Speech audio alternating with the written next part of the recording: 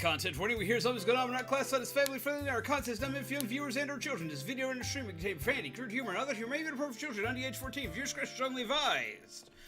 Hello everyone, how are you? I hope you're well awake, well caffeinated, and ready to go. I know that I am, as always, in dire need of a nap, especially more so recently, but I am awake and ready to battle some Pokemans. How do you do, peeps?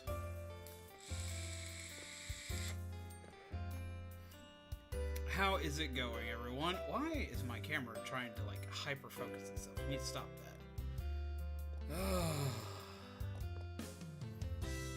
But yes, how do you do, peeps? I hope you are well. I hope you're awake. I hope you have your coffee and or beverage of choice. A spoopy mug. One of my favorite spoopy mugs. Why is this trying to do autofocus? Don't try to autofocus. I turned that off a long while back. Stop that. Stop that. No. It's not allowed. Where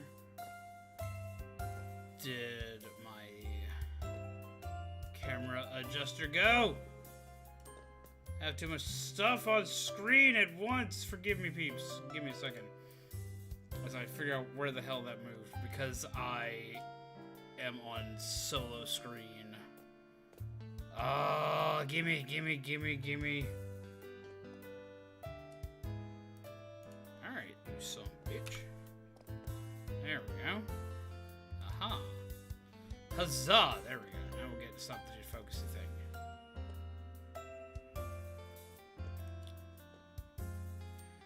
Alright, let's see. Let's go stop now. Bug in the sky. No more autofocus. Okay, cool. Yay! I fixed something on the fly and the entire stream didn't crash. Knock on wood. How do you do, peeps? I hope you're well. I'm trying out something new behind the scenes that y'all probably won't care about unless you're a streamer. Which you may care about. I don't know. You may decide to become a streamer. I never know.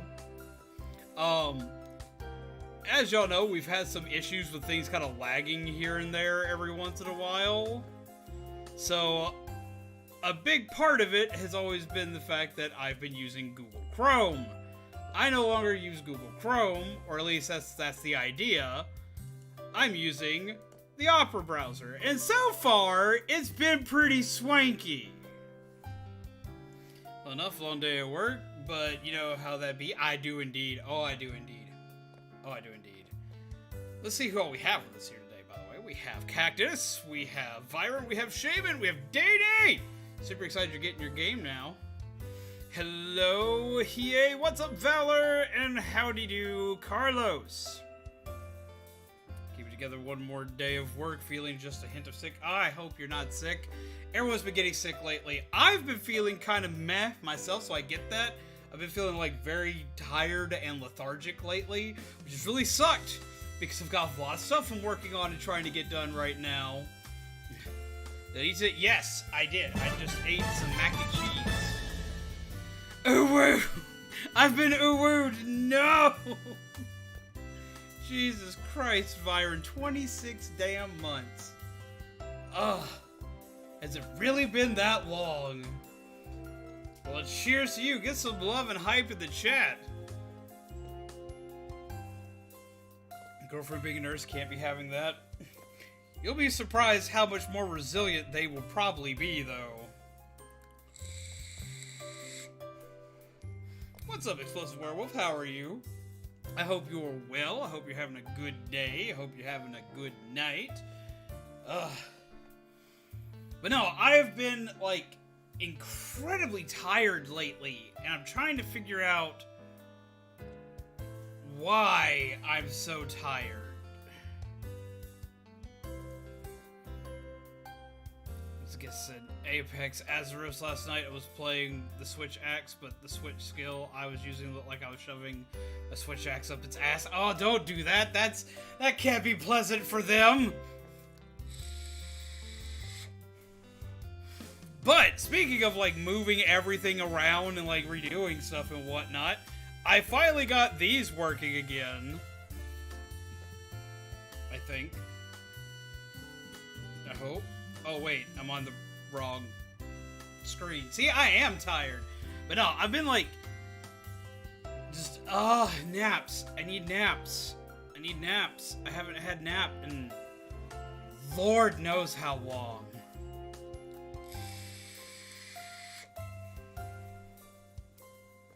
I ain't heard that song in so long, Tony. Also, how are you, my friend? Get any more swanky tarot cards? I'd want to see you doing Fall Guys sometime. I haven't played Fall Guys in, like, what, a year? It's been a little over a year. The member buttons are working, I just am on the wrong screen. That's what I got fixed, was the member buttons. But I'm on the wrong screen. I gotta be on the game screen. So when it's supposed to game screen, I'll be playing the member buttons. That took far longer than I thought it would. Like, I spent a good portion of my day getting that to work again because, like, it did not like the new layout. So I was like, okay, we're gonna do it anyway, whether you like it or not.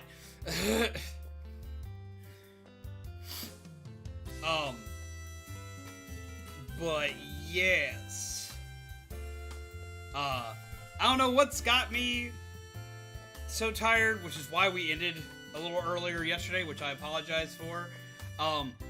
Bear with me. I'm trying to figure out what's got me, like, worn out. Because I literally just, I feel like my old days when I used to fight all the time, I feel, like, physically tired and exhausted. Like, I have to, like, reorganize all this back here, and I haven't had the physical energy to do so yet.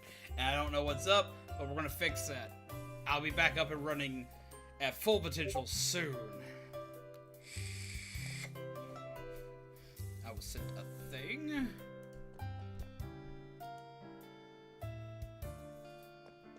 Okay, later I want to see the actual cat one. I want to see the actual Cato one.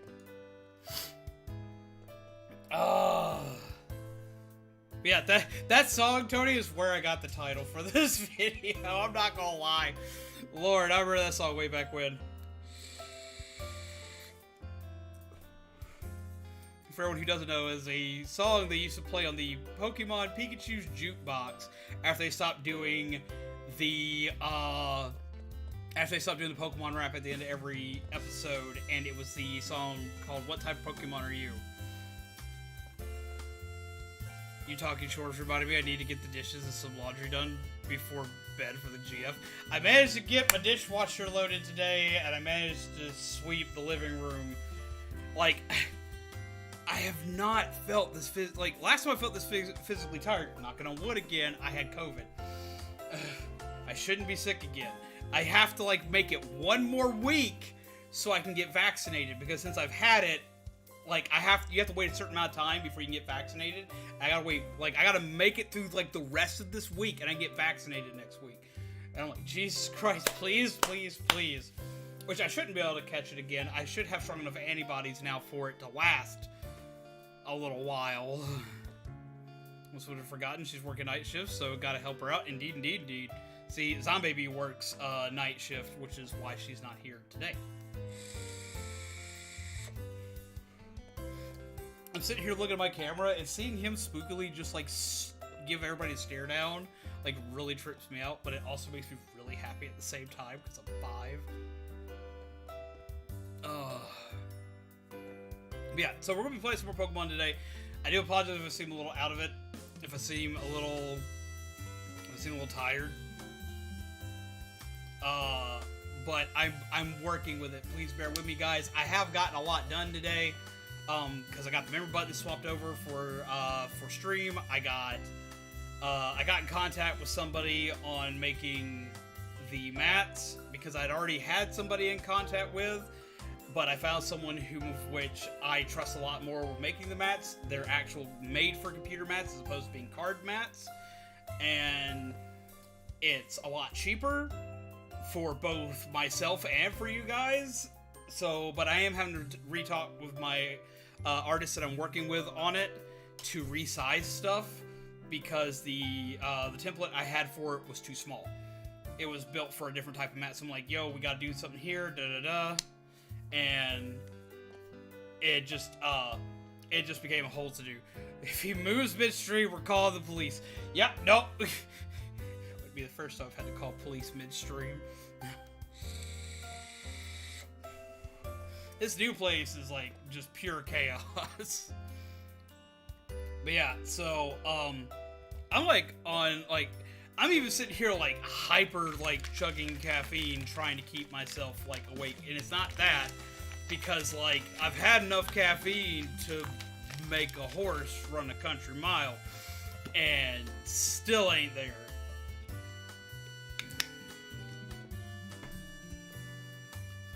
But with that being said, we're going to play ourselves some Pokemon today. I do hope that you all are doing well, and I hope you tell me about your swankiness that you have caught recently. I'm going to be trading some Pokemons for battle. And we're going to go fight the Grass Gym Leader today, which I have a Pokemon built for the Grass Gym Leader, because I have Bird, as well as the Penguin's good at type coverage for that, but it's going to be better having Bird go smack smack. Which Orion is finally satiated today because he got extra special birdie treats today. I found that we still had a packet of the of what are called seed balls. They're balls that are seeds and fruit and whatnot, all like dried baked fruit and seeds and a bunch of other stuff mixed together. And like he was super excited when he heard that bag shake today. He was like, "Oh no, that goes in here, Dad, right now."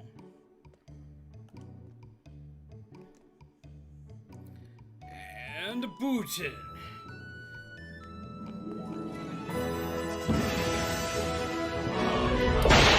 Finally! Oh my god! I even got it to work in my headset so I can now hear it when it goes off. I haven't been able to hear it since I changed a couple of things a while back, and now I can hear it again. That makes me happy. But yeah, no, I have been like going through and watching some weird videos on YouTube today. I discovered something I didn't know, and being a horror fan, I should know. The Final Destination series has a book series that actually ties in between the entirety of, that's okay, Killy, you lurk away. It literally ties in between each movie. Like, they're not books based on the movies. They tie in between the movies. And I'm just like, wait, what? So, that was trippy today. Hiei Bootin.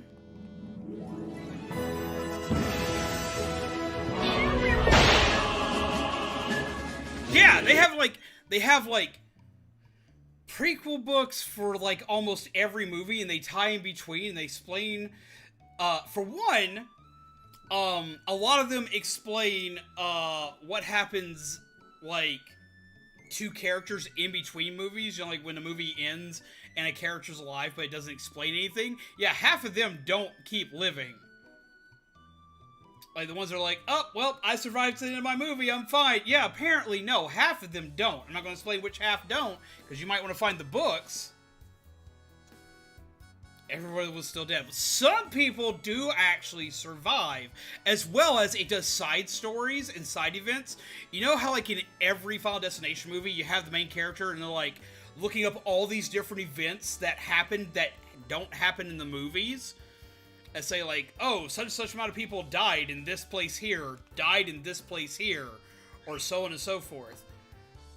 Yeah, that's where that happens. The books are actually canon to the series, as well as there's a comic book tied to it.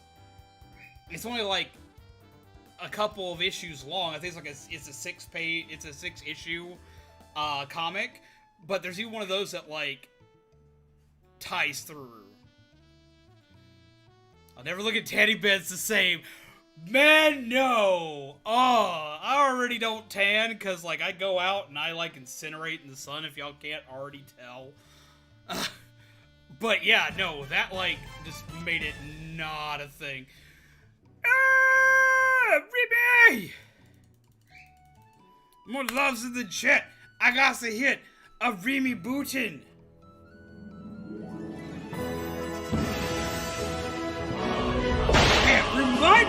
fix that button. I didn't think about that while I was working on them today.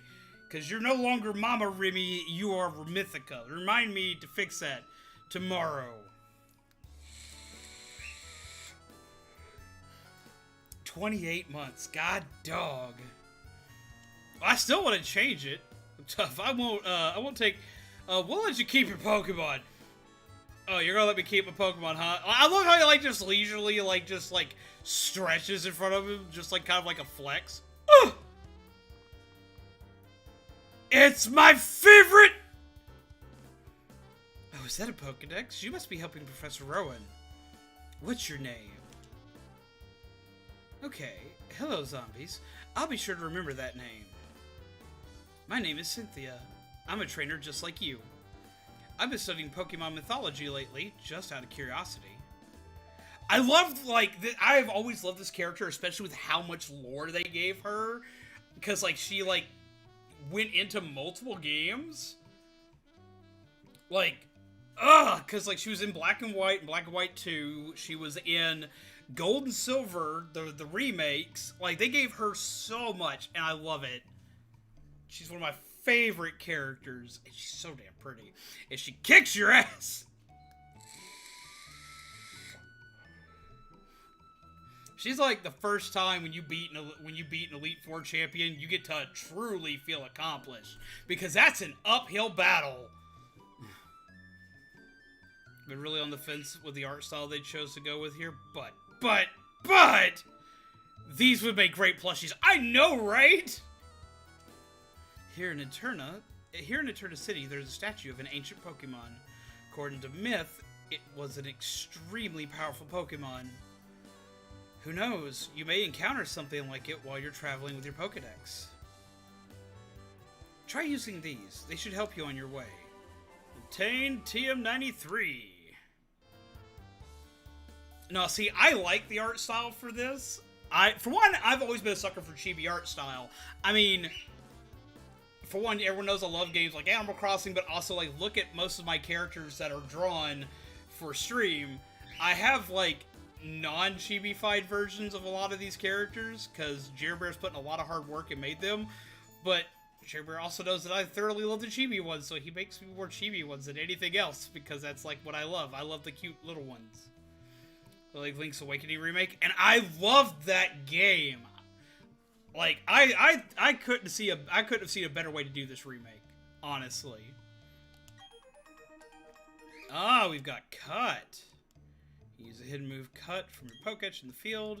It'll let you go places that were previously inaccessible to you. It's important for filling up your Pokédex, right? Then luck be with you, young trainer. For me, that was the original Blue. I remember being young, being clueless, and the fight coming down to the wire. My copy of Yellow was my cousin's. I'd have to give back eventually, so winning was important to me.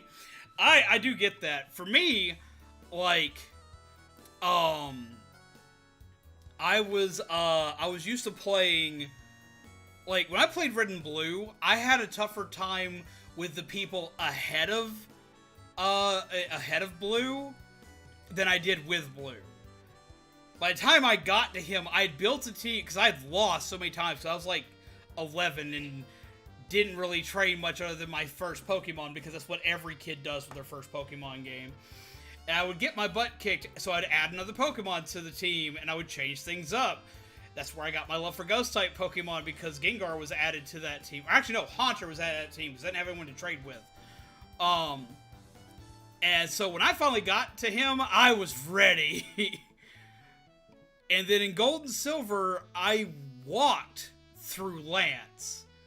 Because I spent more time in Gold and Silver training everything on my way to him.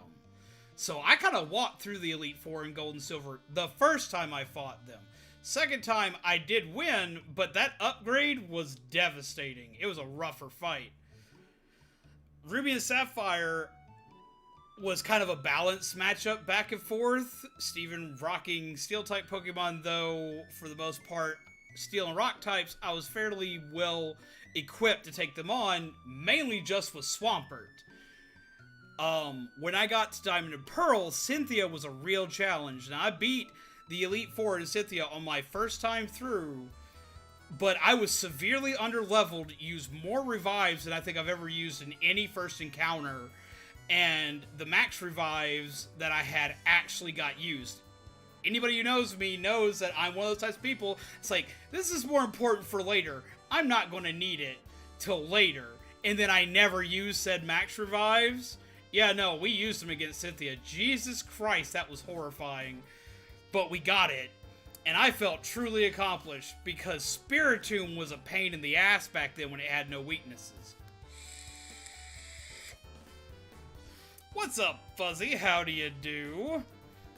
Also, gotta hit the bootin'.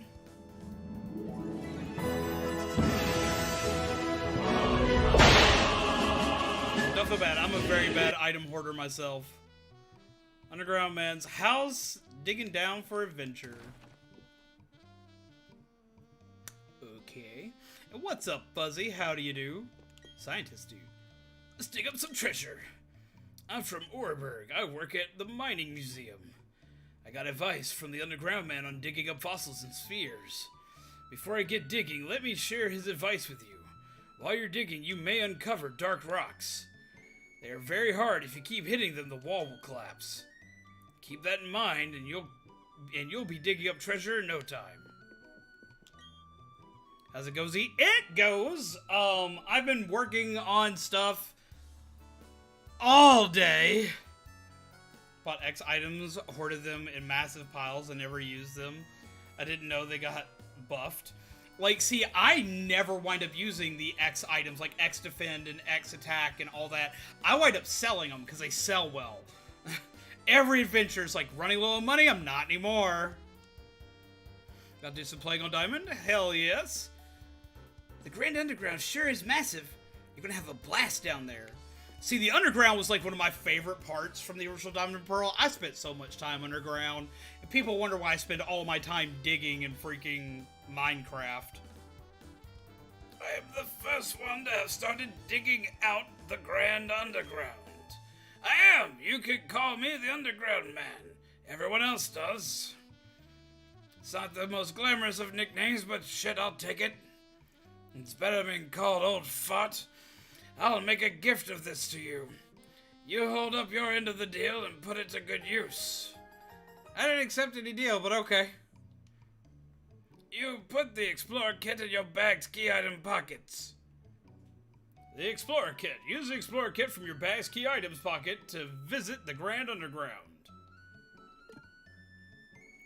Let me mentor you as you become a full-fledged spelunker. Just follow my lead. Yeah.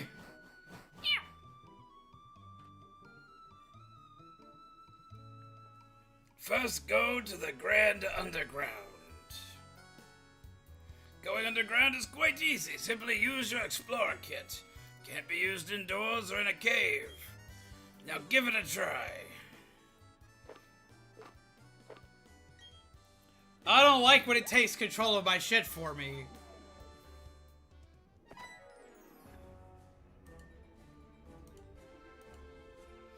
Cats.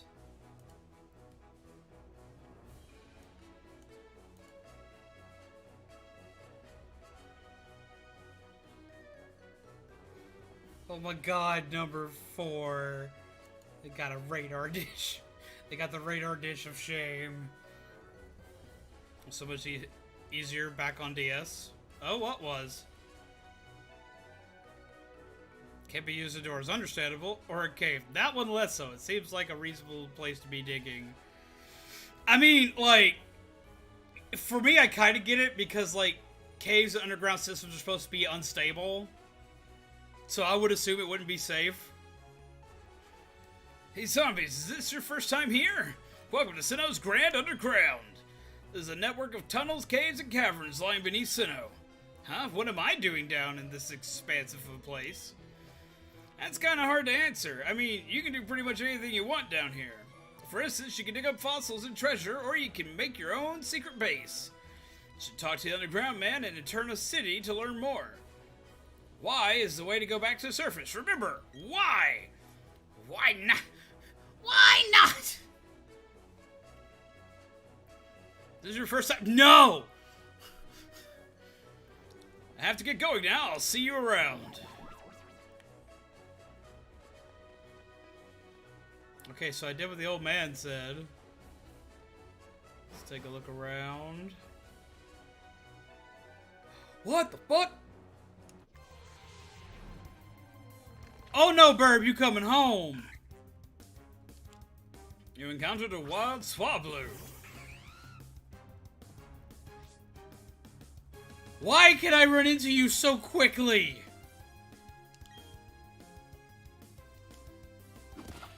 Wah! Aw, him fast, Burb. Are you a lurky hiei today? That is okay. You gotta pop it. You gotta smack it again.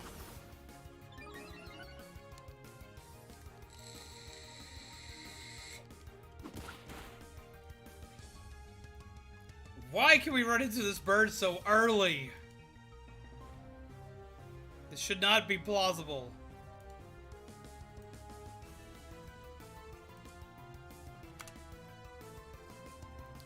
But I'll take it. Here we're to pick up a great ball or two. Pip. Pip. Pip! I should not be able to get this damn early. What?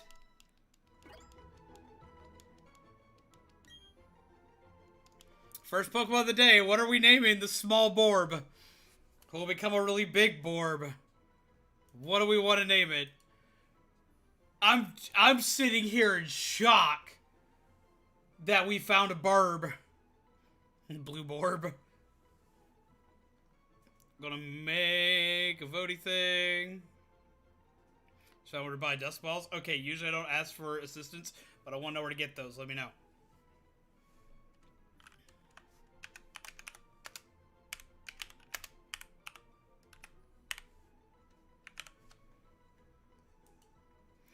Let's see.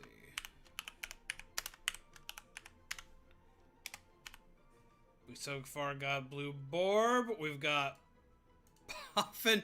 We've got Nimbus. Nimbus I really like. That's a good one.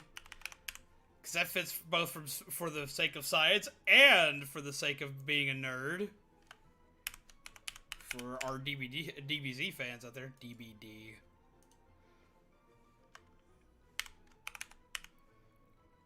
Borbolita.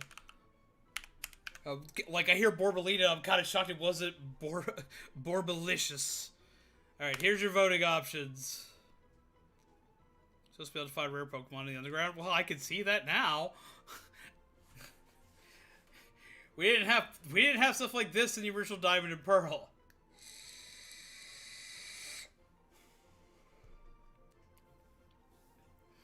We have some silly and some non-silly. So, like, I'm good with either. But let's see that vote go. Nugalina. I've already got the vote up there. But Jesus, I like that one. That's silly. Just call it the Blue Nugget. Betrayed by O suggestion. How could you? Damn, Nimbus like just took off. Huh.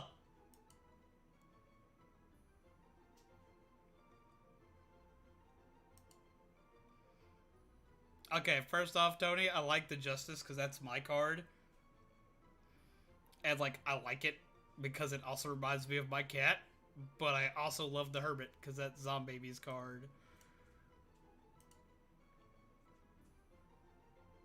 Celestic Town. Okay, gotcha.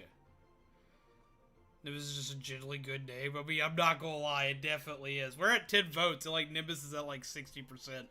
Out of all 4 names. I don't think anything's going to overtake that. I'm going to give it, like, until it hits the 2-minute mark, and then we're going to name it. But I think that pretty much just, like, immediately ate it. Also, I have a mission for you lovely peeps. I need your assistance with something. It's very simple, and this shouldn't be hard at all.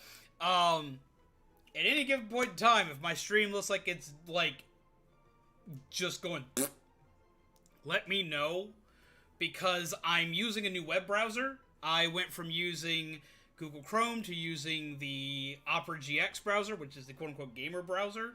I've been suggested to do this by several people, but it is supposed to make things a lot less taxing on my computer. So far I have been noticing a good upturn, like things are working well, but if anything like seems off, let me know, especially if the game starts to look laggy or anything else starts to look laggy, because that will help me out a ton. Did that last night. Like, my stream looked bad last night. Like, I know I was trying to work with that last night. There's a guy who is weirdly touchy about my Pokeball aesthetics. I have that the Dust Ball and Quick Ball don't match the palettes of enough Pokemon. I like the Dust Ball for a lot of stuff. The Quick Ball, I'm kind of with you. It doesn't match the palettes of a lot of Pokemon, so for me, like, it's not something I choose aesthetically, but it is something I will just straight out yeet at a moment's notice to catch something. Like, if it's something that, like, I need to catch, and I think it's going to be a long, hard, drawn-out battle, I will immediately throw a Quick Ball first, especially if it's something, like, if I run into, like, a shiny Pokemon, I don't care about Ball anymore. It's getting a Quick Ball, and I'm praying that it works. And Nimbus takes the win! Oh my god, I see why you thought I would like 15. That makes me freaking giggle. That's beautiful. For who doesn't know, Tony is sending me pictures of tarot cards. I have a cat tarot deck that's legit just cats, and the devil's a dog, and it just makes me giggle. As a shiny Pokemon, I care even more. No, don't get me wrong, like, I get very excited when I catch a shiny Pokemon, the ball I want it to have, but paranoia has shown me that a Quick Ball will be my first thing I use. I'm not going to add to party yet. No, we're going to go ahead and add to party, because I got a Pokemon that, like, is going to somebody else. Because I've got Mischievous that's going to somebody else. Rayquaza's going in the Luxury Ball. I don't care how rough it's going to be. I get that. Gastrodon. Catching a Gastrodon this early would be nuts. No!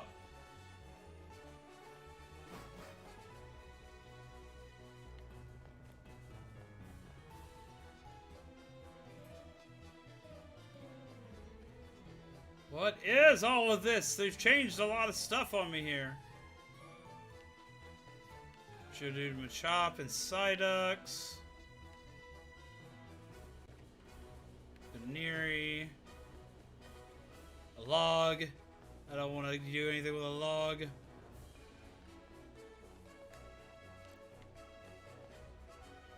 Selected 60 is a little cat tower. Yeah! And all the cats are falling off of it, which is pretty accurate for that card. Nope, no Machop. No Machop. Also, Tony Button.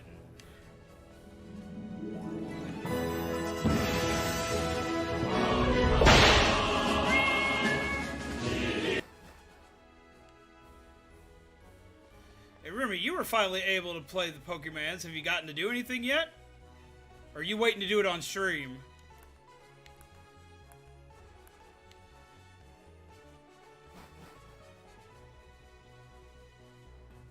Shinx. Oh!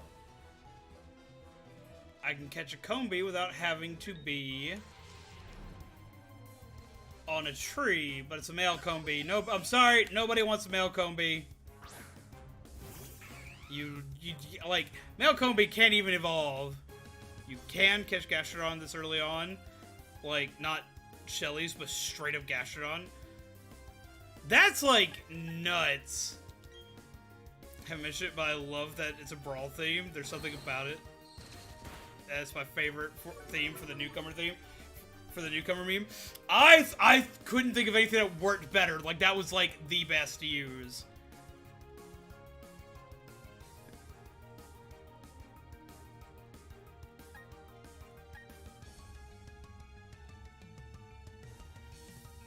Can't actually feel like coding bugs. What do you mean if you like coding bugs? Like, I know that, like, you can... I know that, like, in some of the games there's a way to get it to, like, change. But that was too much work for me. Counter wild shinks. I don't need to fight a wild shinks. I mean, you could, like, easily train down here.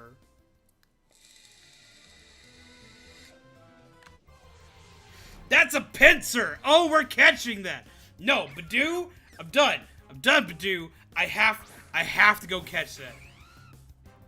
Have had occasional bugs that allow evolutions that are unintentional. Yes, I am familiar with that with Combi.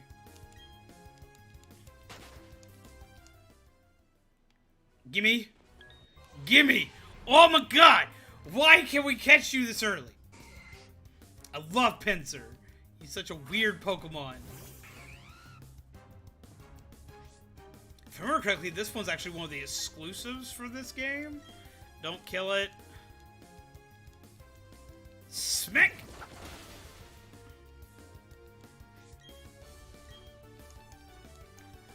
This is awesome! Okay, like, I'm, like, stupid excited. I know I was talking about other stuff earlier because I was ranting and rambling about, like, the Final Destination movies having a book series. Ow! Poor Blake.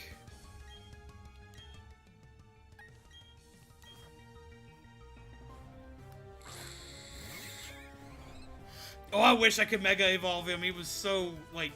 I loved him, but he was scary. Smack him in the face. Wah! Okay, that's where I need him to be. Okay, don't kill me this time. Catch him!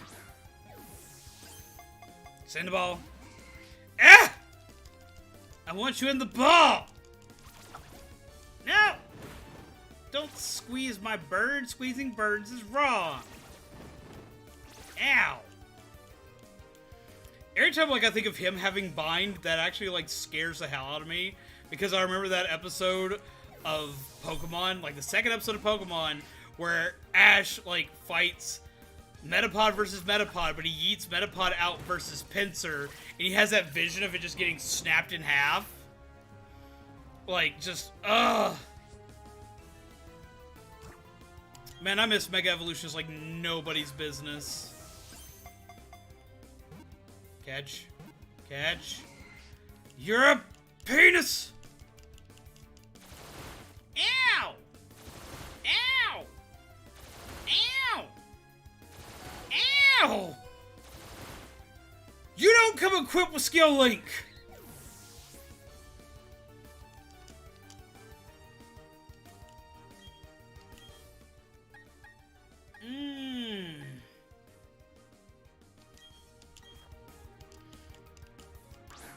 Somebody who says all bug Pokemon are weak, just run into this. Jesus Christ, no, you get in the ball. You get in the ball. You're weak enough to get in the ball. Ball? Ugh! Should you get in the damn ball? Okay, I was only hit 2 times that time. I was like, I swear to God, if he gets 5 again, I'm gonna call hacks.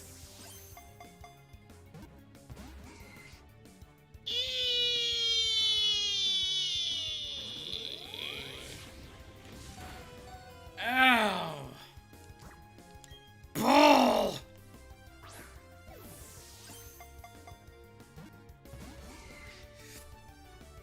What are you made of?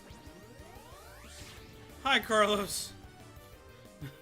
Oh, get in the ball. I just want to catch you, man. I don't have to run, but I'm about to have to run. Because I don't have any revives. Come on! Ball! Got the Explorer's Kit. This is where I found my doggo. I found a Swablu and was very excited. I'm now having the same problem you did with the doggo of it not wanting to get in the damn ball. Ball! Ball. Ball.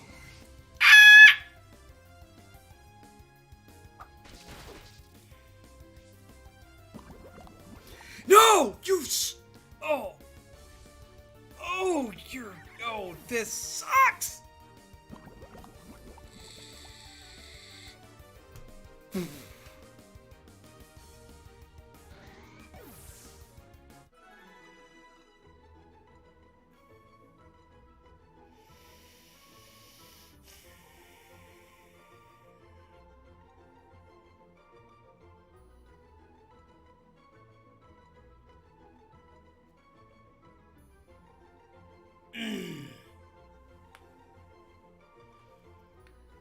I haven't gotten to Dust Balls yet.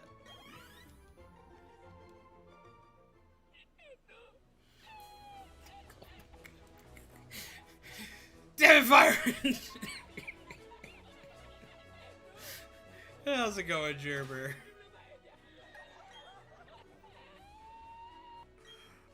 Oh, that was straight up just dicks. F the chat.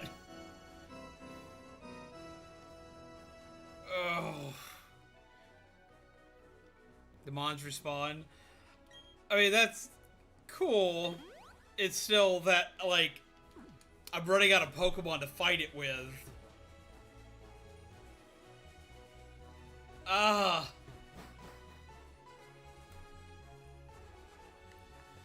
It was just cool to find one at the start.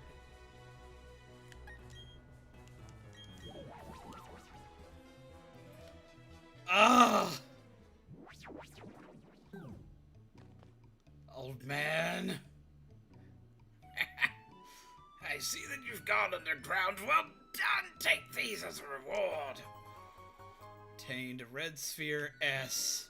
Tained a blue sphere S. Tained a green sphere S. There are apparently some Pokemon in the Grand Underground that you can't normally find around here. Meeting a new Pokemon is 100 times more fun when there's a rare one. Your road to being a spelunker has barely just begun. If you want to know more, just come visit me. So you had your heart broken. Take these orbs. Oh, that's another nifty little fun fact, a Pokemon fun fact.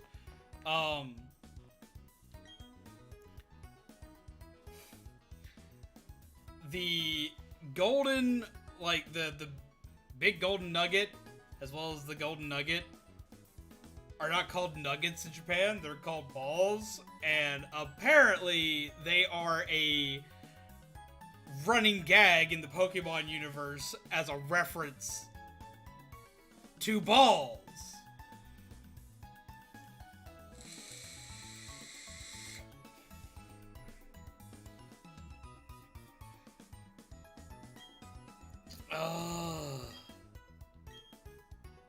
There's the rare encounter for that particular area.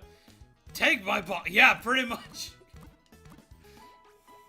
I've explained that one in the past for a lot of people, but like that still to this day trips me out that Pokemon in Japan has an old man ball reference. You got two great balls there. Yep. I actually remember, okay, like this is a non-canon strategy guide, but I remember being a kid and having a non-canon strategy guide where they tell you about the fact that in Lavender Town is the first place you encounter that you can purchase great balls. And they say the sentence, they've got great balls there. Now, me, being an innocent child, didn't catch this until the very next line of them saying, it's not what we meant, get your head out of the gutter. And I was like, this is in a kid's book for a kid's game. Talk about balls, man. Okay.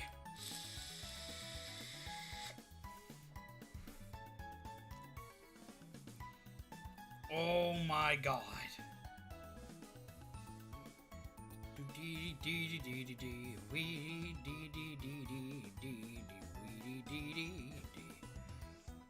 It's reminded of the underground orbs, the orbs being able to be buried in grown mining traps and secret bases. My heart goes out to fan game developers who try to make the ultimate game. Oh. Okay.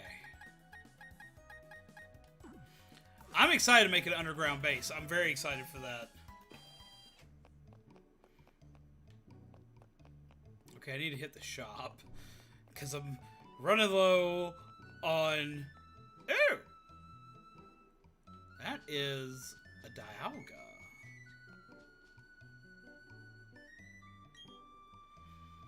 There's some writing on the Pokemon statue.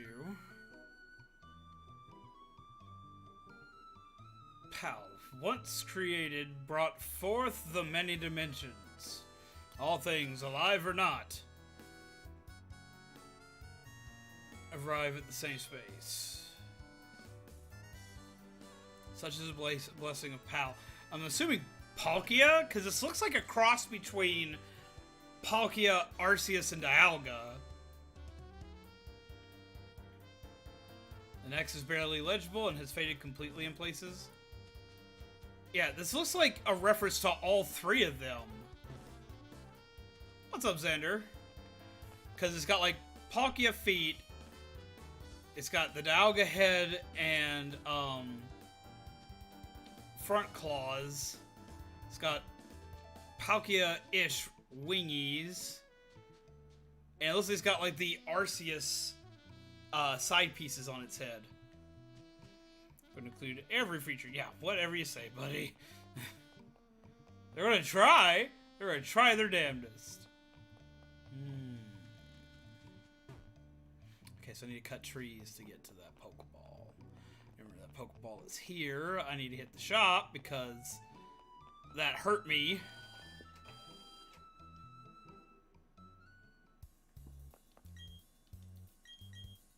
I'm gonna buy some stuff. I still can't buy Great Balls yet. Okay.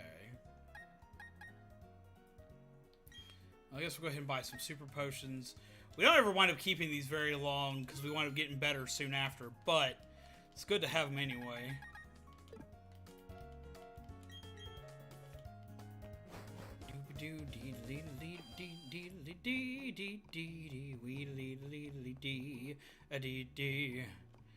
You gonna sell me a bike? Oh, come on, let's get down. Come on, everybody. Check me out. I'm dancing. I'm dancing. Do be prepared for next week when the new card update drops. Because there'll be freebies given out a lot next week. Manager's gone off to Team Galactic Building and hasn't returned. I wonder what's holding him up. Let's go find out.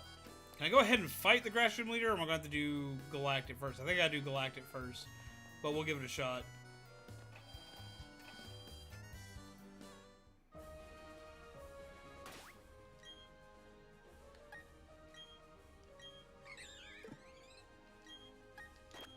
Swap the top.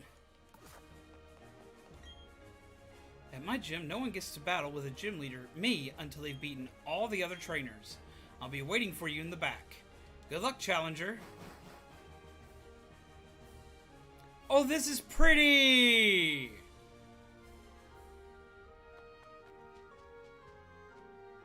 Okay, that's pretty.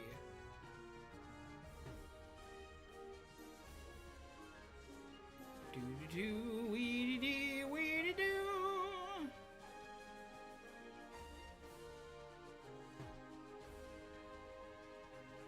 Gotta go find everybody.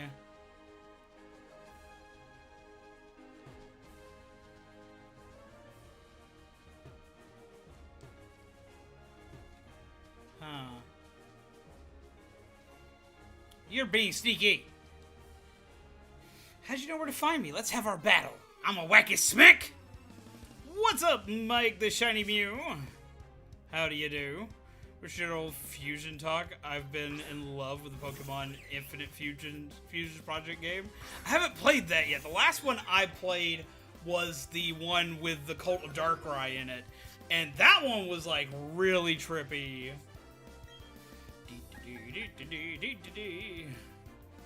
Like, people just straight up die in that. I'm like, whoa. How you doing, Mike? I hope you're well. I hope you're awake. I hope you got yourself a muffin.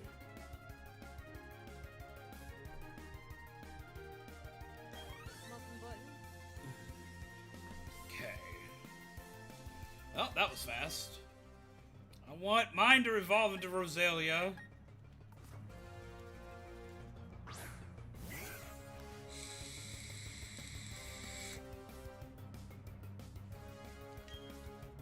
Smack! With the wingies! I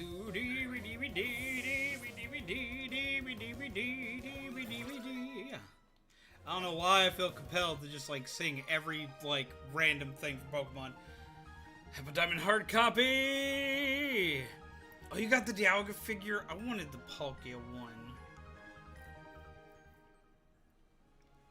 Actually, where have I put it? I've moved it again because I was working on stuff. I have the both the Palkia and Dialga styluses that were pre-order items from the first time the game came out.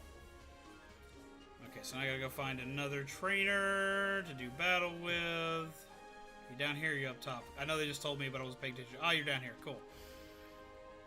Did you set up a Pokemon? What do you mean did I set up a Pokemon? Figure honestly looks amazing. I like a lot of the like Pokemon minifigures they've come out with over the years. One of my favorite ones is still this one, which came out with Platinum, and you had to pre-order it. It is so cool. I love this figure. To this day, I always make sure it's on my desk. Absolutely love it. One of my all-time favorite Pokemon figures. Oh, I haven't done the capsules yet, because I don't have any stickers I want yet. Yeah, this thing is old. This thing's been around for a long time. This was the original release of Platinum. And, like, look at just how badass that Giratina is. Ugh! I love it. Absolutely love it. It's one of my all-time favorite figures. Different regions get different, like, promotional items. I know that if you got the double pack down here, which I thought I had the double pack pre-ordered, I didn't. I had the 2 games separate pre-ordered. They came with, a special set of enamel pins, which I sadly missed out on. So I'm gonna have to try to find them later.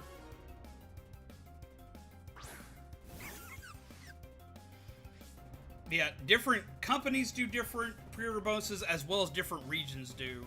Like, I know a lot of regions outside the US, like, if you got, like, the double packs and stuff like that, came with really cool metal boxes for a lot of the other games.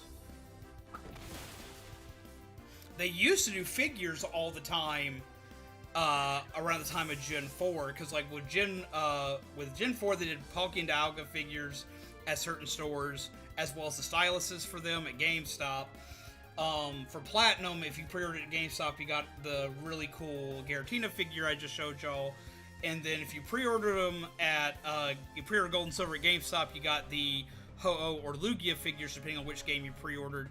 But if you went to Best Buy, if you missed the figure at GameStop because they were very limited, you could just straight up buy the figure from Best Buy. Yeah, some of the card packs, well, they don't do figures that much anymore, the card packs. They've gone to doing the Pokemon Center style enamel pins, which, don't get me wrong, I appreciate those, but I do miss the days that they used to give out figures for the card packs.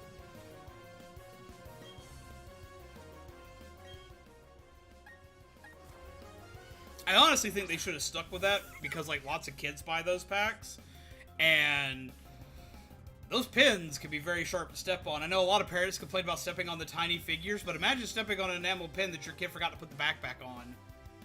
Black-eyed peas can sing us a tune, but chickpeas can only hum us one. Oh my god.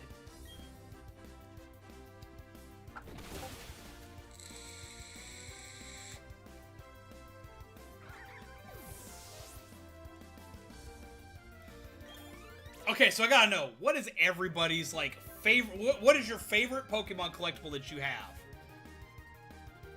I want to know what is, like, whether it's rare, or it's dirt common, whether it's just a figure you bought somewhere, or it came with something. What is your favorite Pokemon collectible? I'll grab mine in a minute.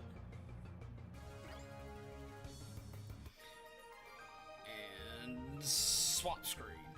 I do hope, though, for everybody, I did make the game screen bigger on this one, which I want to make it just a tad bigger. I did make the game screen bigger on this one, so if I forget to swap, I don't get yelled at as much for messing up. Let's go ahead and extend that just a little bit, and extend the frame a little bit.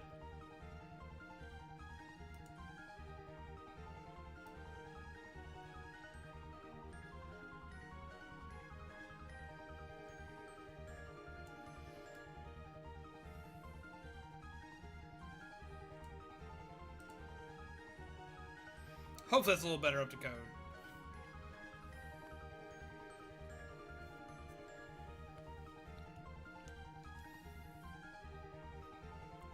Have a Pika plush with a Ditto face. I've seen so many of those that I want. Favorite Pokemon merch is a Gengar plush that I won in a claw machine from Japan. That's cool. I would say it's my Rayquaza plushie next to my computer, but it's been outdone by my GF's anniversary gift to me. It's a custom Jigglypuff card that says that she loves me. Gold print. That's adorable! And a dive ball display case because she knows my favorite Pokeballs are the blue ones. Ah! That's cool, though!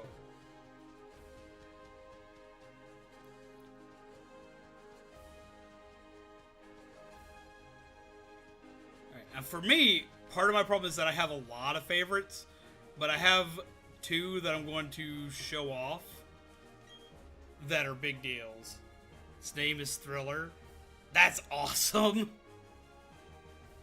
I think the only figure I got is a small Dragonite figure from a friend's giveaway event.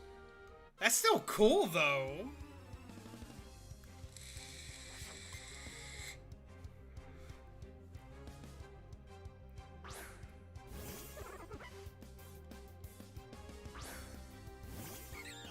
Okay, after this fight, I'll show off my favorites.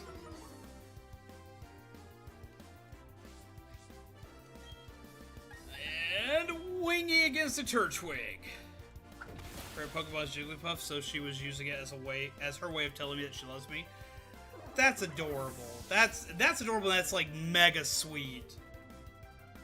So you catch Ghastly in this game. I want Ghastly in this game as well, but I honestly want to use Miss Magius more. And probably just kicking ass through this. It's just in a closet somewhere. I know those feels.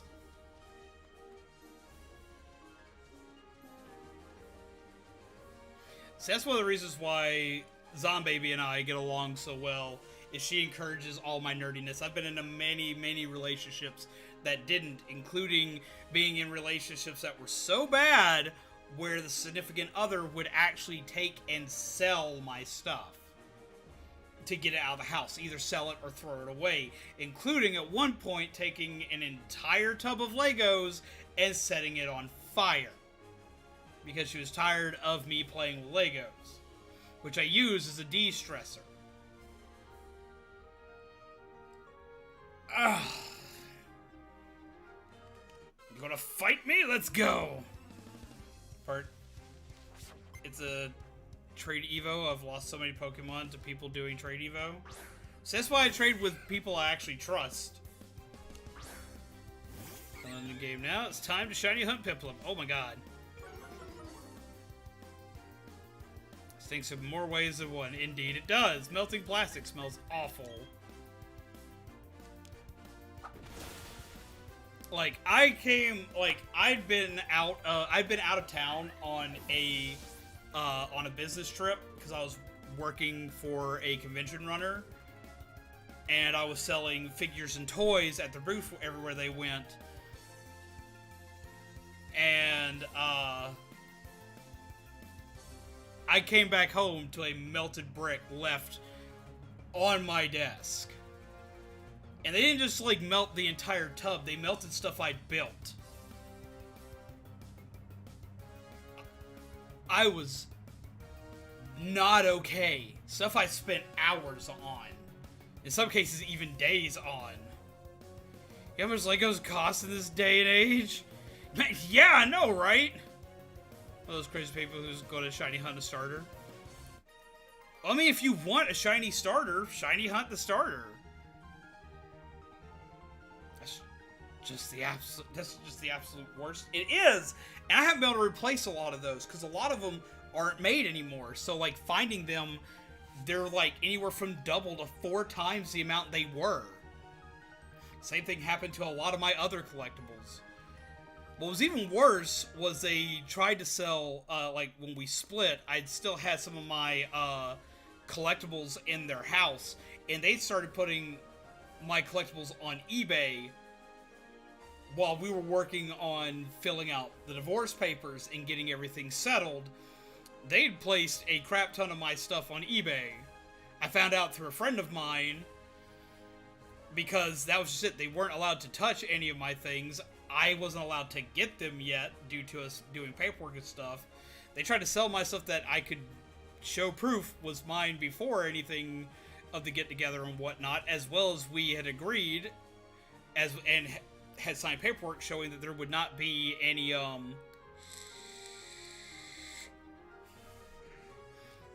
that essentially we would not be fighting over items. But they decided to be spiteful and sell my stuff, and my friend, actually being the good friend they are, snuck all my stuff out to me while they had listings for them up. And then they couldn't actually send them off to, they couldn't send them off to the people who had tried to purchase them.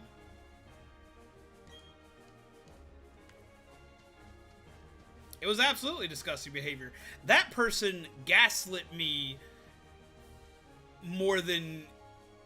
Like, they constantly gaslit me on a lot of things all the time, as well as they convinced me to do a lot of bad stuff. Like, it was bad. It was, like, super duper bad. And it was to the point where it ruined me for a lot of relationships for a long time. I didn't understand good behaviors in a lot of relationships, and wound up in a couple of bad ones after that.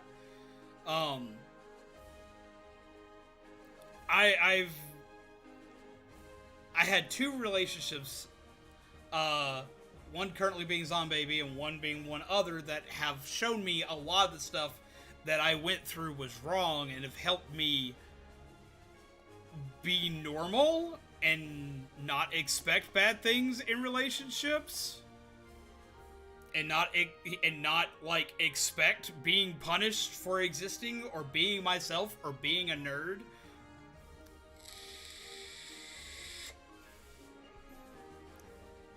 So, it took a hot minute for me to become okay with who I was. What's up, Volpe? Sneaky sunny beaches. Indeed, Stinky. You kept me waiting.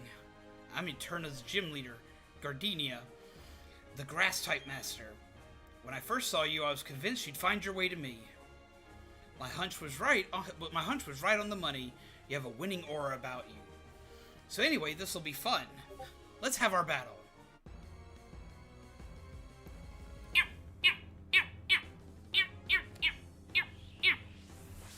you have a favorite minifigure? Like, for Lego? Yes, I do. I have 2. One is, shit, I can't remember his name now. And it bothers me. The main character from the Lego movie, I have one with him with little headphones on, and he has a little cell phone. It's from the Lego movie, the second Lego movie. And I love that one because, like, it's very much me constantly, like, having my headphones on, looking at my phone, and having coffee in the other hand. God, what is his name? I can't remember his name now, and that's bugging me. My other favorite minifigure I actually have on my desk. Emmett, that's it. It's Emmett, you're right. My other favorite minifigure is actually a duo. I keep one on my desk, and there's one on Zombaby's desk. And that would be my Jack Skellington, and Zombaby has Sally on her desk. These came out with the Disney packs a few, like 2 years ago.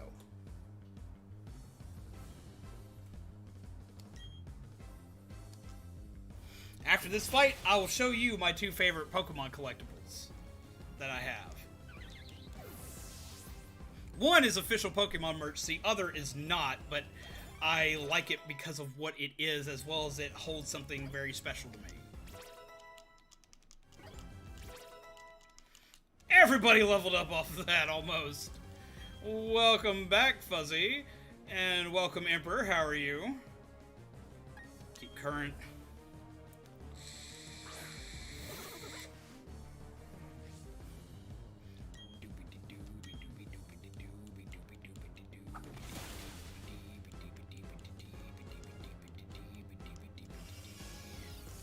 Of course, he'd have Reflect.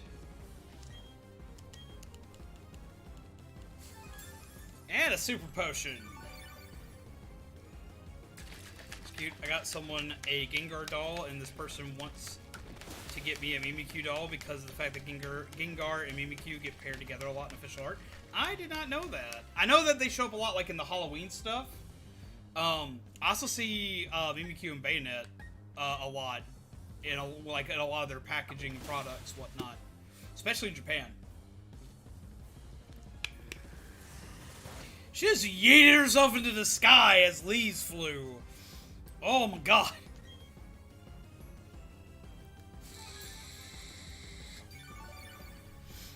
Don't tell me we're gonna keep doing this. What's up, Scourge? How are you?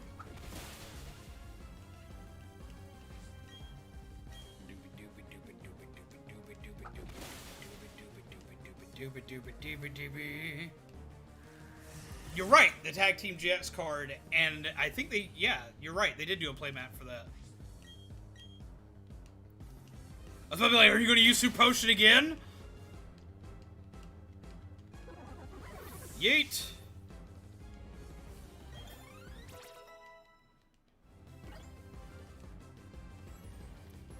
Alright. Keep current.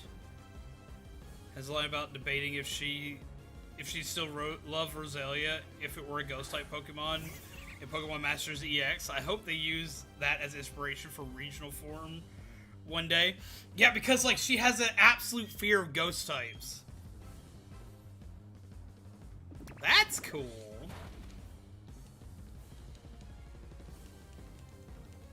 Smack! I want to know how Grass Knot trips up something that's flying. Like someone's like literally flying in the air. How are you enjoying Persona 5 Strikers?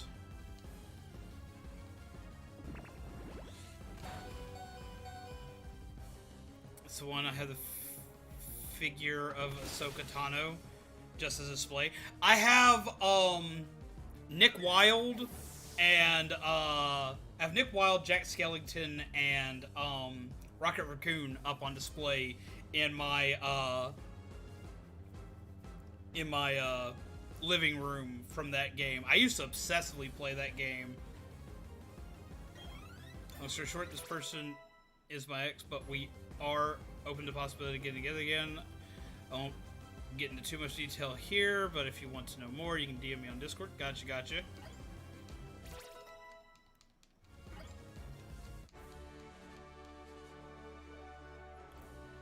She's so excited that we won! It's like quite the contrast to fighting Rorik earlier. You can probably get the Jack Sparrow one fairly cheap. He wasn't very expensive. There is a crystal version of him, which was a Toys R Us exclusive, which probably would cost more, but the original one wasn't that expensive. Amazing, you're very good, aren't you? I might have said it before, but you're really tough. Wasn't it hard for you to raise your Pokemon to be so good? I literally just used a bird. I guess that's a measure of how much you love your Pokemon. In recognition of that, I proudly grant you this. A new badge! You received the Forest Badge from Gardenia. To steal it since he doesn't play Infinity anymore? Her Grass Knot was a pain only because I didn't have any Pokemon that was fire and flying types. I can see it being a pain. I've used that move before, and that move's a lot of fun to use because, like, its damage is based on, like, how heavy a Pokemon is. You have 2 gym badges. All Pokemon you receive in trades will obey you up to level 30. So that Kadabra we have will now listen to us. Also got something else for you. These are a gift from me. Obtain the stickers that Gardenia uses. TM86, which should be Grass Knot. Grass Knot, yep. The heavier the opposing Pokemon, the more damage this move will cause. Yep. See, like, I'm notorious for, like, in Diamond and Pearl was, like, my first game I ever used a flying-type Pokemon that wasn't Charizard. Because I wasn't a big fan of most flying-type Pokemon when I was younger. I didn't like birds, for the most part, which is really ironic, considering I'm now a proud bird dad. But, like, I didn't really start using bird Pokemon until Saravia came out, and then I didn't use a bird again until Sun and Moon, because I had, Rowlet, and I was obsessed with Rowlet. Should probably tap out for the evening, gotta get ready for bed for the night. Only one more work day. Well, have a wonderful night, Cactus! I'm gonna go ahead and grab these things I was talking about. My 2 favorite Pokemon items that I have are connected to 2 different people for 2 different reasons. One I purchased myself, and it is official Pokemon merch, and I love it to death. It is one of my all-time favorite pieces. I actually love it so much that I keep it inside my computer case, and I actually wind up swapping it between this and the other one that I love so much. This one is the official piece of Pokemon merch. I love it. For one, I love Ghost-type Pokemon, which is why I love this one so much, and I love Halloween. This is one of their Halloween items, but it also has me some connections to a friend of mine. It is Mimikyu's costume shop. I love it because it's got a little bayonet hiding in the background. Like, as soon as I saw that, I had to have this in my life. This is one of my favorite pieces ever.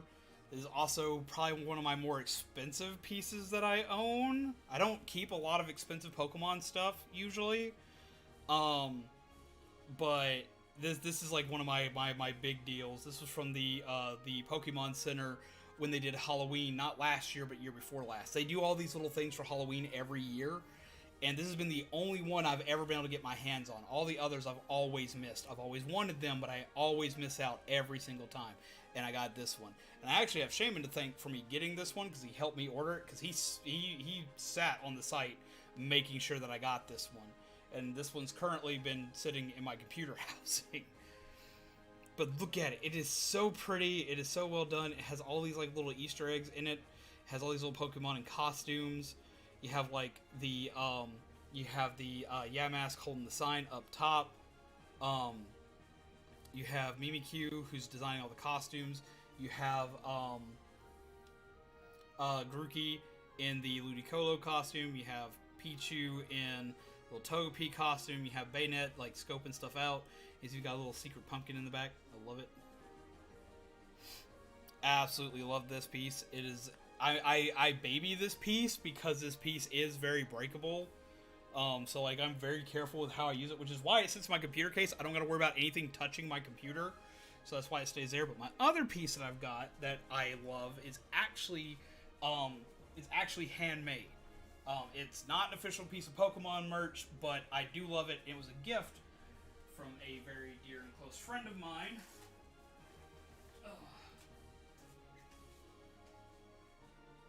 It's on the other side of my wall here.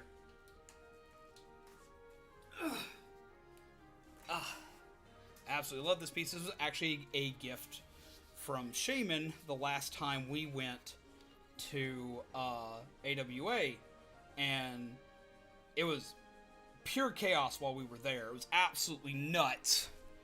And I had seen this piece, and I was fucking drooling over this piece. And I didn't know if Shaman knew how bad I wanted this, but like they went around, they sneakily got this while I wasn't paying attention. I was off doing something else with Zombaby. This is a handmade art piece of a Halloween Bulbasaur. and like it is very well made. It's very pretty. It's held in its own little Pokeball, and I usually like during all of Halloween have this in my case of my computer because I don't want, yet again, it's something else I don't want anything to happen to. But like, look at this. It's hand painted and hand put together. I absolutely love this thing. I actually built it its own little Lego stand that it sits on. What is AWA? AWA is Anime Weekend Atlanta. It is an anime convention in Atlanta, Georgia that happens every year. It used to happen in September. Now it happens every year on the weekend of Halloween. The last 2 years, Zombaby and myself have missed it. As well, I can't remember if Shaman, Shaman, you didn't get to go this year, did you? I know that you didn't get to go last year. Because nobody did last year. Like, it wasn't up and running last year. I don't think Shaman managed to go this year either. But usually we go with Shaman, or we drag Shaman with us in some form or capacity. And this meant a lot to me. Like, I know it sounds silly, but this meant a lot to me. This was a big deal to me. This was really cool.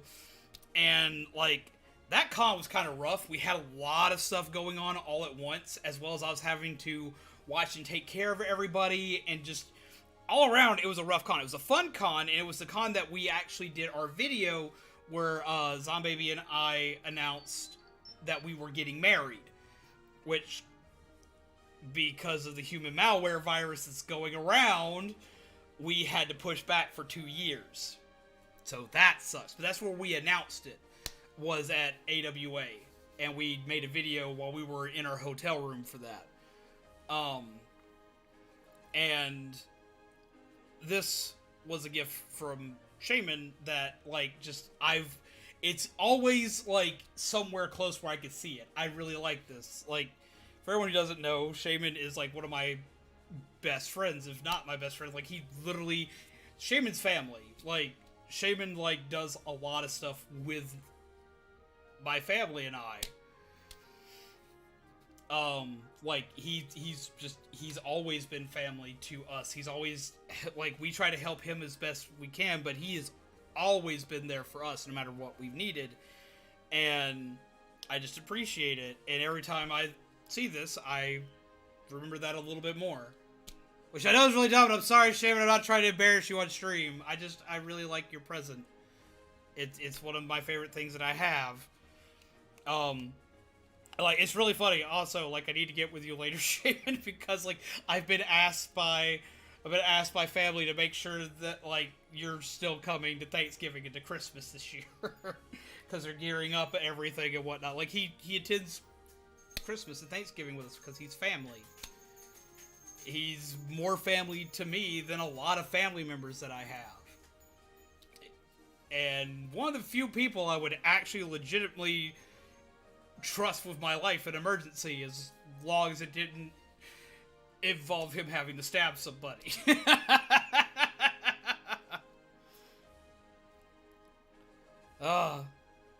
Oh my god, Tony! It took me a minute. There's no shame in receiving compliments. There's no shame in receiving compliments. Oh my god! I thought my puns were bad. But no, it's one of my favorite things. And look at it, like, it's so cool looking and it's so pretty, and I'm 5. So, like, yeah.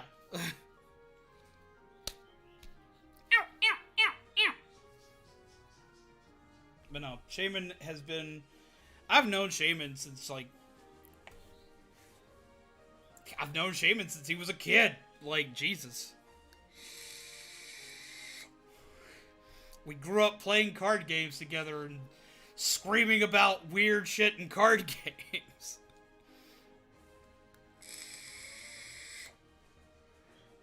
It's another reason why I enjoy Pokemon so much, is Pokemon is how I met a lot of my best friends.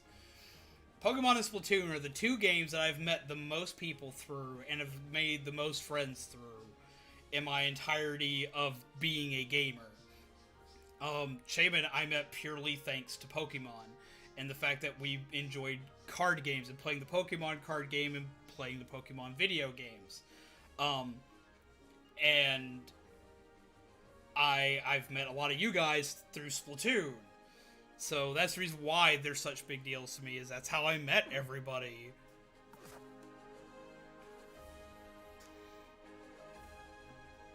You got with you that Neon Halloween Bulbasaur? We need, yes, things. I need to check a few things first, but yes.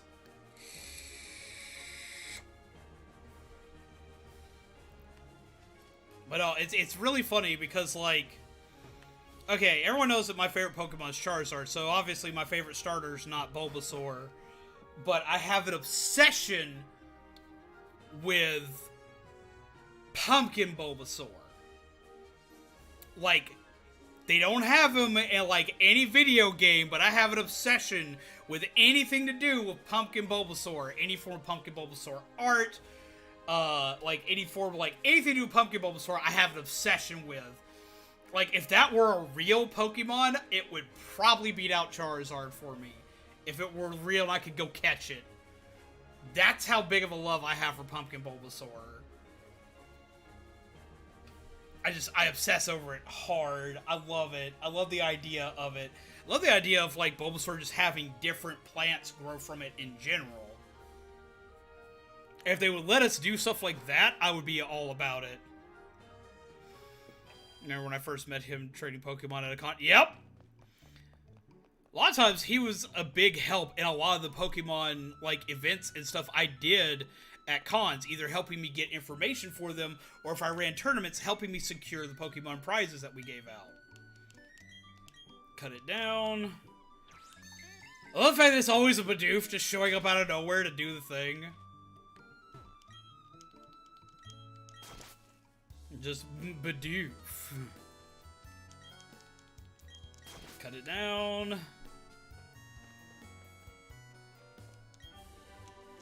Alright, we found Thief. Hope I didn't steal this from somebody. I just sometimes want to know, like, who the hell just, like, puts stuff back here like this? Like, who? Who does that? And why? And why do they do stuff like grow, like, heavy trees in front of it? Alright, I gotta do something. I gotta do something. I gotta do something. Okay.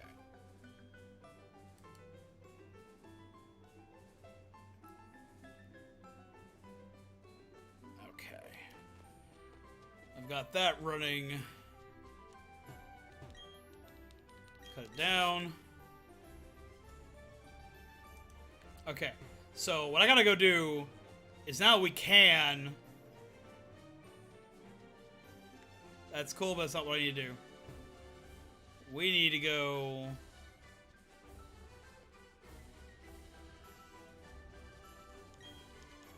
into the forest. Which way am I taking to get here? Am I just taking a shortcut to somewhere else? Yeah, I just took a shortcut to Route 205. No, I need to go back the other way. Man, these trees grow fast. No first encounter, shiny Piplup. Sad day. Ooh, stuff for me. Silver powder. And sleep talk. Now you can use your box anywhere you go and not the Pokemon Center. They started doing this. Originally it was done as Sword and Shield. No, actually originally it was Let's Go Pikachu and Let's Go Eevee. But it was also added in Sword and Shield. When you talk to BB, she mentions it. It's something you can wind up missing really quickly, but she mentions it.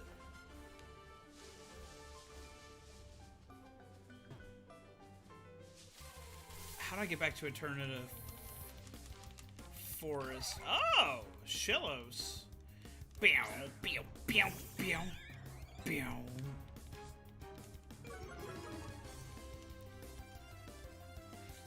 I thought it was in, I thought it was added in Let's Go.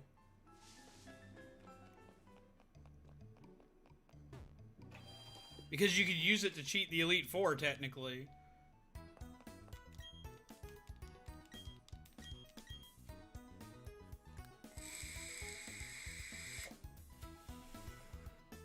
I'm such a Pokeboomer, so I'm gonna be asking questions. You can ask all the questions you want. Like, that's...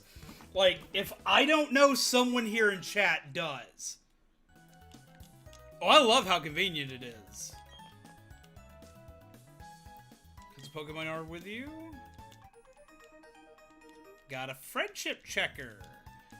Neat.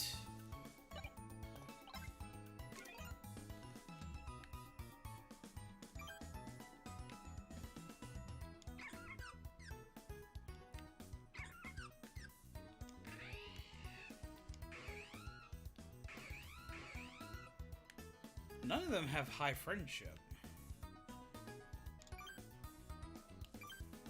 Huh.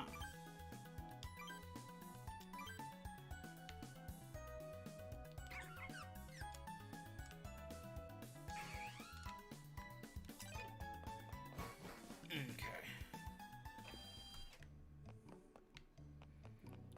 Alright, let's see.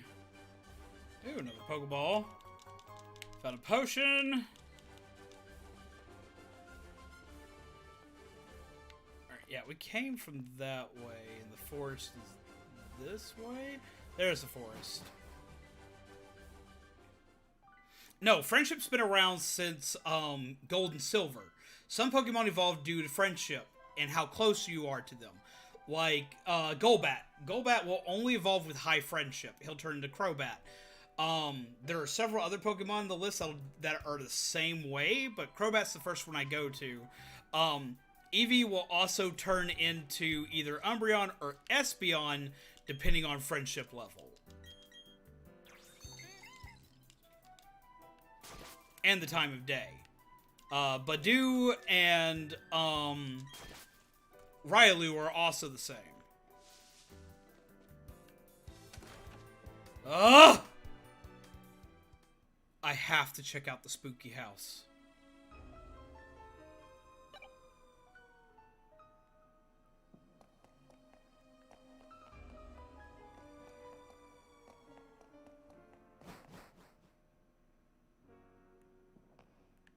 What changed in the spooky house? Trash can is empty. Found an antidote. Why is antidote in the trash? Can't read what's on the wall there. I love the music for here. It is so unnerving. This is in Eterna Forest.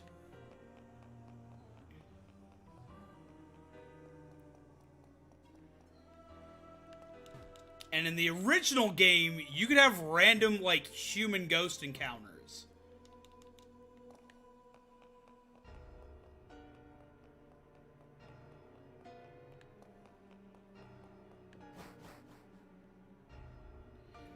Well, see, a lot of people forget this place exists because you can't get to it, and there's nothing that makes you go here. A lot of people wound up missing this. Because you couldn't, like, there was no real reason to be here. It appears as if it is glaring.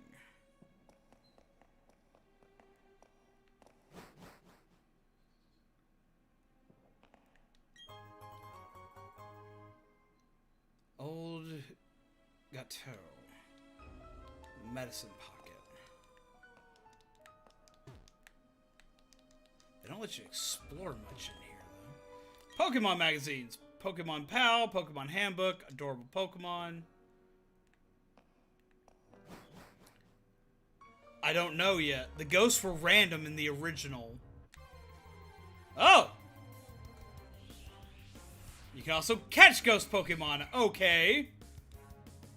What's the level? Because, like, it shouldn't be high. Especially considering it's a Ghastly, but still. Okay. It's not high. Okay, we can deal with this.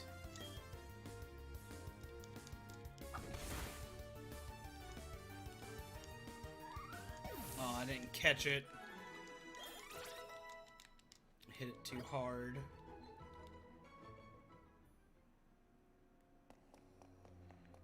Yeah, a lot of people miss this in the original Diamond and Pearl.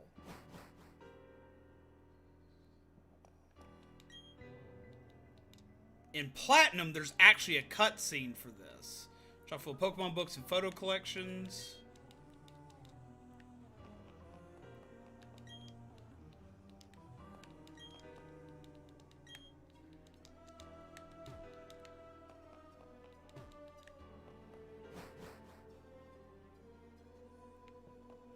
The original is pre-fairy typing.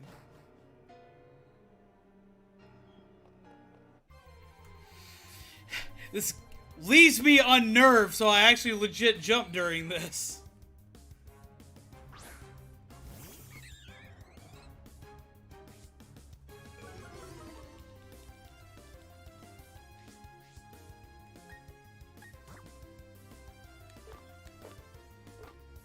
Let's go ahead and just yeet a Pokeball at it and see what happens.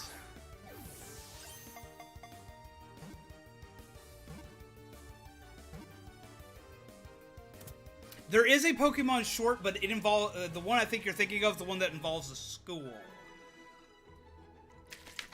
Because there's one that came out like around end of September that was really, really good, and it had the girl that got turned into a Gengar.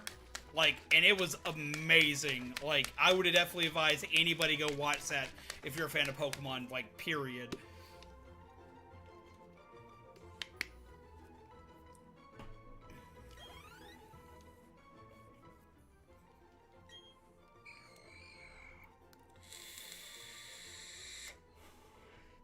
Now, fairy typing does exist in this version of Diamond and Pearl, but Diamond and Pearl itself is... We just straight up just, like, caught that. I'm gonna send it to a box right now. Dig it.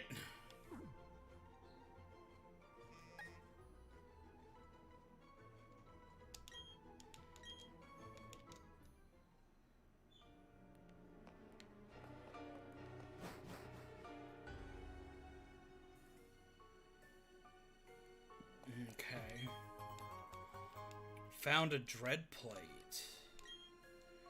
When the universe was created, its shards became this plate. You put the dread plate in the bag's other items pocket.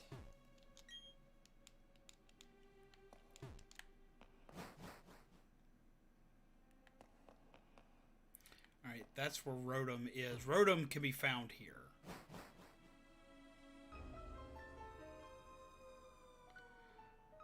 Oh, do you see that? I'm colorful binders.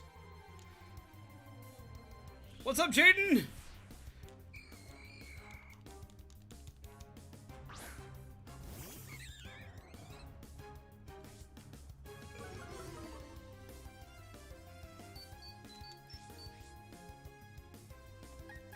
I'm gonna run for now. Did y'all see that though? Did y'all see the painting? I'll show you the painting in a minute. Colorful binders.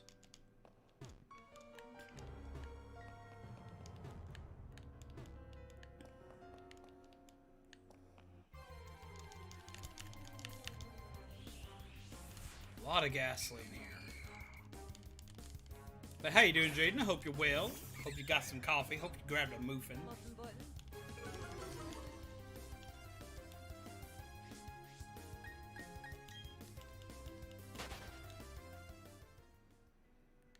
Okay. Wait, I need to check that trash can.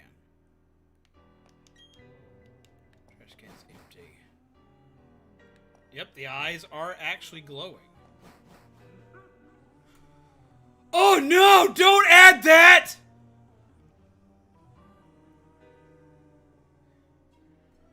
Did y'all hear that laugh?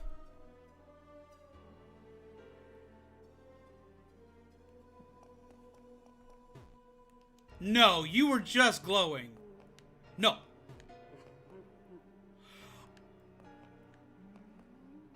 It makes a noise every time you walk away from it.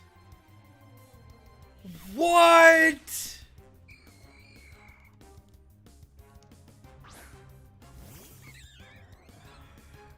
Dude, no way!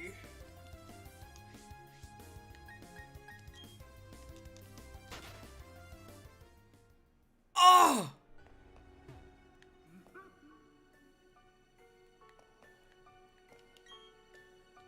Trash can's empty.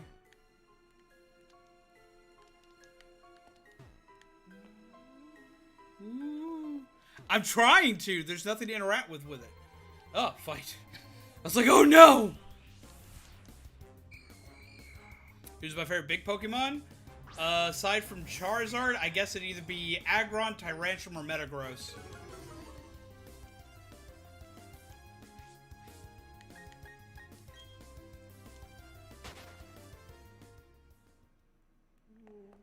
No, fuck you.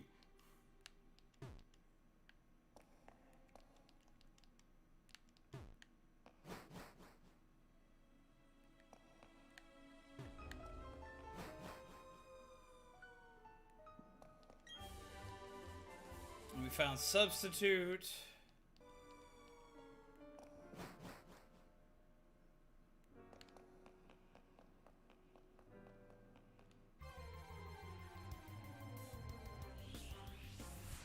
It's quite possible given the Pokemon universe. I'm waiting to see if they put the other ghost characters in here. Because there are ghost characters that could be randomly found walking around that before you can get a good glimpse of them, they'll run through walls.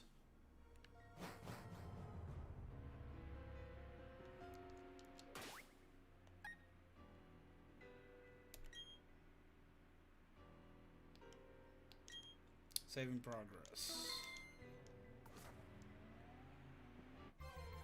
Ah! Rude. Doop doop doo. Bya. Doop doop dee. Oh, I'm so excited for this. I have not been this excited in a Pokemon game in a hot minute, but I'm like mega excited. Like, holy shit.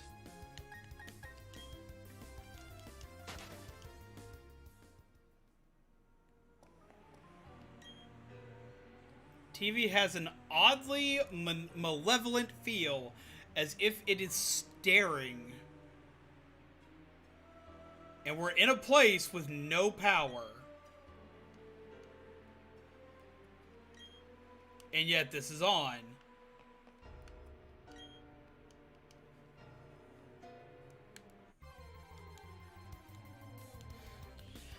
But I thought once we interacted with the TV, it lost its shit and we got caught. And we had to fight. Maybe it's only at night? There are a lot of nighttime events tied to this game.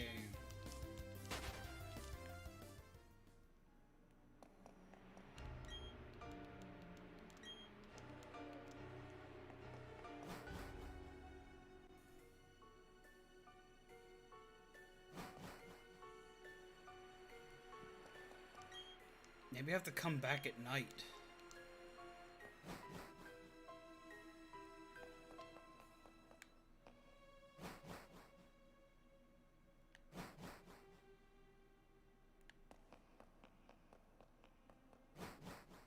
That might be it. I might have to come back at night.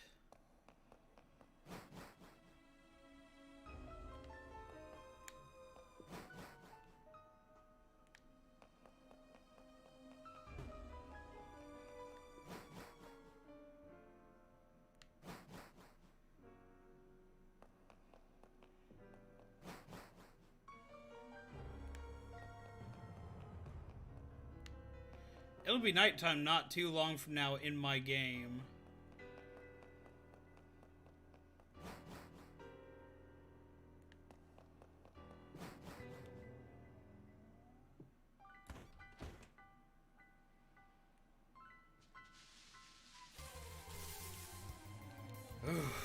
But I love how spooky it is there.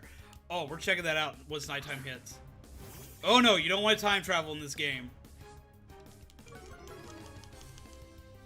Apparently, if you time travel in this game, it fucks up the clock by like 24 hours, and you have to like let it sit for like 24 hours. That would suck. I've seen that happen to people, Danny.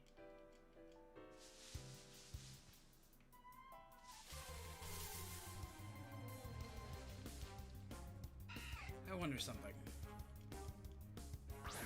Yeah, no time traveling. At least not for me. So, like, I heard, like, it can fuck up, like, in-game events to do so. Which, because I didn't have my clock set normal due to, doing stuff in Animal Crossing and trying to get stuff ready for Halloween, which I never managed to finish and get accomplished. I am not going back in and changing my time.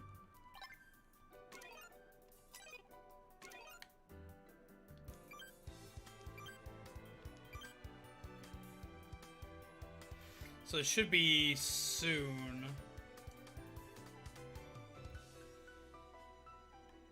Time is illusion that helps things make sense. It's Party time. P-A-R-T. What? Wait, switch out 3 Pokemon for what?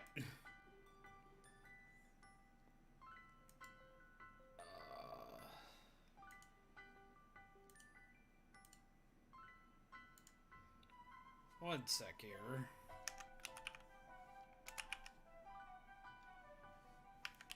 What have I just been hit with?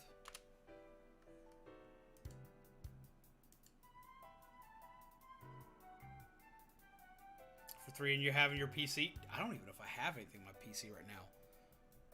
We'll have to see. If not, I'll have to go catch some stuff.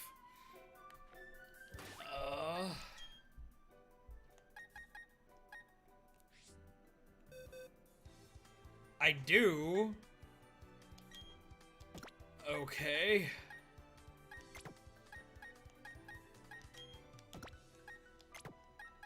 I guess we'll put Jirachi in because I can't use this Pokemon because it's going to somebody else. And because I don't know where they are in their adventure, I can't risk it leveling.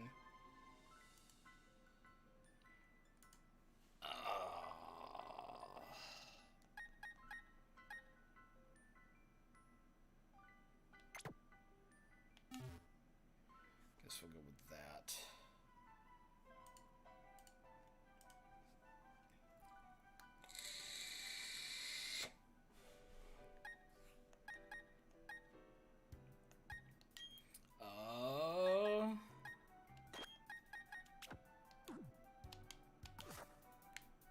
Let's see.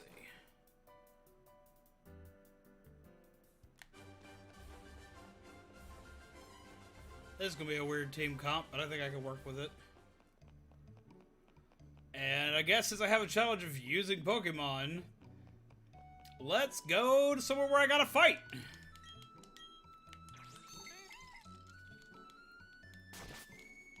I have been hit with a challenge card. Echo. Set 30-minute timer.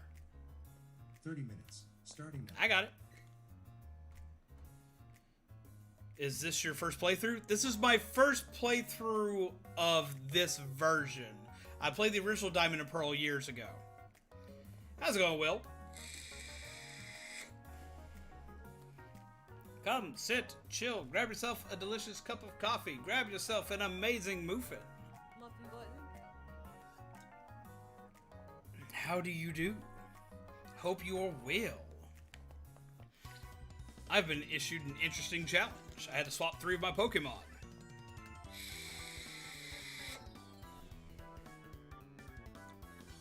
Well, please make sure you're not bothering anybody on my account. I don't, like, on account of me. I don't want to be bothering other people in other Discords. I'd feel awful. That is a huge Dialga figure to come as a pre-order item. That's really cool. What's my final team going to be? I won't know until I get there. I know that I'm going to have a Mismagius on my team. That's about it. I'm going to have a Mismagius and an Empoleon on my team. That's about all I can guarantee. It's looking like I might wind up having a... oh, what's its name? Not Swablu, but its evolved form. I can always remember Pokemon when I'm not thinking about Pokemon.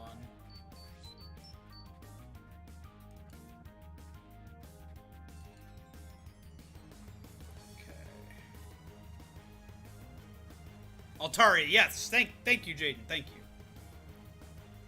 Alright.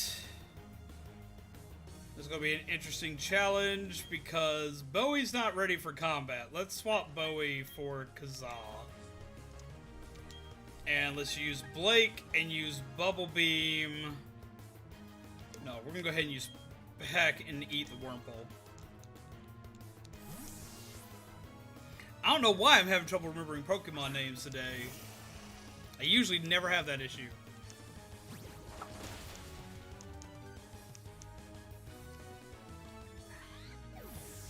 But I'm trying to make sure that my final team is different from my original final team, my first playthrough, because my first playthrough was Roserade, Empoleon, let's see, Roserade, Empoleon, Garchomp, Mismagius, which I'm still going to keep because I like Mismagius, Toxicroak. Who was my last one? Oh, Staraptor.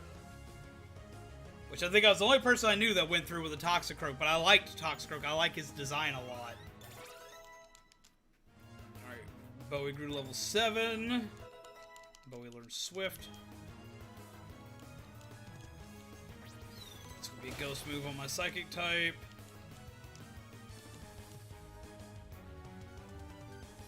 Why Empoleon over the other two? Well, for one, you do have the better option for catching Fire-type Pokemon throughout the course of this game, but I honestly I chose Empoleon my first time playing Pearl version because it was a penguin. That was literally my first reasoning for choosing that Pokemon my first time playing through. And I've just always liked Empoleon's design. I like how he looks, and I love Steel-type Pokemon. Even though I don't have fire Pokemon, didn't really have fire Pokemon throughout the last one, and didn't really have fire type attacks, I still had enough type coverage where I felt I did pretty good. But mainly because I like Empoleon. I like them. And I like the fact they're also a steel type. Which steel typing is one of my favorites, but steel and water also have a plethora of resistances. Now what they're weak to really hurts them, but they are resistant to so much stuff.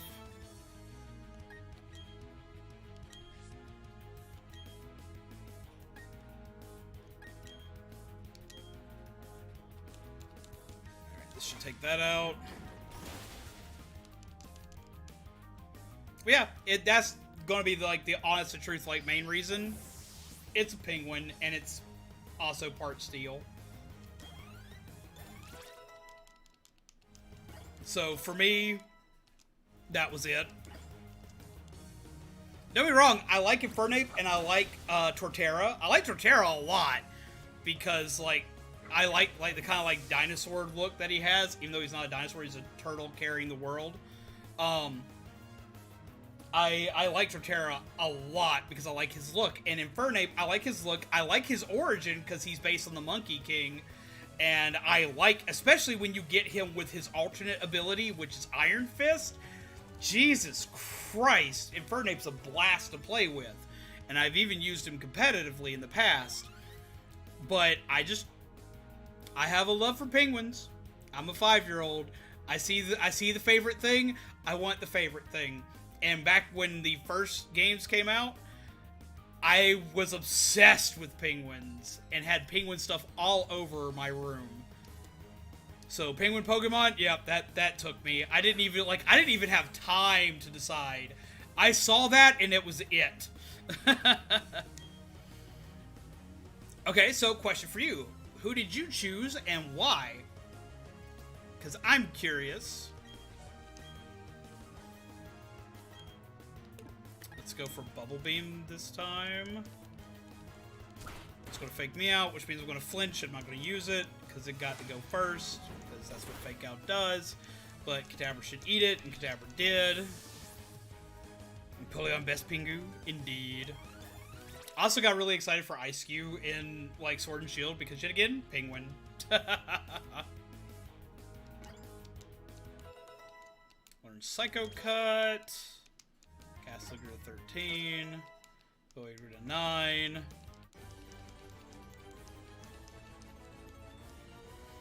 feel like I got meddled with. But, dearie, you're just a kid. I'm a kid with a lot more experience than you think. Tip number 1, to go to sleep. See y'all tomorrow. Have a good night. You're not going to sit out for like the 30 minutes to see if I can do the challenge you've bestowed upon me? Team Galactic is working hard to find new energy sources for the future. Our objectives are incredible! Too incredible for me to understand. I'll fight blindly to defend them, and your intrusion won't be forgiven!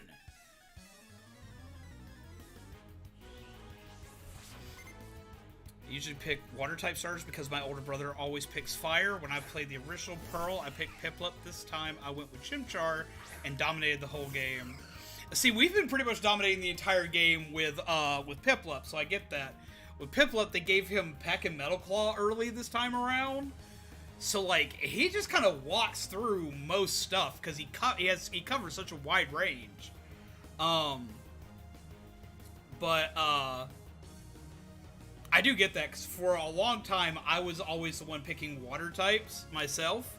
Because a lot of times, I would always wind up picking Pokemon that, like, the rest of my friends weren't picking. Because, like, in Red and Blue, I picked Charmander because it was the first Pokemon I saw, and I loved him. That was it. So I had Charizard, and he's still my favorite to this day. In Gold and Silver, even though I don't like water Pokemon, because I just don't like water in general. I have a fear of being underwater. I saw Feraligatr and was sold. Like, I saw Totodile and I was sold. Like, just, yes, he's a happy being and I wanted him. And then I saw Mudkip, and I picked Mudkip in Ruby and Sapphire because I, for one, liked the fact that he was supposed to be a ground water type. I liked that he was a mudfish, because for some reason as a kid I thought mudfish were cool. And, like, when I saw what he turned into for Swampert, that was just nuts for me, and I was all over that. Like, I liked Swampert. I thought he was really cool looking, so I chose him. Diamond and Pearl, Penguin. Enough said. Sold on that one. What broke my water trend that was going pretty heavy there was actually Black and White, because I saw Snivy, and Snivy was such a smug little dude. I had to have him. And when I saw Superior, I fell in love. Like, I love Superior. I love their design.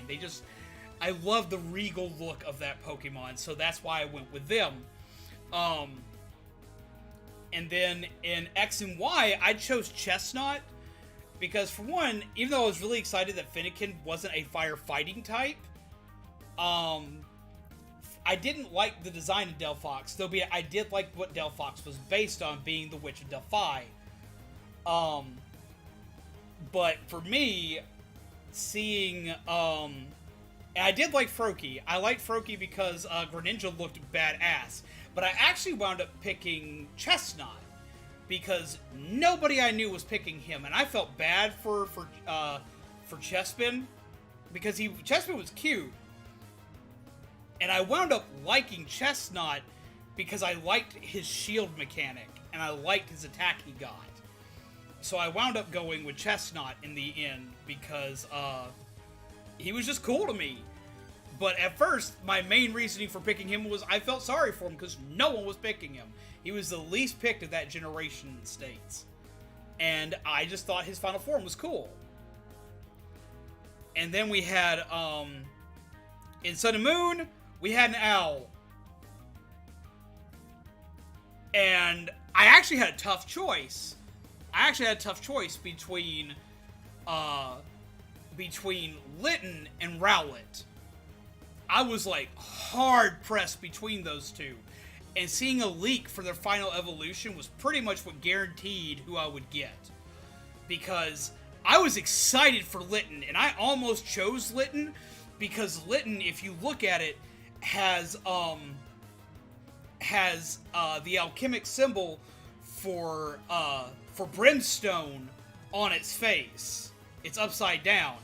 Also, in different religions and Celtic religions, uses the sign for Satan and or Hellfire, but it was literally the fact that it was brimstone, the alchemic symbol for brimstone, and my brain shattered.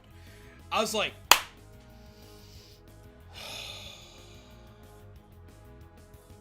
Yes. Now, I need this because I was hoping for a quadrupedal Hellcat that I could ride into battle. I was so excited for it. And then I saw it stage 2 and I got a little worried, but it was still a quadruped, so I was like, okay, this is still going to be my literal Hellcat that I'm going to ride into battle. It's just the awkward teen phase that a lot of Pokemon get, because, I mean, look between Mudkip and Marshtomp. Marshtomp wasn't the prettiest of the 3 evolutions, so I was like, okay, I'm going to hold out hope. And then it turned into Wrestler Kitty. And I know it's not a firefighting type, but he might as well be a goddamn firefighting type, because he's a Wrestler Kitty. I get the whole lore of him being a heel, but I was so mad that I didn't get my literal Hellcat that I could ride into battle. I was so upset. And then I saw Rowlet, which I already literally liked Rowlet. Rowlet was like super cute, and he whipped his head around to look at you during battle and everything else. I was like, I love him. And I was already pretty torn between the two, but then I saw that he turned into literal Ghost Robin Hood, which Ghost typing is my all-time favorite typing. And that was it. Sold! And I was like, done. I want it. I need it. And so that's what decided it, and I stuck with Grass typing again. Sword and Shield broke my Grass typing, grabbing spree by releasing Score Bunny, and I love Score Bunny.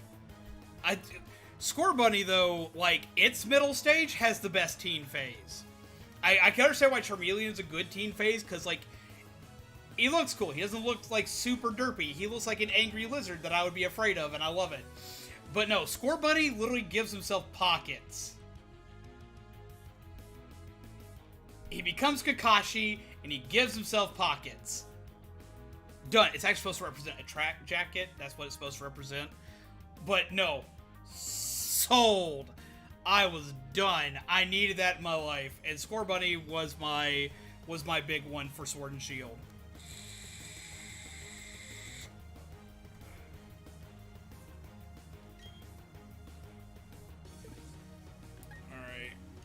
Well, you might stand a chance because it's a Wurmple.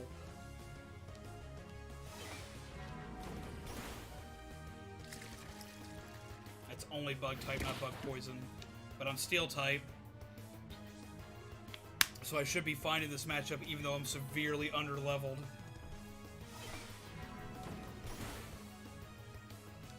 There we go.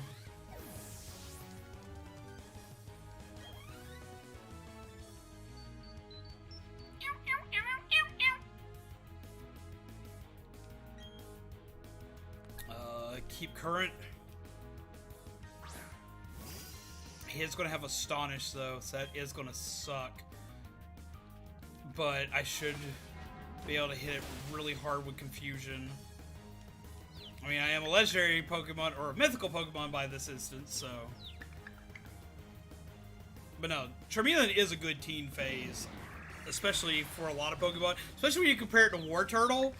I feel so bad for Wartortle, man. Like, Wartortle, like, what happened to you between Squirtle and Blastoise, man? Blastoise is, like, one of the coolest looking Pokemon ever. But you freaking compare him to, Wartortle, and it's like, Wartortle, what happened here?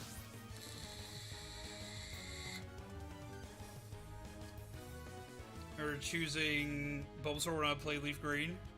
See, Bulbasaur, like, both times I played Red and Blue, I wound up playing with Charizard, and I did have a playthrough where I played as Bulbasaur, which was really funny because, like, Blastoise is, like, the coolest looking one out of all of them, aside from Charizard to me, just because, like, Flying Dragon and being an 11-year-old playing Pokemon. Yep, nope, sorry. Flying Fiery Dragon of Death and Doom was cool to me. But, like, having a literal turtle with cannons on his back was, like, so good. Oh, my God. Drizzle had an awkward phase as well. Yeah, he did! Oh, my God, he did. Well, so, like, okay, I was talking about Rowlet earlier. Rowlet did, too. Like, Rowlet did, like, the Hot Topic emo phase, and I felt so called out for that. Because that was me all the way through high school. Yeah, they, he looked like he walked out of My Chemical Romance, man. Rowlett's mid-form was I loved it. It was so awkward, and I loved it because I could relate to it, but felt so called out. Can you explain EVs in the game? I haven't looked into how EVs are working in this game, but I'm assuming they're going to work like they do in every other Pokemon game.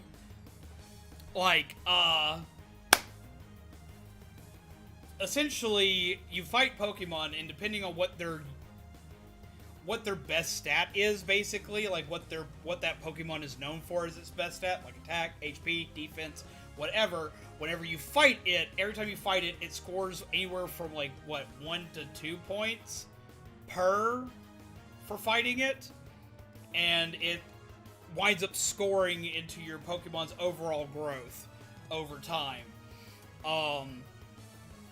Out of all the Pokemon games, the one that handles this the best is Sword and Shield, as well as handling its super training and everything else. You can max these out really easy in Sword and Shield.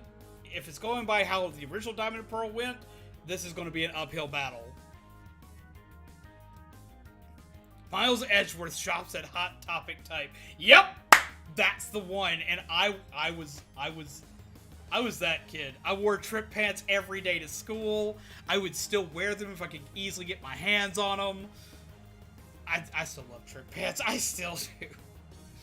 But wears trip pants, wears black band tees, the black nail polish. I actually have purple nail polish that I want to try out, because I actually have nail polish. I just haven't put any on in a while. But it was just that was him, and I was like, that's it. I must repent for my awkward high school phase and have this Pokemon. Also, Crystal, how are you? I hope you're well. I hope you're having a good day. How have you been, my friend? I'm sitting here, and I'm playing this in the wrong screen, because I'm sitting here ranting and rambling. Only been to Hot Topic once. Guess I ain't being a teenager properly then. It depends on what kind of teenager you are. That's literally the whole key to it. It just depends on what kind of teenager you are.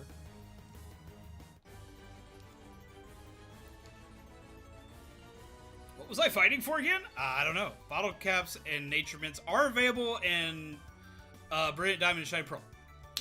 Yes!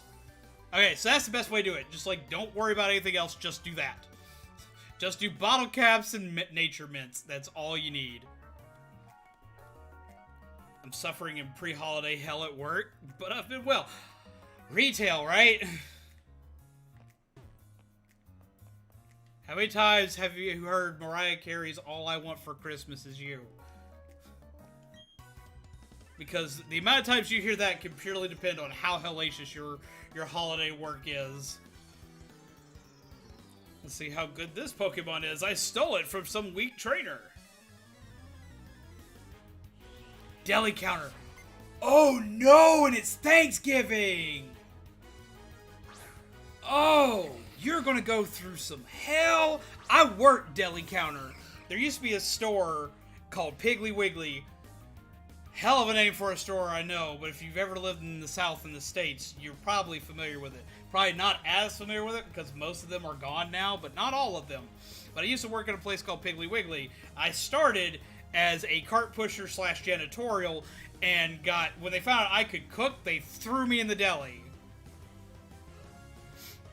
Nothing yet, only holiday ads so far. The entire week before Thanksgiving was a nightmare.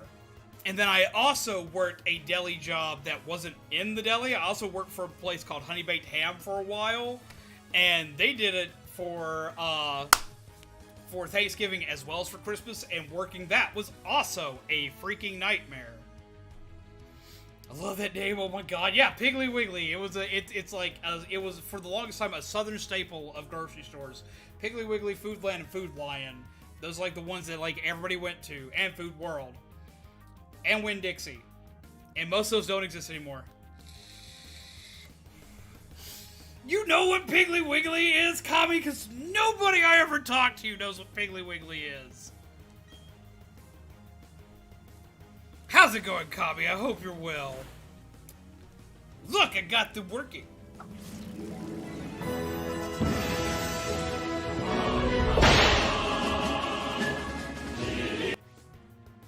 Like, no one ever knows what Piggly Wiggly is, and it trips me out. Because that was, like, one of my earliest jobs.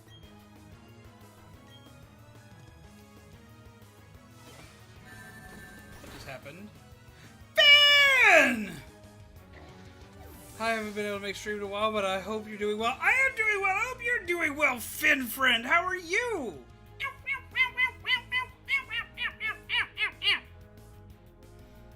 Get some hearts in the chat! Coffee to you, Finn! From my spooky mug. Ooh. Sorry, I'm 5. I've been, like, just walking down memory nostalgia lane all stream.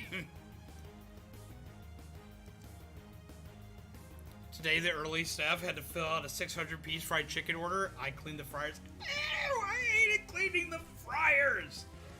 Actually, we had a moment where, like, we had a mishap and the fryer, like, dumped the oil straight onto the ground from the fryer while trying to clear it out.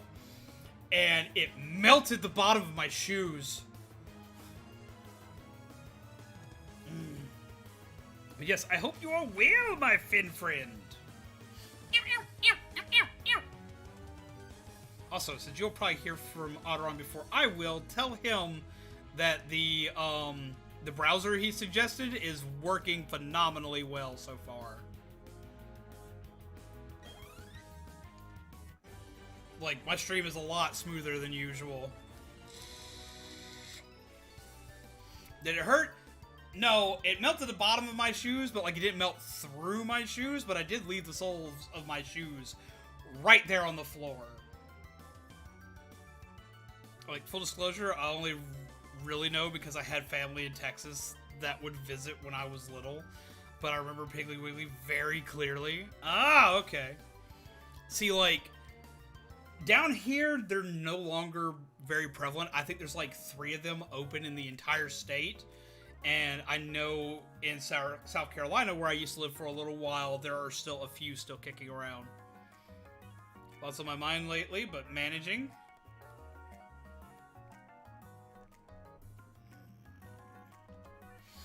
Well, Finn!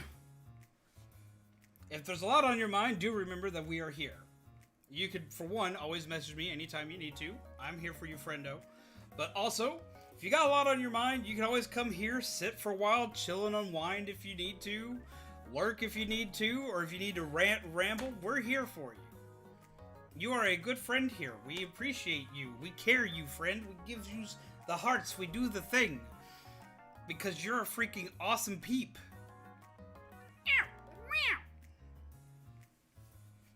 So no, if you need like chillax, or if you need to like rant, or if you have things that you're just like, yo, I don't understand thing about thing and need thing, like, we're here, bud. I'm just saying. Like, I don't know if that means a lot or anything like that, but like, just know that we got your back. You're our swanky friend. Pinky's out. Like, everybody knows who the Super Swanky Finn is, because Super Swanky Finn is awesome. We've known you for a good hot minute now. Like, so that, I mean, like, that makes you our bud. Like, we've known you for a long while. And you've always been awesome. You've always been cool. You've always been very warm and inviting. When as a streamer, you've always been warm and inviting, but also as just an everyday average person, you've also been very kind, and you've always been someone that is nice to talk to, and someone which is very helpful to other peeps. So, like, we carry you here. We think that you're awesome. You have nothing to fear, and if someone or something is causing you issue and causing you mental duress, or you've got some weird thing like off in your brain somewhere, well, you know what? Fuck it. We're here. We know you're awesome. We know you're swanky. We know that you're a beast. Don't you fucking forget that. Ever. Regardless of any circumstances, don't you ever forget that. I pointed you.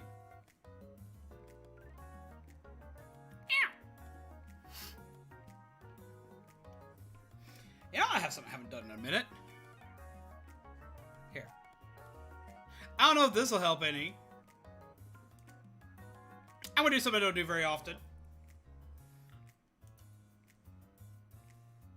That's something I don't do very often, but here, I'm gonna do you a thing. I have no idea if, like, this is your cup of tea or not. But I'm gonna do this. I am the Pumpkin King. I have played a card, because I can play any card I want. Would you, to maybe ease your mind, I don't know, to maybe ease your mind some, would you like a tarot reading? Offer them to people whom of which are stressed and feel like they are in dire need. If they're in dire need of something and they've got something on their mind, I occasionally throw out the cards for a bit.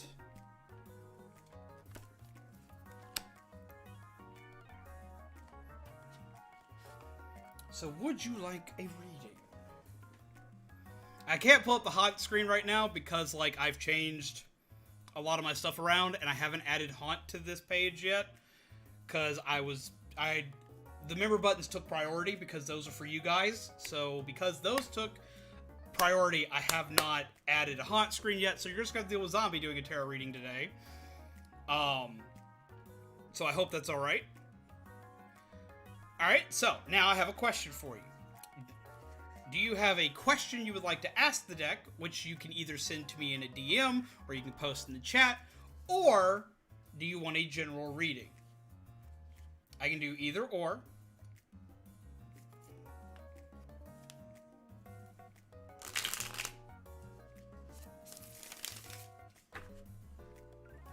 Believe in the us that believe in you. You're damn right. Okay.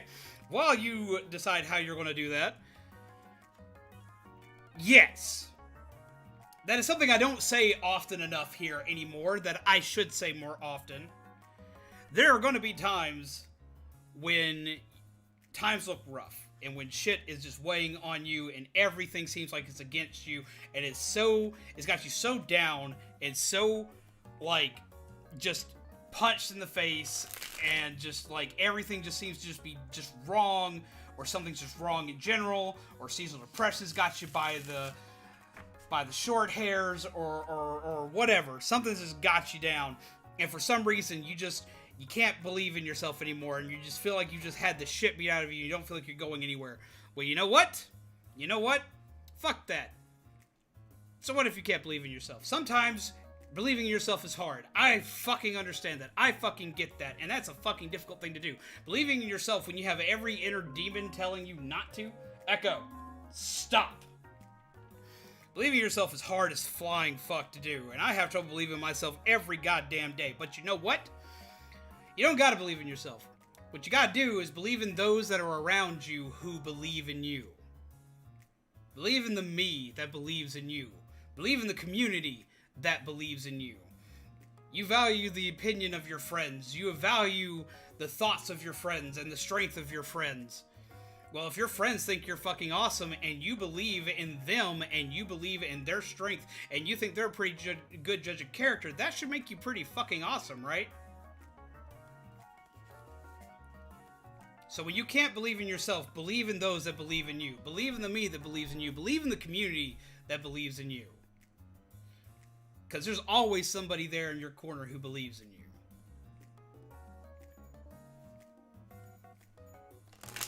So don't you forget it.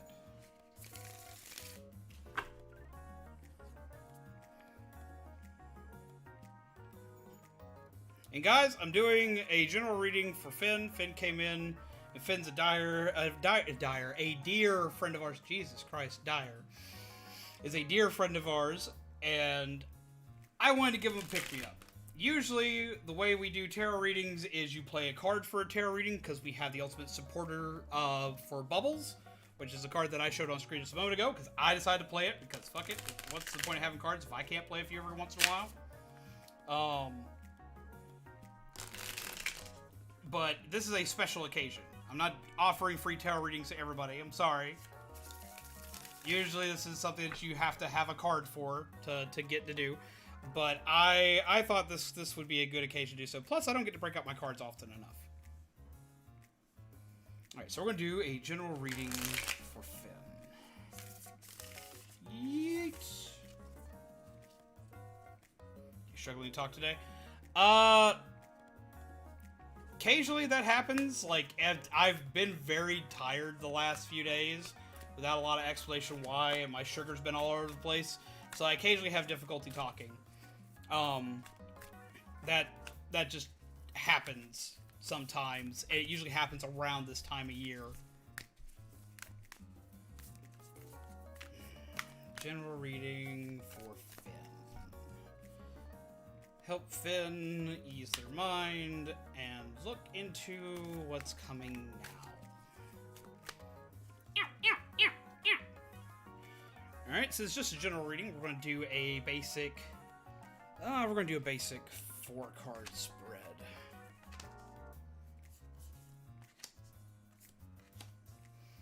Yeah, so no worries. Trust me, if there were worries, either I'd say something or Shaman would scream something, because Shaman can usually tell when something's actually wrong. Need this. Put this right here. 4-card spread. Okay. See, I don't even have my usual card table set up right now. 1, 2, 3, 4. An interesting spread for you indeed. Your first pull is the 6 of Candles upright. Now, the 6 of Candles upright is not a bad card to see. It's actually quite intuitive and can help you along the way. To give you a full definition of the 6 of Candles, the 6 of Candles. Success. This is a victorious card showing all your hard work is paying off, and you're getting the rewards you deserve. Keep the momentum going by turning this self-confidence boost into motivation for your next project. So if you've been down on yourself while working on something, don't worry. What you're working on is probably going to be doing a lot better than you expected, and you'll start seeing results for it soon. And thank you! I'm very proud of this setup. I wasn't happy with the last time we changed everything, but I needed to out of necessity. So I finally got to make this work. Wait until you see what we reveal on Friday, because I've got a horror-themed one too. The next one is the 10 of Potions, and we drew this one reversed.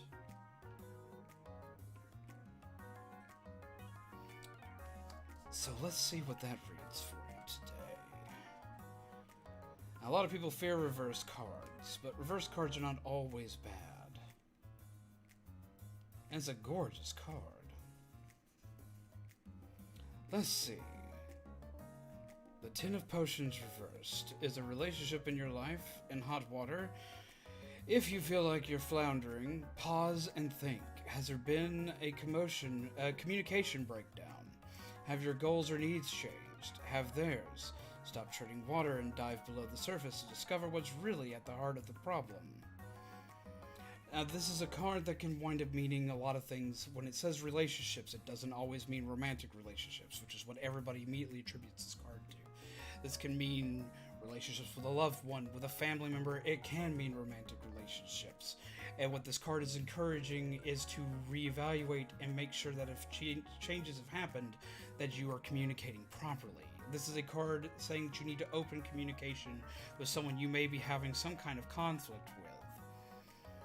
And once you do, and if you can wind up bringing communication back to the forefront and actually making sure that there's a proper harmony and balance, things will start to turn out all right.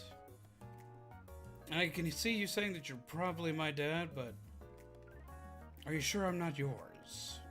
But I'm glad you've existed.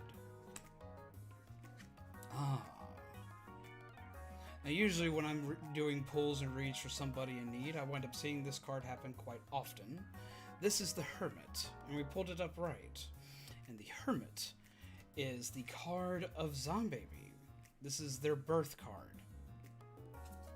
This is quite an interesting one, and this one can actually be quite insightful, being one of the major arcana. Let us see.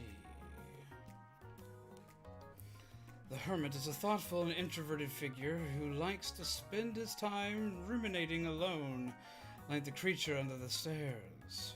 For anyone who doesn't know, this is a Night Before Christmas themed deck that I do thoroughly love. When it is upright, it is the time to get inspired by example and withdraw for some quiet alone time. The Hermit calls for reflection, so do a bit of soul searching. Consider your current position, consider your goals, consider your dreams. Remember your past and learn from it, so you can bring those lessons with you into a successful future.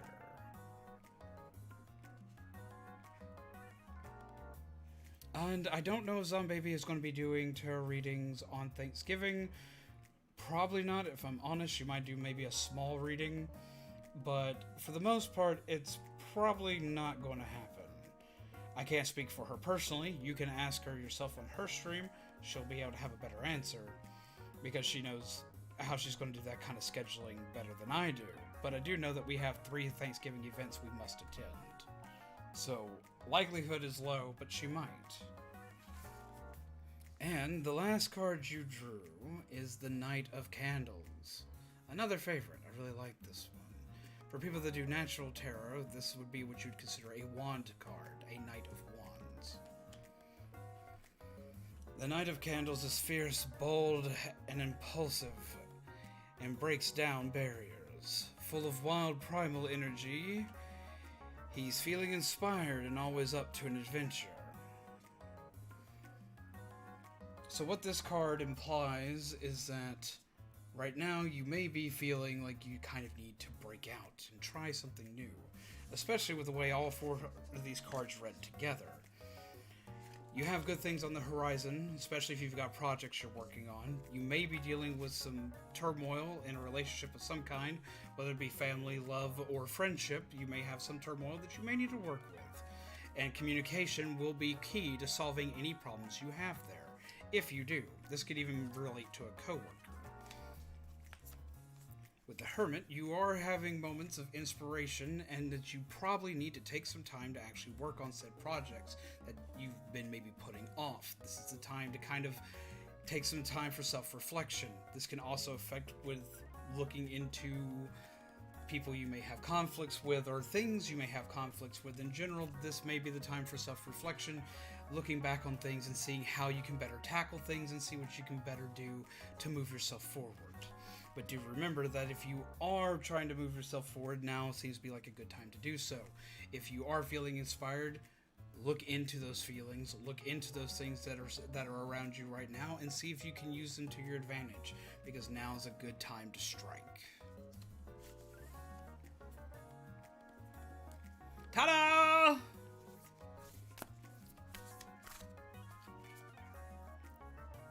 I hope that helps. I have no idea if it will, because I don't know what your situation is, but the cards felt pretty strong on that one, so I do hope it helps. And thank you. I love this deck. This deck is very pretty, and it has like some of my favorite art in anything in it. Like, I absolutely love it. Like, one of my favorite cards, especially with the Christmas season coming up, is this one right here, which is the 10 of Presents. I love this card. Look at how pretty that is. And then I love the Fool. Now see, this deck is very easy for me to read because, yes, of course, it does come with a really decent and detailed book, but it's also very easy for me to read because, like, I know the basis of what each arcana already means, but then with the imagery from the movies and whatnot, I understand what the cards are trying to say because they use good imagery from the movie that I've watched a bajillion fucking times in each one of the cards, and they make sure that they fit the suit they work for. Like, the Temperance is the moment right before, or right after Sally has her vision. The Fool is the Fool's Journey, which is Jack trying to find new inspiration in his life. The Five of Needles, which is always a card of conflict, where there's reversed or right side up. It's always a card of upcoming conflict. Is the fight between Jack and Oogie Boogie. Like, they go through, like, a lot of these, and they really thought hard on everything they did, and I absolutely love it. I absolutely love it. I like the moon. I love the moon. But yeah, sorry to, like, just randomly stop in the middle of everything to do a tarot reading, but I do, for one, really like to do tarot readings, and for two, I thought our friend could use some assistance. Maybe, hopefully, it would give a morale boost. We care you a lot, Finn. You are our bud. So, we do what we can to help you out. I like to help my buds. Artemis! Hello! You came in at the end of a tarot reading. How are you? I am not sweet. I just like to help my friends. Don't get to thinking I'm a good guy. I am not a good guy. I am the meanest meanie that you will ever done meet. That's what I do. I do like... I could be a very mean person. Ask anybody who knows me. I could be the biggest meanie. I'm not a sweet person. I care about my friends. I don't like a lot of people, but I like my friends. Working in retail will make you hate most people. But I like my friends. So if I can help my friends, I do.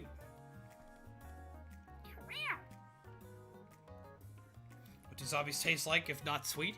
Well, if my zombie Skittles are any, like, hinting of what we taste like, it's sewer water.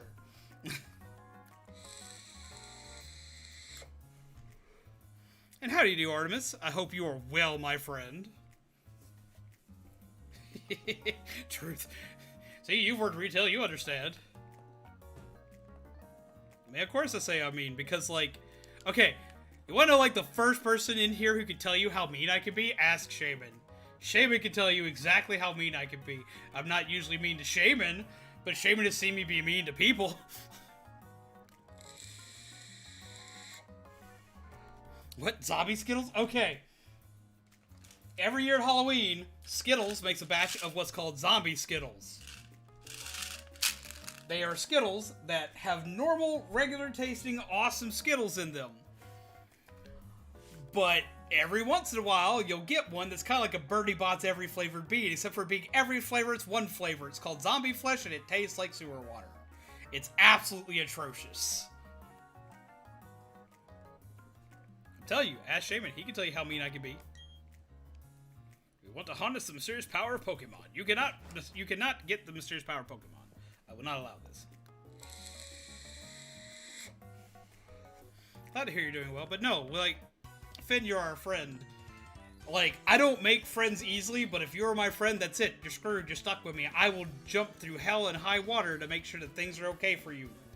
It's what we do.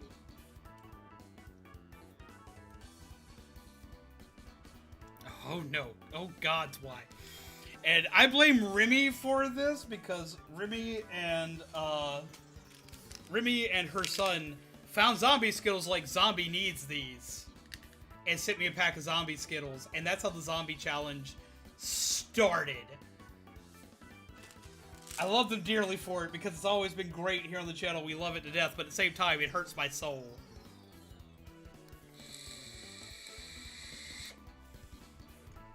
Shaman, they don't believe I'm mean. They don't believe I'm a mean, cantankerous old person. Never make the nice guy mad. Like, see? There you go. I don't know if... Fuzzy may have seen me be, like, very mad.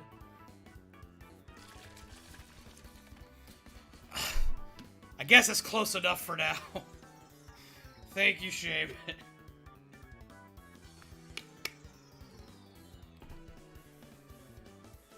We love it when people come to us to donate their Pokemon. I'm not donating my Pokemon to you! I can finally change my Pokemon back, but I'm gonna keep them for the entirety of this tower, because I stopped to do other things. Bittersweet yummies. I mean, like, if I'm a zombie, like, there's no bittersweet to me. I'm just like, bleh.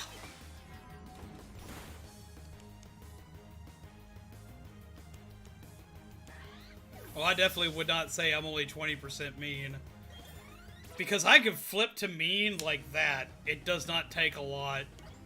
Okay, it takes a lot to make me angry, but I can swap to mean really fast. I can swap to mean and conniving really fast if I want to.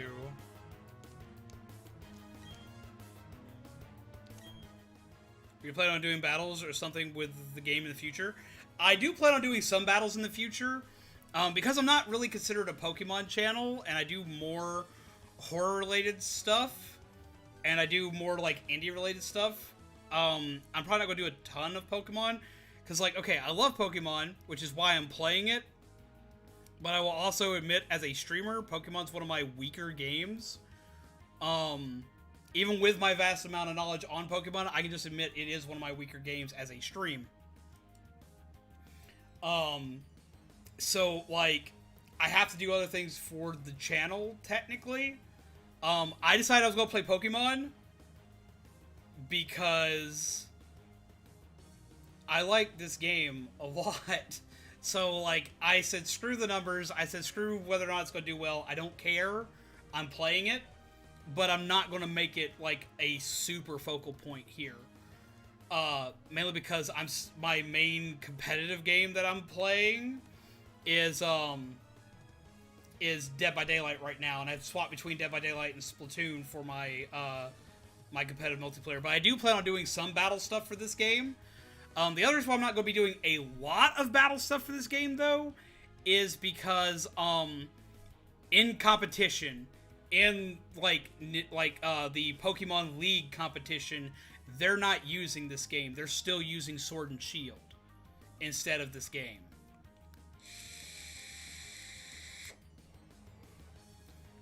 So, because of that, I'm not going to focus a ton on this because it's going to be hard for me to focus competitive for this game when its main corporation isn't using it competitively. But I plan on doing some battles once I beat the Elite Four, just because I like to battle, and I want to see if I can come up with, like, some interesting team concepts. They can't have your popcorn. Sounds like Orion. Orion tries to steal my popcorn all the time. Well, they steal Zombaby's popcorn, which I wind up taking a few pieces because I like popcorn, even though I'm not allowed to have it. But I like popcorn. Am I fighting Zubat? Let's go for Hypnosis first. Take a nap!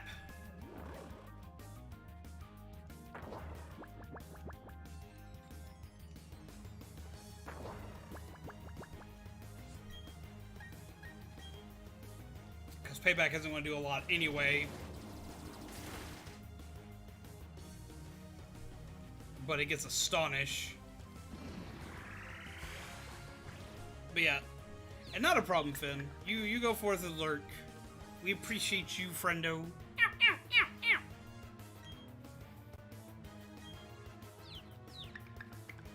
But yeah, so because of, like, the fact that it's just more difficult to do competitive for this one, I don't think people will be looking a lot for competitive on this one.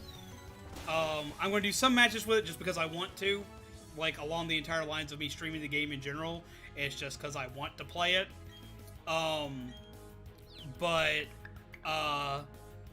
also have a long list of games I do need to get to. So, once I beat the story for this one, I'm going to pretty much call it with this one. Because I'm not a shiny hunter. Because I don't have the patience for it. Doing battles with it, I like doing battles, but people aren't going to be looking for battles for this game. They're still going to be looking for Sword and Shield, especially in the competitive scene. So with everything else that's going on with it, I just think that's kind of the right route for me to take. I'm playing this for its story, and then a lot of other stuff I'm pretty much going to play on my own. So I hope that answers that, and I hope that's not a disappointment to anybody. I don't think it'll be a disappointment to anybody, but I hope it's not anyway.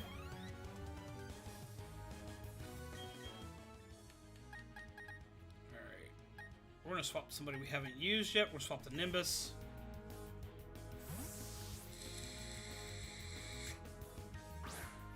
I know that may sound very, like, YouTuber-ish. Like, I try not to do, like, all the YouTuber stuff, like, punch the like button, which my like button likes to freeze on for some reason.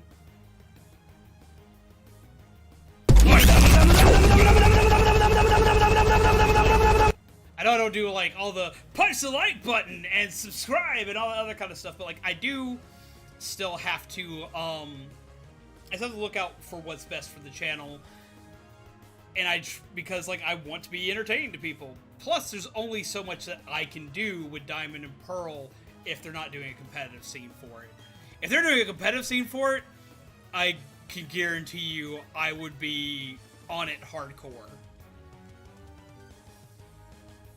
Going to bed, fam. I have work in the morning. Well, you get some good sleep, and I wish you a good day tomorrow.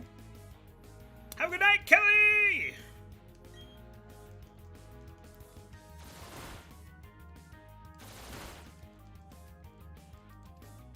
But yeah, I wish they were doing a competitive scene for it, because then I would be hard playing this.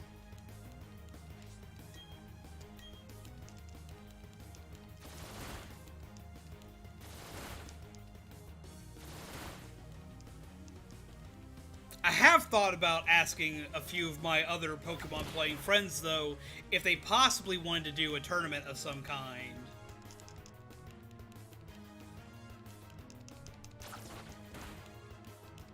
Because I think that would be fun.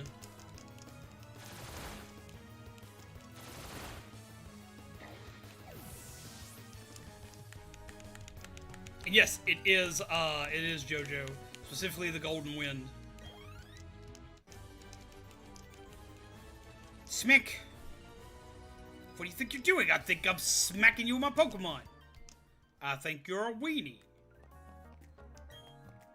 Ordinary people like you can't understand Team Galactic's grand designs.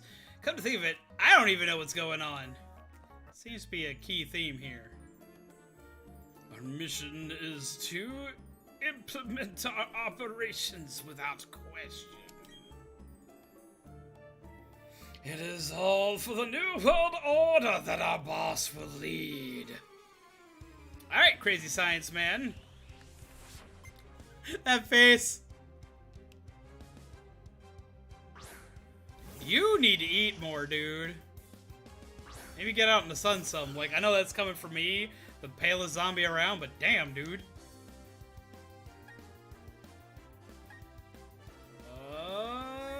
Go ahead and do a wish. We're gonna get a hit. A tourney would be super fun. I would love a Diamond and Pearl format tournament. I just see enough people to do it with.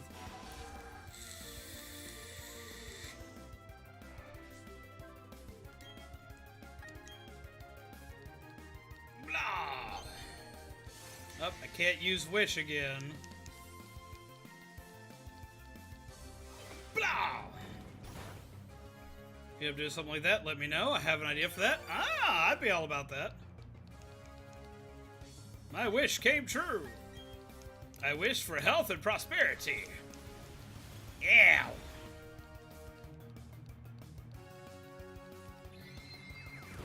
You gonna be starstruck. Let's go.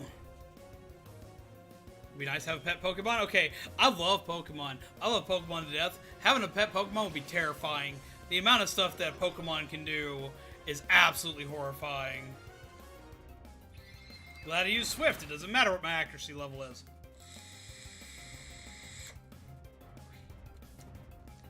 Like, especially with the world we live in today, like, having, like, a pet Pokemon would be, like, the scariest thing ever. Like, think about it. With all the bad stuff that happens these days, with all the craziness and all the bad things that people do these days, imagine everybody having a Pokemon. Like, imagine somebody, like, holding up a bank with a Charizard, man. That'd be horrifying. Or, like, somebody gets ticked off at you and sticks a Beedrill on your butt. Lord help you if Pokemon were real and, like, all the, like, the Pokemon, like, gods are real. Like, Jesus Christ, all it takes is, like, one little kid somehow managing to get a hold of a Master Ball, catching Palkia, and ripping space apart.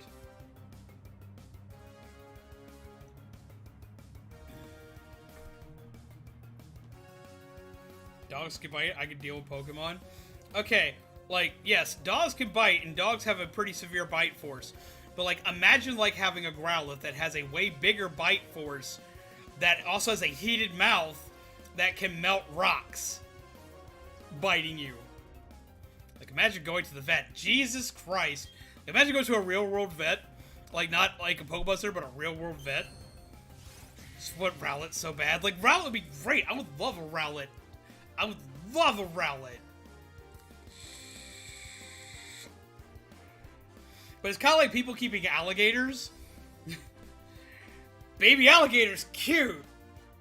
Freaking walking Decidueye that decides it doesn't like you and can spirit shackle you to the floor because you didn't give it its favorite Pokemon treat would suck. No treats for you. No treats for me? Okay, here you go. I can't use Swift anymore. Just means Growlithe cauterizes the wounds. But no, like, okay. Like, give me your favorite Pokemon. I'll tell you why it's a bad idea to have it as a pet. Like, you get a Rowlet. Rowlet's cute and adorable, right? Little tiny little cute Burby. But eventually they evolve. And they become Big Burby. Okay, cool. Big, awesome Robin Hood Ghost Birdie. That's some cool shit, man. That's awesome. That's super swanky. Until you make it mad and its spirit shackles you to the floor because you didn't give it its millet seed that morning.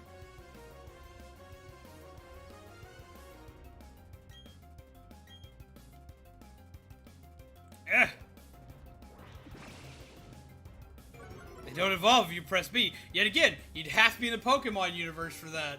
To have the B button badge, as the anime likes to put it. But like, you have it in real life, it's gonna grow up.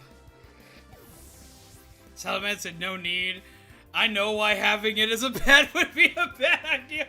Just the amount of damage, chaos, and destruction it can cause. Not even during Mega Evolution. Just the pure size of that thing alone, and it being notorious for just dragon raging across the place, going, yeah, and throwing temper tantrums all over the place and just destroying everything. Oh my god. Don't even get me started on its pre-evolved form just like bashing its head on everything. Goodbye, collectibles. Like, I can do it for my favorite Pokemon too. My favorite Pokemon, all my favorite Pokemon are bad. Okay, because we have, like, Charizard. Literally, he couldn't sleep anywhere in the house. He'd have to be in a Pokeball. And if Pokeballs didn't exist, I just had him as a pet. Jesus Christ, he can't sleep anywhere in the house. He'll light everything on fire. We're screwed. And then we have freaking Raichu, whom of which, like, siphons electricity off from my house. The amount my electric bill would be every month would be horrifying, as well as the amount of electronics in my house he would manage to freaking destroy. And then we have Bayonet, a living cursed doll, that if it wasn't happy with me, would curse me. That sucks. Tyrantrum, big beautiful dinosaur baby that I would ride into battle. Can't fit in my house. Is a carnivore. Would eat me.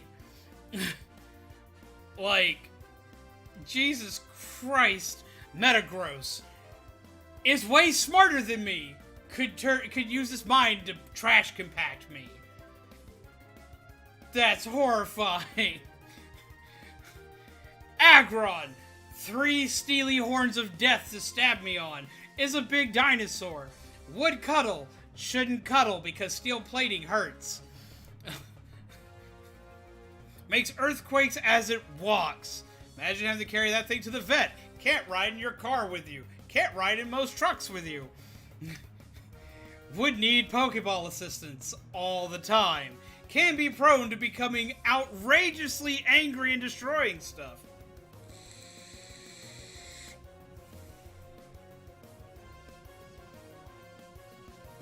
Sad, what the fuck, man? I know, but like, same thing goes for like Bayonet. Like, okay, Bayonet being a cute abandoned doll. Okay, I have a theory on Bayonet. What happens is you have Shuppet, right? Shuppet's this cute, adorable little Pokemon that everybody absolutely adores as far as ghost types are concerned. He's really cute and cuddly, right? Absolutely adorable. I love Shuppet, but Shuppet loves to eat despair, similar to Duskull. So, like, you have this despair-eating Pokemon. I have fully figured out how Bayonet is born, how it evolves into Bayonet. What it does is it winds up finding a doll that has been left and abandoned by a child that has these utter feelings of, like, just hatred and resentment towards the child that abandoned it. And it winds up trying to suck the energy out of this thing, but as it touches the doll, it winds up, like, the fabric of the doll versus the fabric-like skin of Shuppet wind up tying themselves together, and eventually it fuses with this doll and evolves into Bayonet. I guarantee you that, like, if Bayonet was made in later Pokemon iterations instead of Gen 3, its evolution would require something like a Reaper's Cloth or even a doll item to make that Pokemon. And as it winds up fused this doll, not only does it have its own memories, but it has the memories of the doll that was abandoned by its child. And it walks the earth aimlessly sad and enraged, trying to find the child that abandoned it, to ask why it was abandoned, but also to seek its revenge. There's a koala, but I'm not sure if it sleeps. Yeah, that got dark real fast, I'm sorry.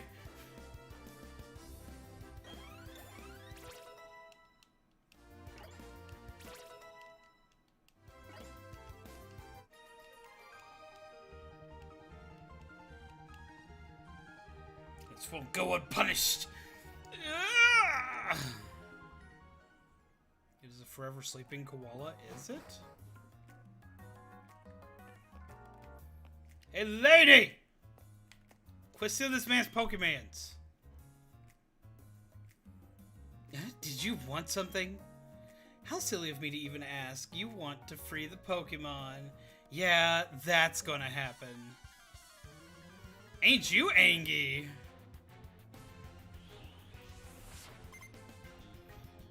That's an interesting outfit. Your leg must be freezing.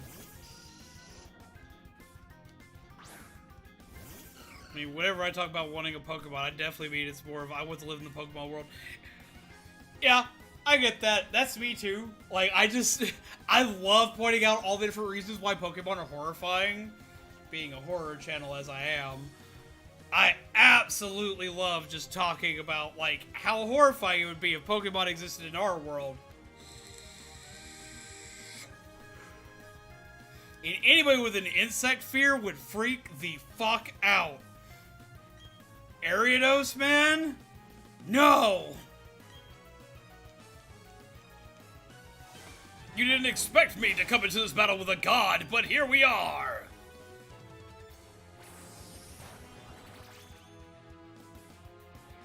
Love the idea, though, that you're a trader is talking aloud to himself as you talk to chat.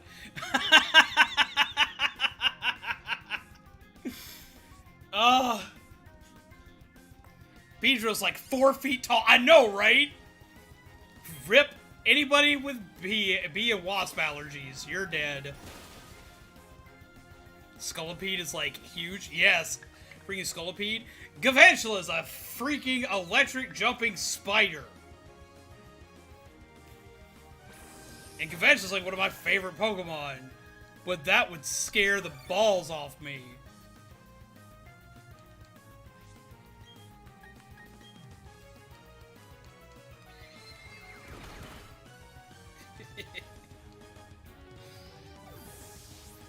It is a cute spider. But imagine that freaking huge-ass thing in your face. With all of its eyes and legs and being electric. Yeah, no. Thank you, no. Joltik is cute until you realize that Joltik is a literal tick for electricity. I love both of those Pokemon. But Joltik's a literal tick for electricity. But then the TCG had a Night March. And oh god, that thing could do like 200 plus. Yep! I remember the Night March deck. I remember it well. Imagine Joltik skirting around the house, making your fuse burst. I would never be able to stream with one of those in the house. And they're like that big. They're itty bitty, but they're huge for a bug.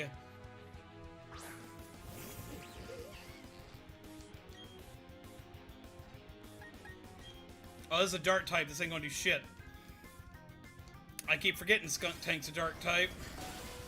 Ow! You're a pain in my butt. Do do do do dee dee dee wee dee dee dee dee dee dee dee dee dee. Restores health using Oran Berry. I need swap Pokemon because that was a bad idea, zombie. Go for Empoleon.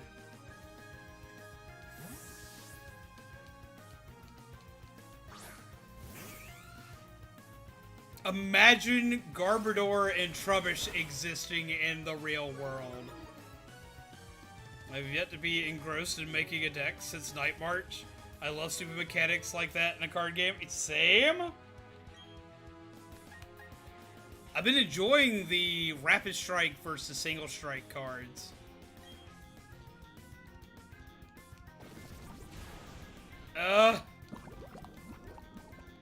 You're not a Steel type yet, so that actually kind of sucked for you. So give him a bath!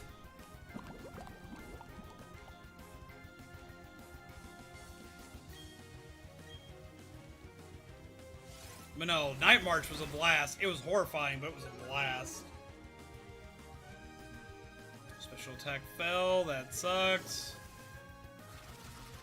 Blah.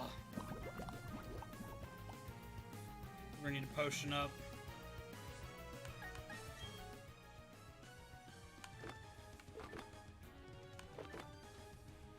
Damn it.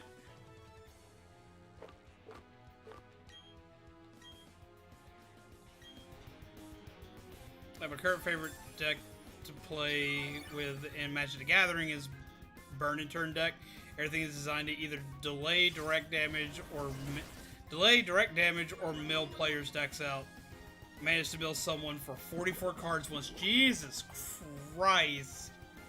My favorite deck from Magic the Gathering is long since, like, out of play. It would work in Wild, but it won't work in Standard anymore. Which was the Havoc Festival Vampire deck. It ran red and black. It was red and black vampires with Life Steal, Life Burn, and Havoc Festival. It said, okay, in between every turn, deal damage. When the opposing player's turn starts, they take 1 damage. When my turn starts, I take 2 damage. When my opponent's turn starts, they take 4. When mine starts, I take 8. When theirs starts, they take 16. So, like, as it goes back and forth, I am recovering and throwing additional damage on top of Havoc Festival. Nobody liked that deck, and I thought it was the greatest thing ever made. Alright, you're in trouble.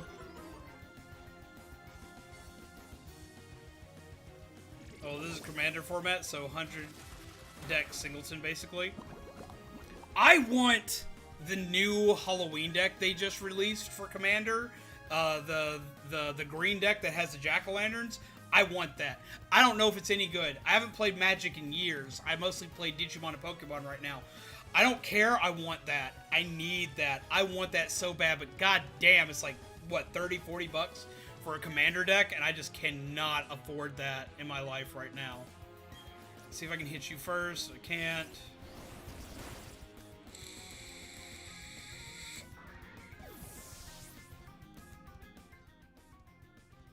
Yeah, I have no idea if the deck's any good. I don't know if any of the cards are in it are any good. I don't care. I want it because it's got pumpkins. I was sold on pumpkins. Crimson Vow is a fun set. Is it Crimson Vow? I thought it was called something else. Because, like, this whole Halloween set of stuff. I could be wrong. I don't know. As I said, I haven't played in forever. I just saw that in Walmart and started looking up that in particular. Ow! I don't want to imagine it, but that would be exactly what you'd have with a Trubbish or a Garbodor.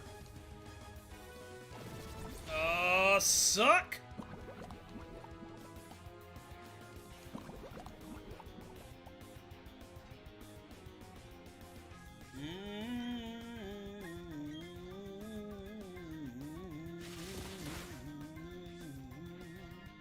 Oh shit! Aftermath.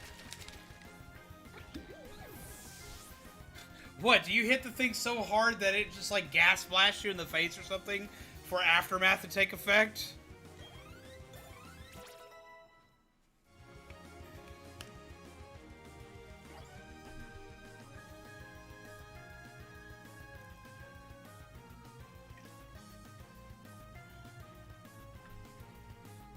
Vampires mainly, and Midnight Hunt Werewolves. Midnight Hunt, that's the one it came out in, I think. But I would apparently like Crimson Vow, because I love vampires. Keep old moves, I'm not going to worry about Whirlwind.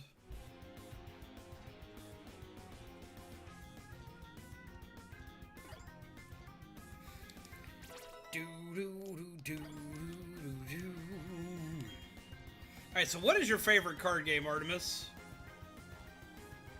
I don't know, we're about Spite right now. Spite's not bad, but Spite never really does well in story. What's up, Wolfie Tunes? How do you do? Losing to some child being careless cost me too much. The white-green deck? I think it's a white and green deck. Like, here, one sec.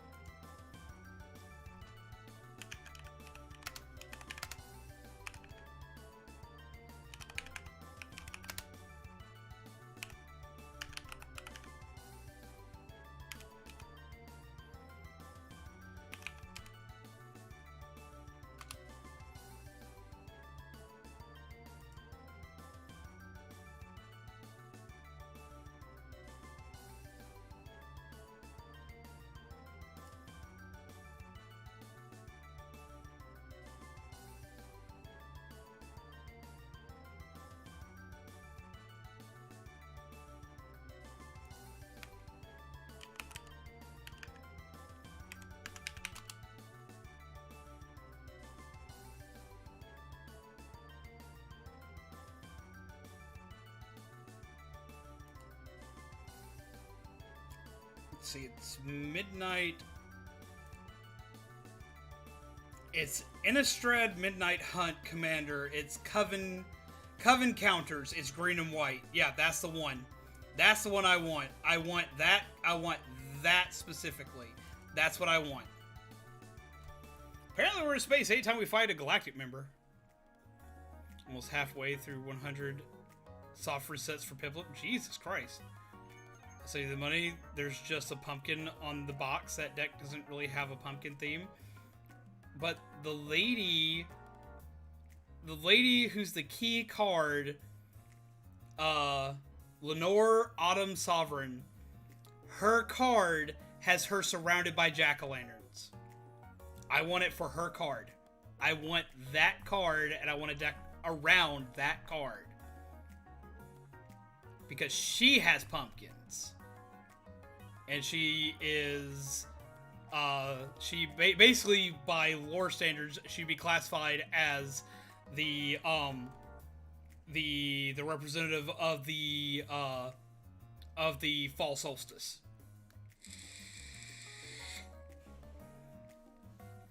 Well, aren't you tough?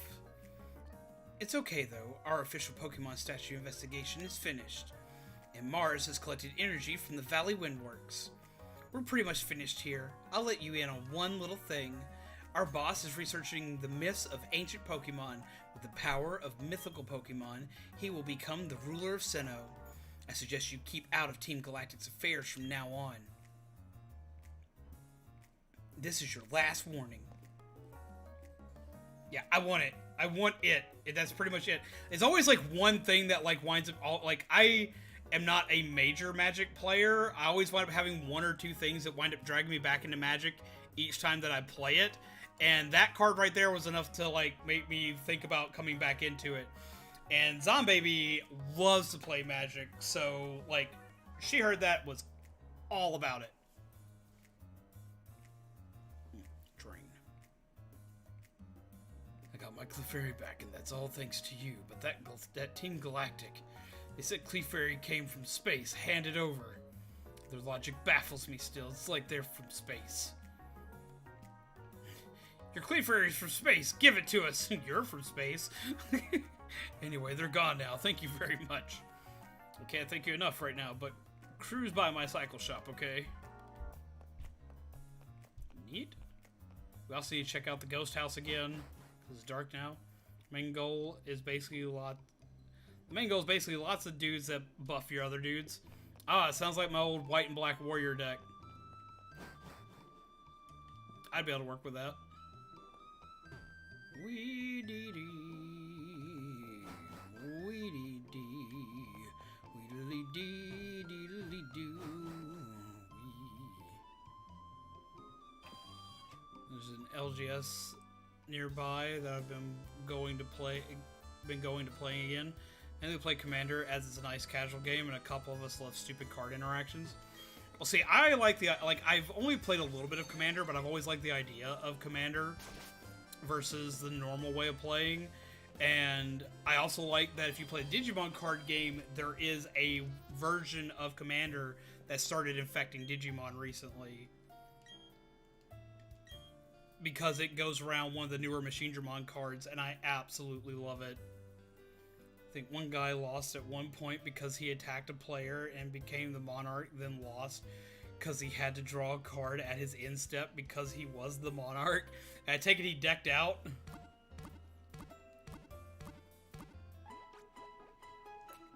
That's like really funny.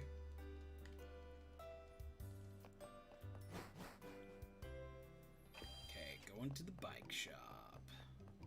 What's up, bike dude?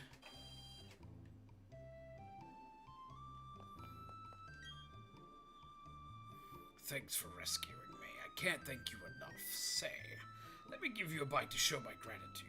Please come with me for a moment. He was decked out via the player he attacked. Really? I'd like you to choose a color for your bike. Which one will it be? I get to choose? Ah, I have a green bike. Wait, let me see the other bikes. Color is important. There's a yellow bike. It's a blue bike. And I already know what the red bike looks like, but I'm gonna go ahead and look at it. No, I want the green bike. Most important choice. So yeah, lots of weird, stupid interactions. It's just a good time. See, I love games that do that. Yes, we're gonna take the green bike. You've chosen a fresh and lively green. It's somewhat reminiscent of the seed on the Bulbasaur's back. It's perfect for you! Yay! It's the latest model, so I'll read the operating manual to you. Press the B button to shift gears, it says. In third gear, the bike cannot reach full speed, but it's easier to handle. In fourth gear, it can ride at full speed and climb up slopes. The bike can take you through all sorts of towns, roads, and routes. Now get out there and ride. Neat.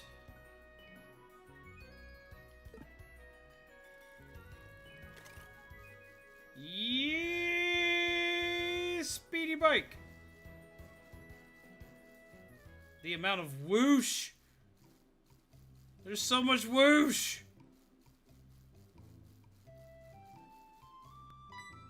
What do you want, Bug Kid? Oh wow, you got a bike. You can ride down Cycling Road and end up in Heart Home City.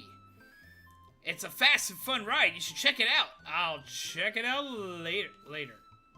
I swear to God if you're about to force me to do thing.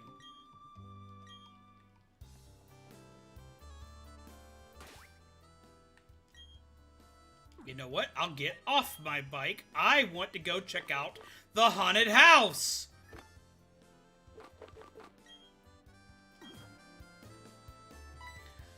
You're a penis.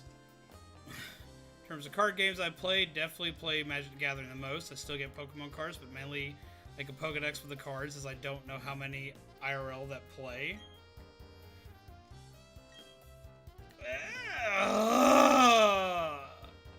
I don't want to do the thing. I want to go check out the haunted house.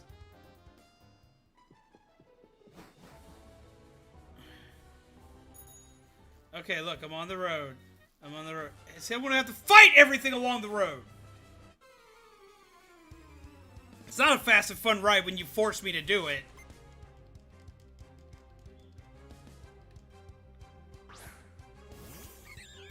I'm sorry, dude. I'm mad, so I'm gonna kill it. I'm gonna kill it with prejudice. I know kids that are like that, but guess what? I can pick a kid up and move him out of my way.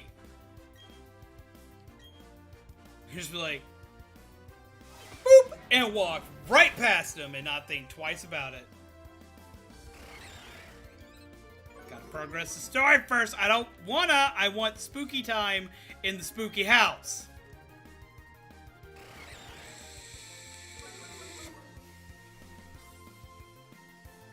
Person's bike shorts are too long for him to be a serious biker.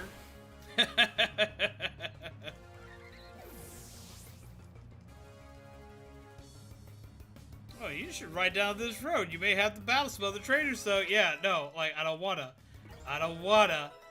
Okay, I did this. I fought. Jesus Christ, this is why I didn't want to fight, because now everything's gonna, like, keep doing this shit. I'm gonna go change my team so everything doesn't just keep continually leveling up, because that change your thing challenge is over. And I want to see if it'll let me go now that I've touched the road. If it's something I gotta go to Hard Home City, I'm gonna throw my controller. My game should not tell me what to do. It's Pokemon. It should not tell me I can't do thing. It should let me go do thing. Kid, I know more about Pokemon than your entire existence.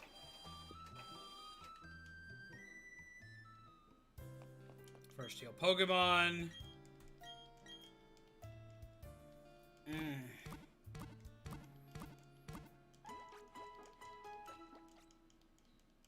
Don't usually sit there and think to myself, I want to drop kick a kid, but I want to drop kick a kid who's obsessed with bugs right now.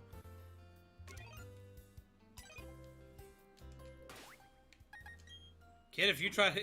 Kid over there with the glasses, if you try to stop me too, we're gonna go round. Alright, and put my team back to normal.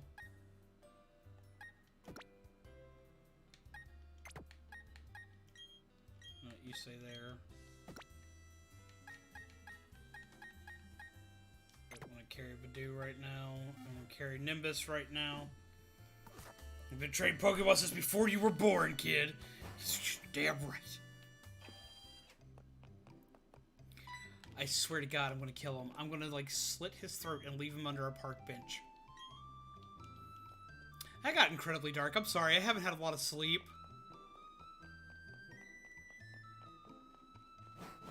I've been watching a lot of horror movies lately. I don't want to go ride a damn bike. Cool, I got a bike. Whoopee.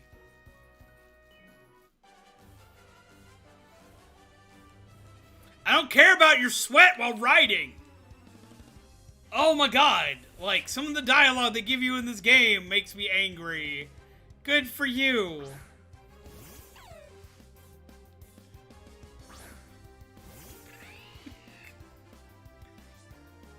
Yeah, see? See? My Pokemon has actually been taken care of. It is bigger.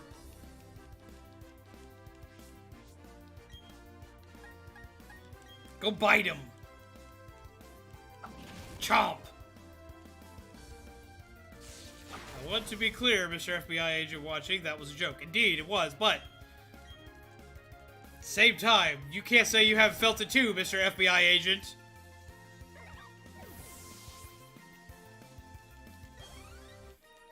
See, that's gonna be one of the things that comes back to cancel me later on in years. Like, something about saying something like that's gonna be, like, completely just, like, not okay in the future. And I'm gonna be completely shut down for it. Where are you going? Or did you want the challenge? No, I didn't want the challenge. You go away! I have such hatred. I hate battle traps where you're, like, forced to go through battles. And because, like, it literally just, like, makes you ride. Like, if you let go of your controller, it'll still ride you all the way down here. Like, you're going to run into shit before you have time to say, no, I don't feel like fighting it. Just go away. No, don't get your My Little Pony, like, bullshit all up in my face. Fuck you and the horse you decide to ride in on.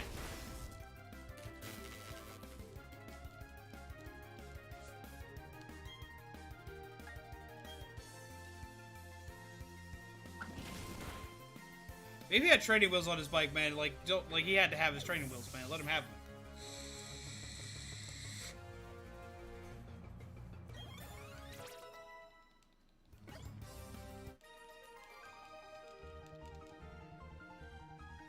My efforts were meaningless. Yes, your efforts were meaningless. You insult the name of Cyclist James. You don't even have a unicycle.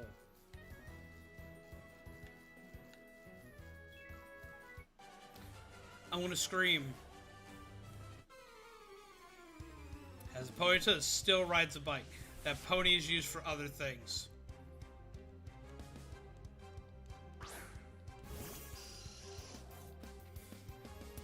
My heart hurts for what I just said there. Good for you. You've got inner focus. I'm gonna zappy. Oh, I like to battle. I just have an objective to do, and battling takes time.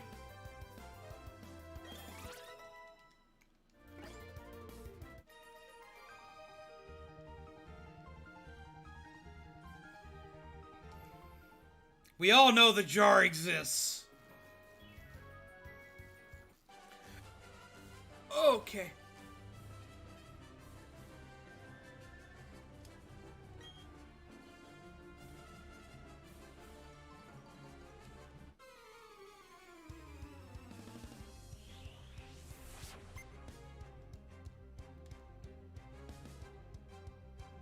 Your hat's stupid.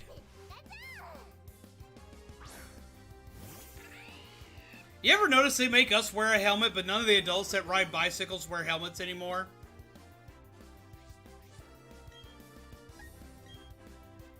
Like, I'm kind of insulted that I have to fight this person when they're dumb enough they can't wear a helmet while riding a bike.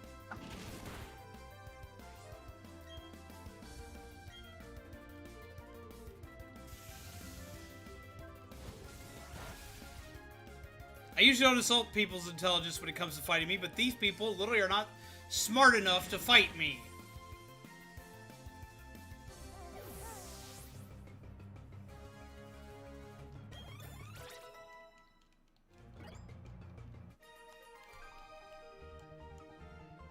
Don't give me that look. Should have put on a helmet.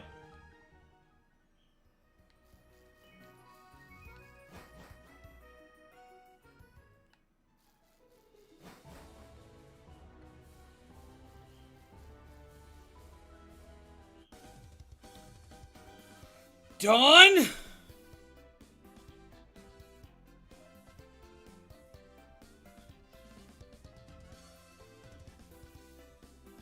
Final tweet, but apparently some data mine found that the Pokemon in the Frontier thing are almost designed to beat meta-use Pokemon.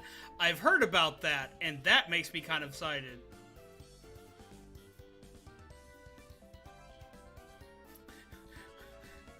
Woke up and chose violence. Pokedex coming along. Me, I'm somewhere between fantastic and hopeless. But this isn't about me. I got something nice for you. Zombies, choose which hand you want. Let's go to left hand. You want the Versus Seeker. I'm impressed, zombies. You know what's important. I obviously don't know what's important because I didn't want to fight right now. So, Poketch? Yep, you do. You can have this too then. You deserve it for all your hard work, zombies.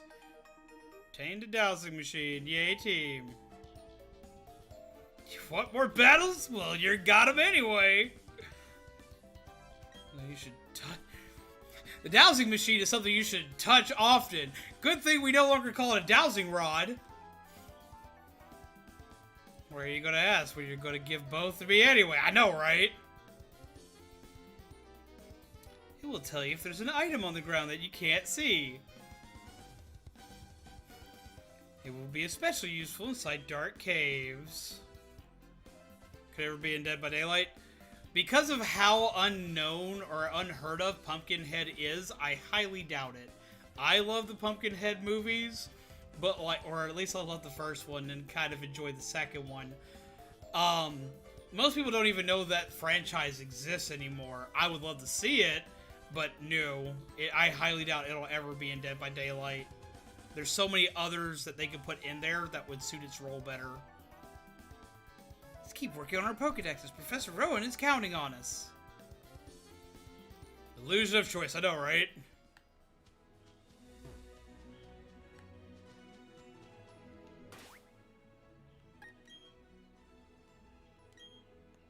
Treasures the bike.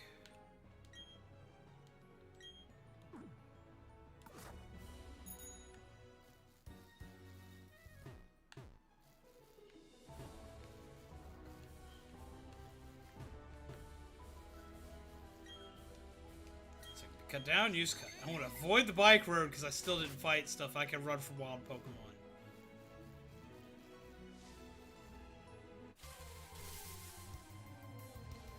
Switch just died. Looks like I need to charge a bit for playing some more. I understand those feels. I don't care about your My Little Pony looking ass. I'm leaving, pony. Watch out for the trainers. You skipped this reason why I'm taking the grass. Because I can run from this stuff.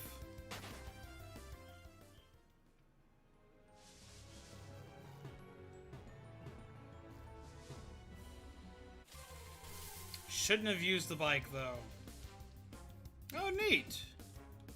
What's up, Bronzor? Don't care enough right now. Bye.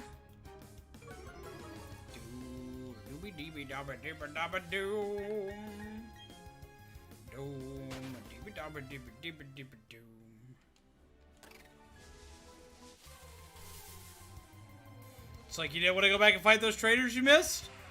Fight a bajillion Pokemon along the way.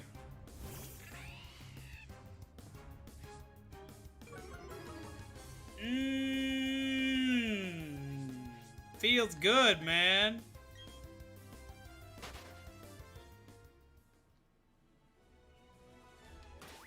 I got some for you. At least I think I do. I can't remember if I do or not. I remember repel. Probably not. Ah, I have a repel. Use the item. Use the repel. Don't you fight me! Oh, I'm gonna kick you in your bearded dick!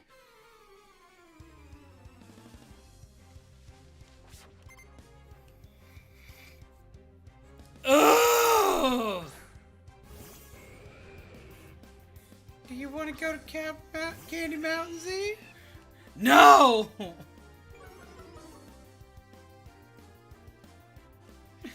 Oh my god. I didn't know you were still up, Ruby. Beard fight! Beard fight! Beard off!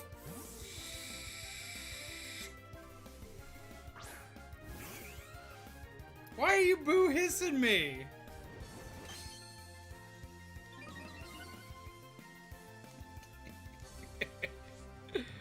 Oh, blast this thing in the face. Bah!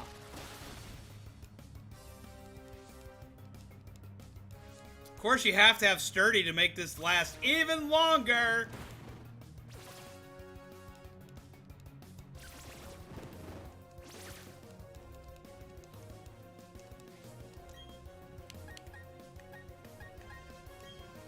I have more than a goatee now.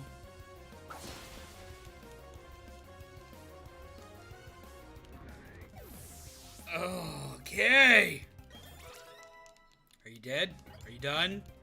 Has a child, like, insulted you enough? No. Okay. Here we go. My penguin is still gonna fuck up this snake. Blah! No more sturdy? Good. Go away.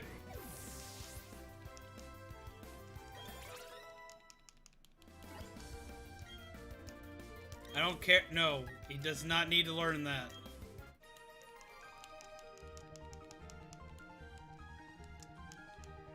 I'm glad my power startles you. You shouldn't have fought me in the first place. Leave me alone, Grandpa. Why is there a mountain here? Oh, fuck.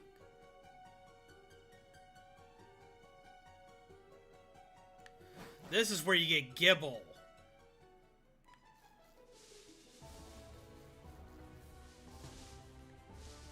So I still have to go through this cycling road!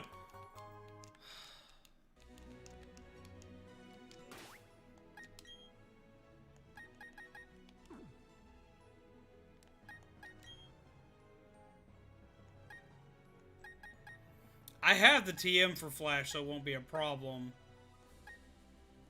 Okay.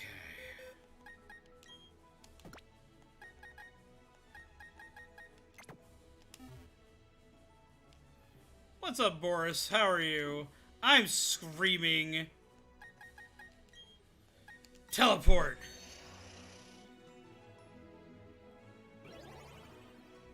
Devil's going on? Me being angry. Okay. I did your thing.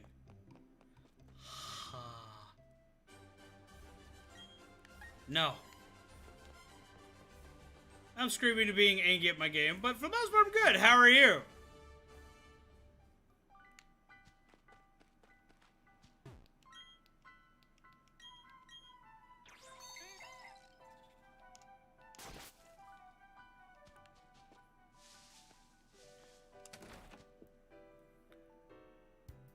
Hi, Spooky House. I want to see if any of the spooky stuff happens in the Spooky House now. I am here to check out spooky things in the Spooky House. And oh my god, that actually looks a lot creepier now that it's nighttime. I'm glad you find it riveting. I find myself to be kind of like weird and awkward, so I'm always happy when people are at least having a good time. Come sit and chill. Grab yourself a cup of delicious coffee. Grab yourself a delicious muffin. Come sit and chill with us for a bit, and I hope you have a good time while you're here. I must explore a spooky house in Pokemon because spooky stuff is what I do. But I'm not fighting this Pokemon right now because I'm trying to find stuff. Okay, find spooky stuff. I want to see all the spooky stuff you have to offer. I'm here at night, which is a time I shouldn't be here.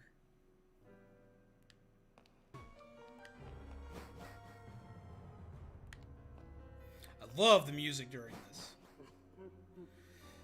Spooky laughing painting! Oh, that's awful! That timing was beautiful and awful. Spooky laugh happens, the eyes cut back on, fighting Ghastly. Oh!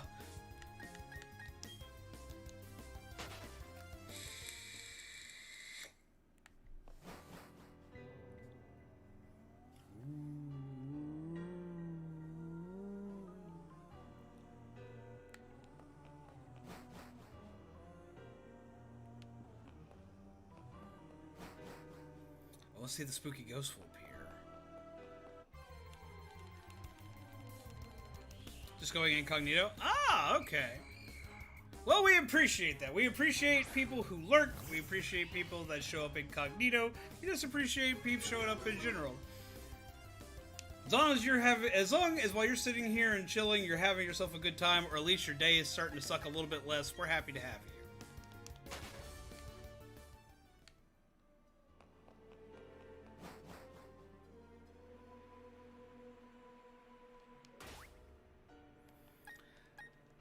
I'm not sure if maybe this is like day related and I gotta come during a certain day or a certain time. TV has an oddly malevolent feel as if it's staring. So yeah, I still can't use the TV yet to catch Rotom, which means it's probably day specific.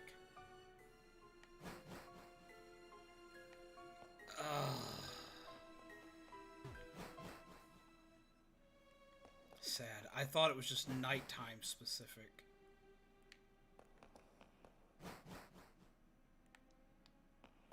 But from America, there's supposed to be like a scene with Gardenia being terrified of ghosts.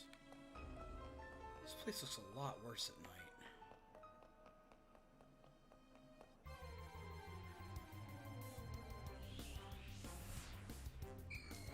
I wouldn't think it'd be post-game because you catch Rotom at a very low level. It could be post-game.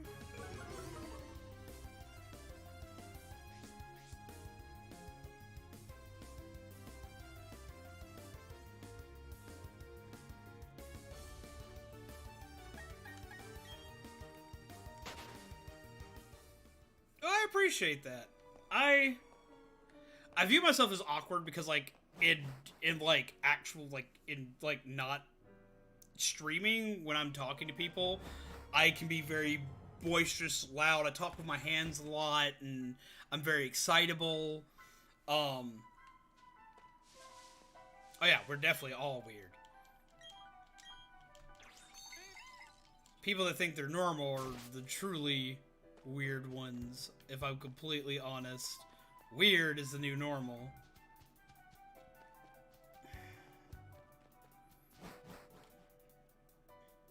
It's either going to be post-game or it's going to be a specific day.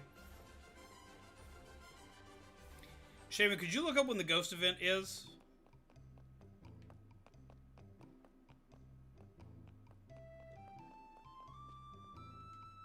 Love old and awkward. I'm old! Duh!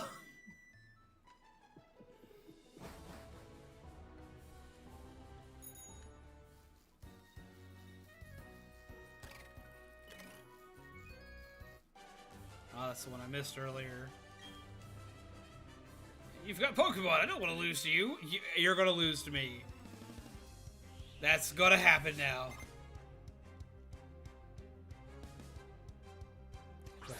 Oh no! I am far from 17. I am, how old am I again? I'm 33.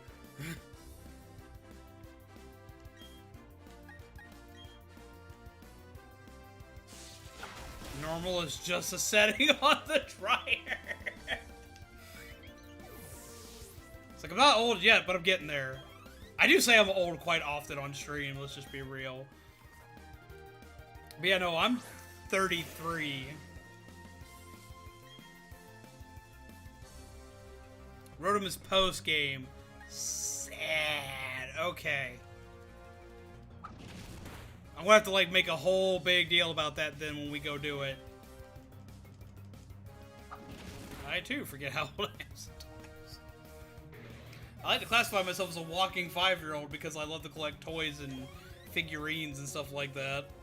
And I love to play games like Pokemon.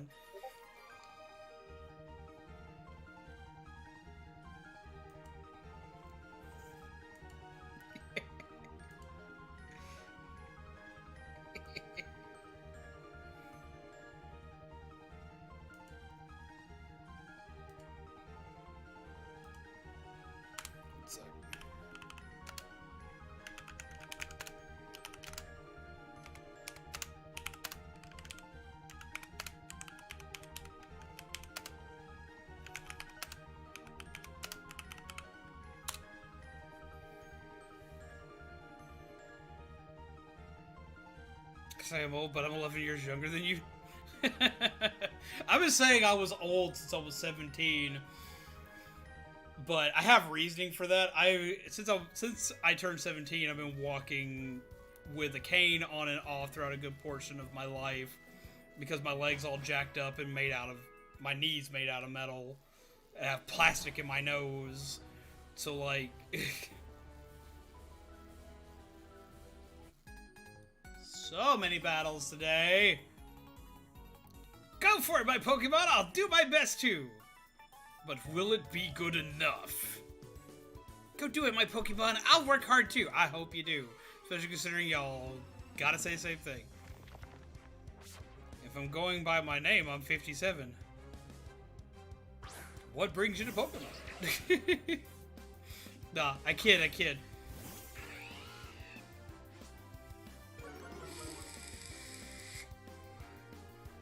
Ah, you're 16? Well, quick content warning. I say lots of bad words. Like, I know, like, you're 16, so you're like, fuck it, I don't care. But, like, I'm gonna go ahead and warn you. I say bad words on stream. I am technically a not family-friendly content creator, so I do warn that to anybody. But especially when I hear anybody under age 18 is like, wait, if you don't like weird, awkward talks that go into bizarre places, as well as the fact that I cuss like a sailor sometimes when I get mad, I thought I might as well throw that out there. Wait.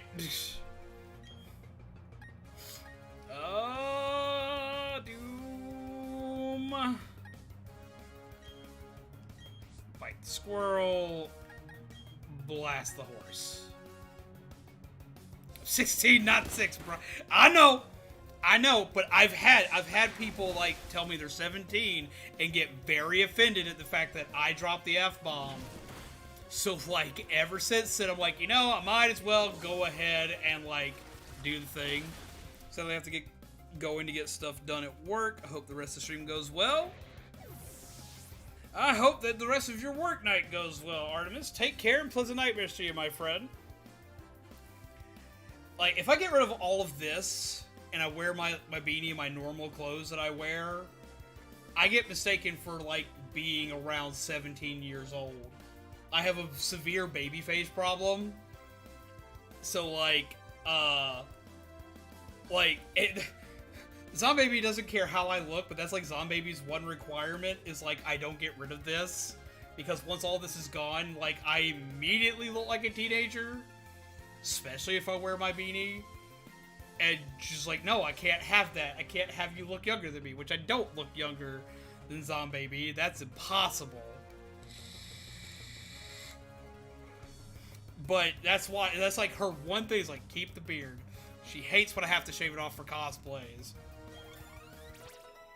And I know a couple other people that get really upset about it too. Like, it's always funny, like, if you can tell I've been to a con because I come back and, like, I'm completely shaven. And, like, I love seeing chat's response to it. It's been a couple of years now since that's happened because of COVID. I love coming back and seeing everyone's response to that being gone. People freak out, like, hard. Because it's very rare when I'm on stream without a full face of fluff, especially considering how fast it grows.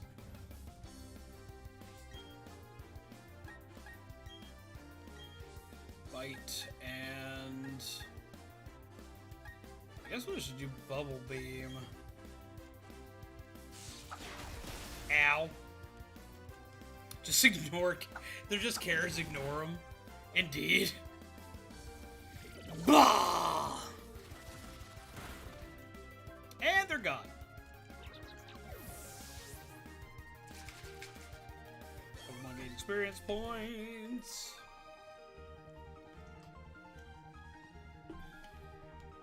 Oh, we lost. Oh, we lost. Yeah, y'all did. None of y'all, like, have learned proper ways to, like, kind of, like, feel out your opponent.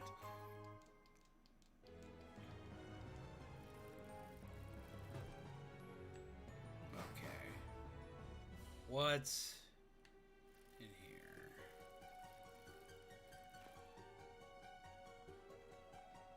Hi! You look like you need to eat a taco. Or something that'll make you happy. I didn't even read what it said. A newly created world, where only time flowed and space expanded. There should have been no strife. But what became of that world? Because the human spirit is weak and incomplete, strife has spread. This world is being ruined by it.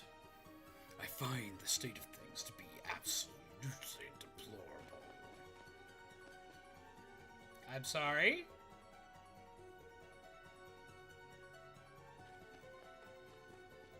I find the state of your attitude to be deplorable.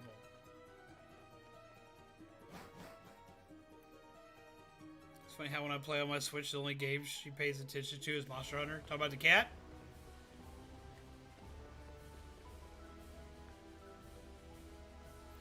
Oh! No, I remember Leo.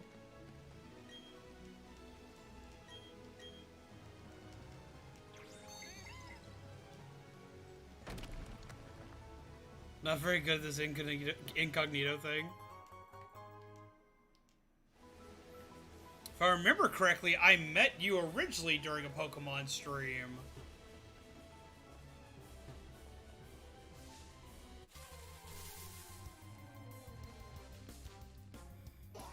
Psyduck!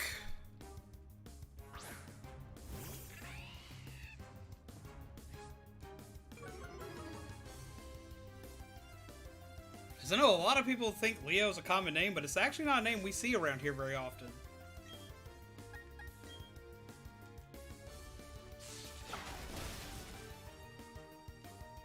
Cat's always fascinated by it. My cat's like when I still have Clubhouse games that they put on the Switch last year, and I still play Hanafuda on it. My cat pays attention when she hears a Hanafuda card shuffle.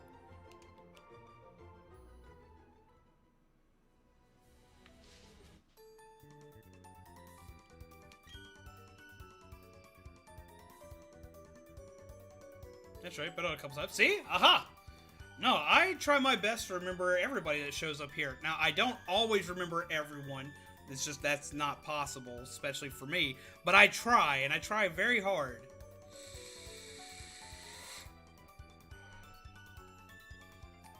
I was meaning to enter a super contest show, but beating you won't take long.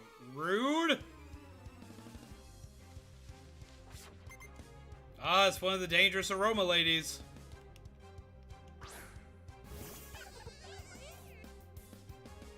Male Combi. And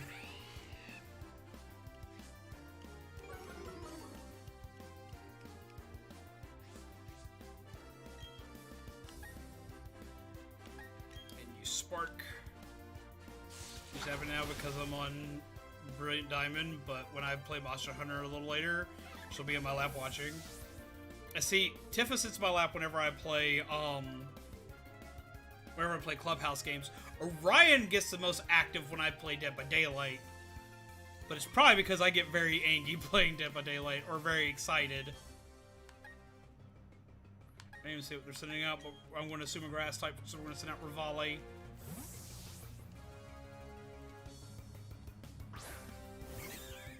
He's actually being very quiet today. He's being a good boy. And he got his favorite treaties today, so he's not freaking out as much.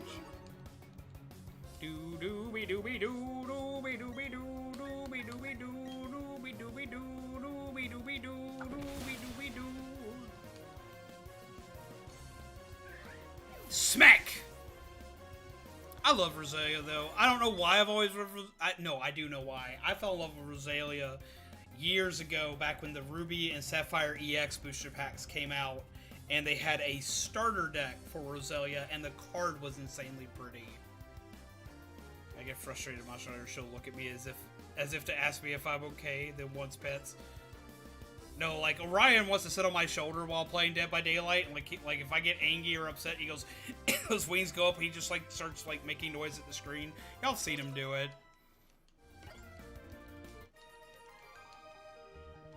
Roma Lady Hannah was beaten. Oh, you've beaten me. Yes, I have. Because you are a weenie. Berry Master's house, free berries available. We'll check that out later. Are you going to paint me like one of your French girls? Because that's illegal, you know. You and I, let us create a seed, a fantastic tableau of battle.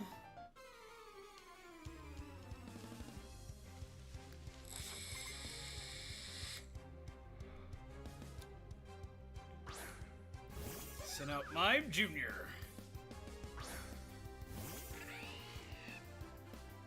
I'ma chew it like a ragdoll. Chomp.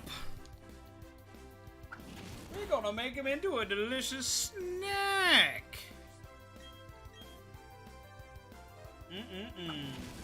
Tasty. Anybody remember Quiznos? Like, that's what I sit there and think about. Tasty. Like, I immediately think of freaking Quiznos from back in the day. Who's my favorite bug Pokemon? It's a tough question. I have a few that I actually enjoy. I like Heracross a lot. Of course, I like Scizor a lot. But if I had to say, it'd probably be Galvantula.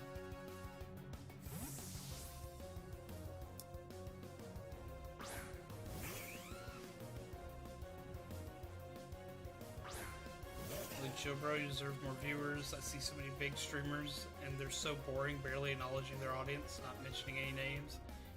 I see, like, when I started this, I always sat there and said that I would be active with my audience. I know several big streamers that do great jobs. Fantastic is one of them in our little, like, group of people. He's really good at acknowledging his viewers and talking to everybody.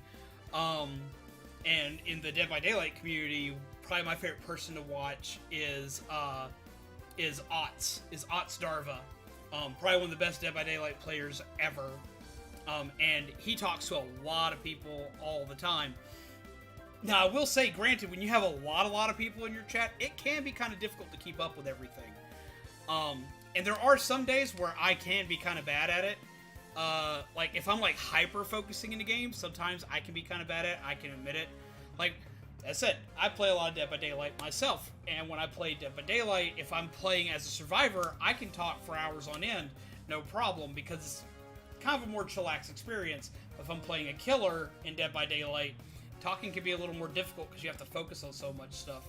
So even I'm not the best at it, but I do try my hardest, and I try to at least take time in between matches to be able to talk to people. But, like, I've been in chats, like, I have had moments where we have tons of people in chat all at once where we are completely swarmed, and I still do my hardest to make sure that I can talk to everybody. Because, like, this is a live stream. That's what this is. This is a live stream. This is me playing this game live for you guys. I view that if you're a live streamer, you should talk to your chat. You're doing this live for an audience of live people that are in your chat to talk to you, to watch you play this game.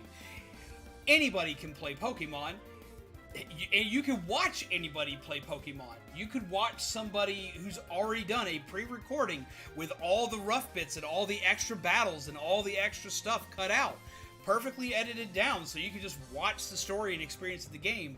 But you're at a live stream. You came to a live stream not only to watch the game, but to talk to somebody. To talk to the person who's currently playing.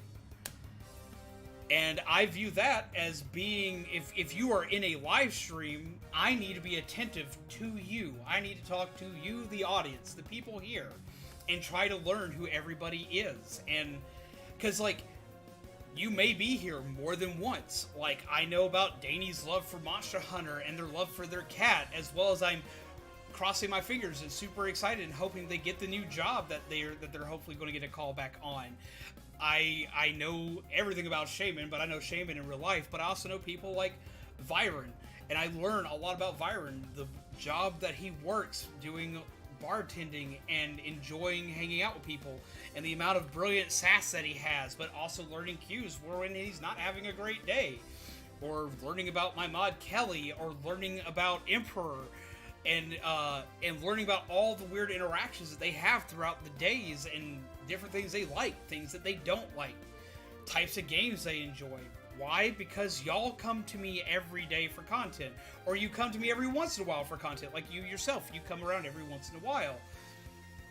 Well, it doesn't matter if you're here every day or if you're only here when you just need a place to hang out. I want to make sure you have that place to hang out. I want to make sure that I remember you from the last time you were here. Whether it was a great time the last time you were here or a boring time the last time you were here, I want to make sure I remember you so you know that you've got a friend here. Someone who's going to pay attention. I feel that's the way a stream should be. You don't go to a stream just for the game. You go to a stream for,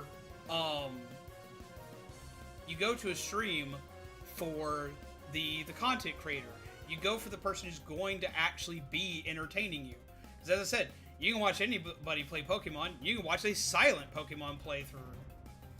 Well, I know I don't know everything about you. I don't know everything about anybody here. I can guarantee you I don't know everything.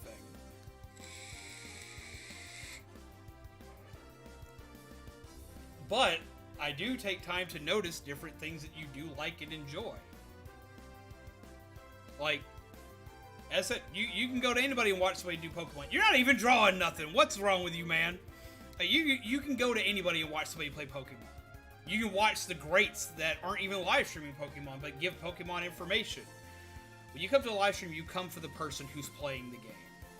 You want to see if they can entertain you. If they can make your day a little bit better, make you laugh, make your day suck a little less, make you actually think about something, or be a place to unwind and just listen to in the background. But you come for that person. And my mission as a live streamer is to make your day suck a little bit less, to make you laugh, to make you have a better day. That's my job. That's what I do here. As well as I just generally enjoy it. But, like, that's legit. That's the job. The job is to be entertaining as a streamer. To not just treat everybody like, oh, well, if they're watching me regardless, da-da-da. No, you could be watching anybody else right now, and you chose to be here with me, so I need to make sure that you are taken care of while you're here. That's the job. And it's a job that I take very seriously and that I enjoy with every fiber of my being.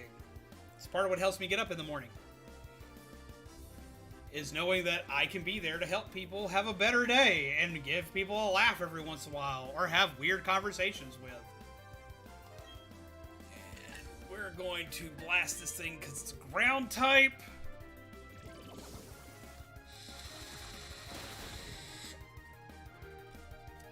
So yeah, I will not, like, if I want you just to watch something I make, I'll make video content. But if I want, as a streamer, that's not what I'm doing. I'm not just making a video game video for people just to watch the thing. I want people to laugh and enjoy themselves. I want people to feel like this is a community, because that's what I've built here, is a community of peeps that just like to chill and play games. And I think I remember the last time you're talking about.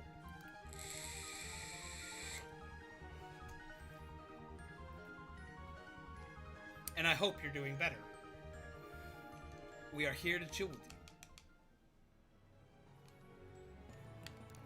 But yeah, like, there's so many people that, like, I've seen be streamers that will just literally just sit there and just play the game and not acknowledge chat. Both big and small. And to me, that's something you just can't really do as a streamer. Now, granted, I'm not a big streamer. I'm not a big-time streamer. I don't have all the answers. And people have their reasons for watching certain streamers. Like, you'll have big streamers that have a huge audience, but they have a huge audience because of what they do when they play and how they play. Like, some people really like to watch live gameplay of competitive games, and those people won't talk as much. Why? Because they're in a competitive game. They're showing off their skill, and that's the big deal, is to show off all of their skill and their might and their proficiency in a game. So I do understand sometimes when they're not talking, but you'll also have ones that are playing a game like this, just playing through the story, that won't talk to their audience, and I find that to be kind of, to me, that's boring. To me, personally, that's boring.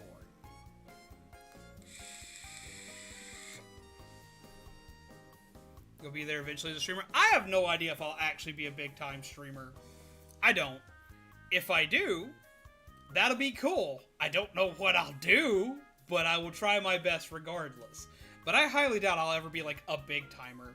I'll be excited the day that, like, I hit 5K subscribers. To me, I will be over the moon the day that happens. What's up, Pixel Man? How are you? Speaking of pixels, what do you think of the new pixel aesthetic? How have you been, my friend? I hope you're well.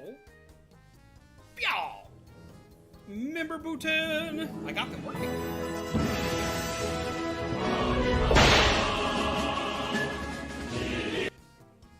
Yep, I remember that stream. And I'm glad to see that you're doing alright now.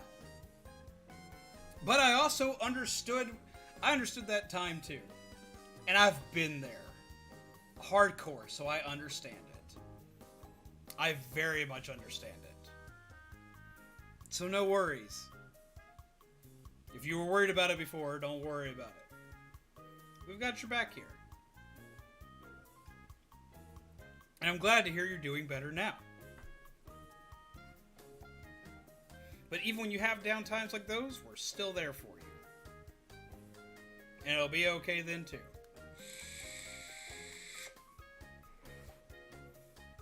Oh, thank goodness that you happened to be there. If it weren't for you, who knows how far away my Baneri could have run. Baby Baneri, back into the Pokeball you go. I'm Kira, and I am a Super Contest Show judge. So far so good, no shiny, uncatchable Starly, so I ain't upset. For now. Pixman, how you been, my friend? I hope you're well. Hope work's treating you well and that life is treating you good.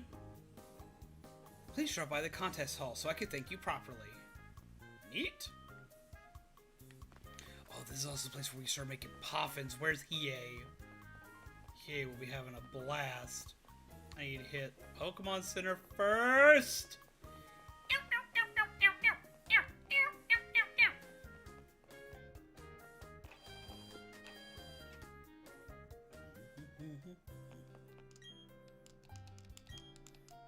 Yes, I want to rest my Pokemon. I need to rest my Pokemon.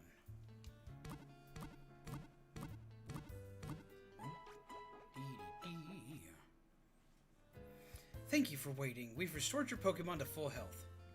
You know, I think we saw Spirit Flame in here earlier today, and I didn't properly say hello to them, I think. I did! Spirit Flame, hello! It dawned on me. I was in the middle of, like, ranting, and I didn't properly say hello to you, so if you're still there lurking in the shadows, what's up? I hope you're well.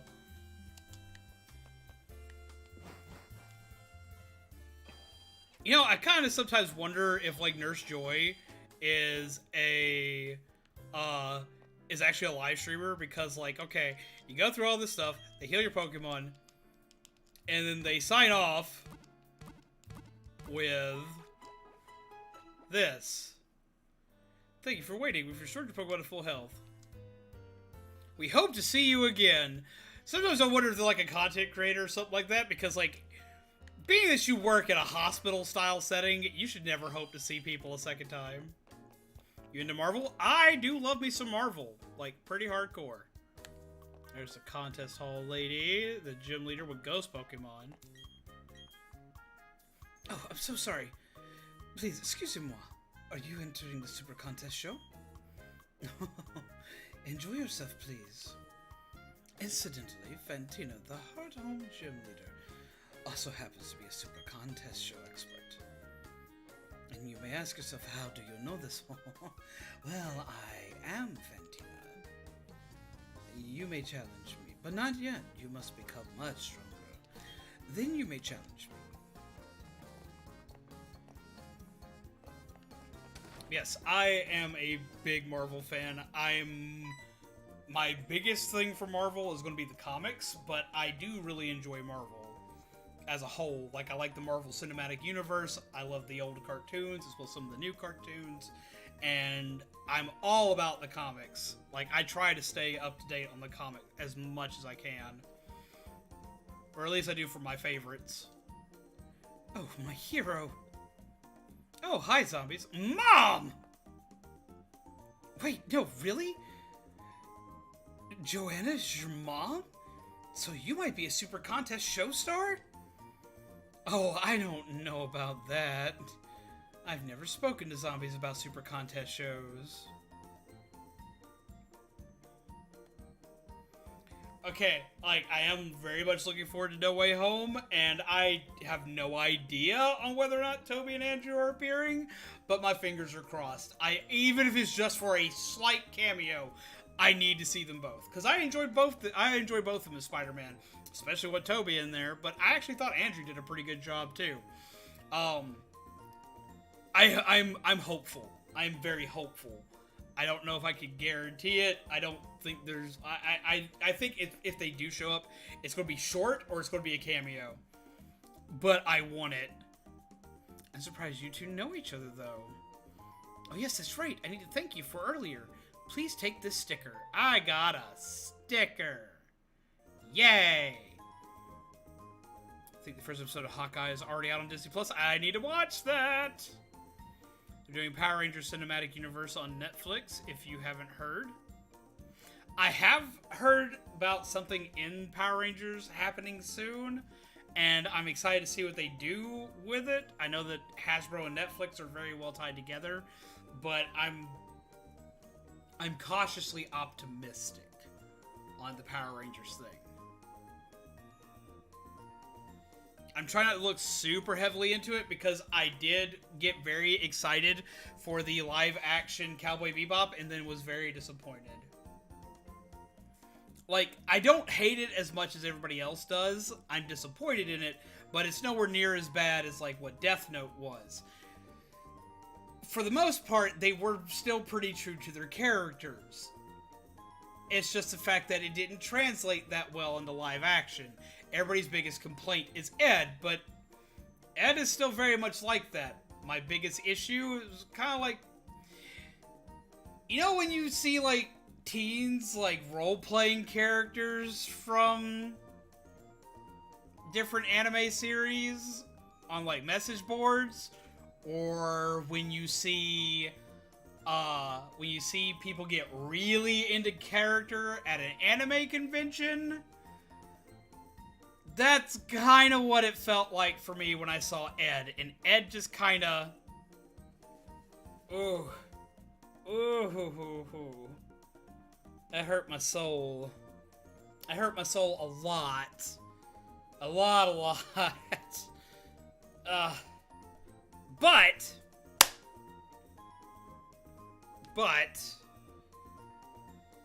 I am cautiously optimistic anyway because it could be good. There's a clip of Andrew denying it, but he looked super nervous, like he was hiding something. Yeah, I've seen like weird interactions with both Andrew Garfield and Tobey Maguire. I've seen like odd interactions with them both anytime they're talking about the movie. So it leaves me, yet again, cautiously optimistic. I believe the movie's still going to turn out great regardless if they show up in it, but I'm hoping they do. If nothing else, I can see them being a cameo. You can place a sticker on one of your Pokeball capsules before a show. It will lend a nice touch of sophistication and glamour. I'm a show judge, so come join us for all kinds of fun. If you're unsure of yourself, we also offer practice sessions. Okay, Joanna, I'll see you. Were you surprised to see me, zombies? A little bit. Because I forgot about this interaction, because I didn't spend a lot of time in the contest hall. I got bored, so I came out to Hearthome for a little vacation. I'm just as surprised to see you here, my dear. But are you serious about entering super contest shows? Not dressed that way. It's your Pokemon's time to shine, so you shouldn't be dressed your usual way. Put this on for a little glamour. We obtained a tuxedo! Now I should be able to wear this everywhere. Why can't he just say no? He has to dance around it all the time. I'd be fine with a cameo. It should still be a Tom's film. Indeed. Otherwise, the movie would be like 6 hours long or something. Yeah. Are you Central Time? If so, it says it's 2:01 a.m. Central Time, 3:01 Eastern, if you're Eastern Time for Hawkeye. I am Central Time. It's 12 o'clock right now. I'm sure it will look good on you. After all, I chose it. Why are you randomly carrying a tuxedo for me, though, Mom? Like, you said you weren't expecting to see me here, but you have a tuxedo for me that you already picked out for super contest shows, even though you didn't tell me about them. This is a plot hole I want answers to. Mom? Are you tracking me or some shit? Go enjoy the super contest shows, honey. I'm curious to know who is the last of the Sinister Six, because we've seen 5, but who is the 6th?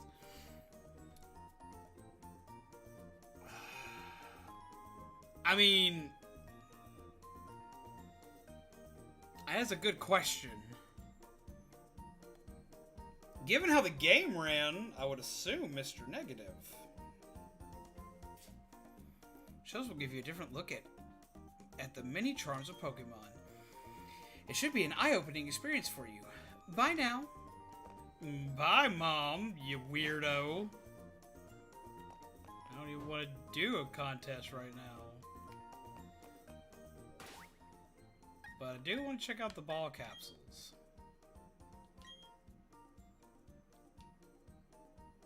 Place a sticker. I want to see what stickers I have now.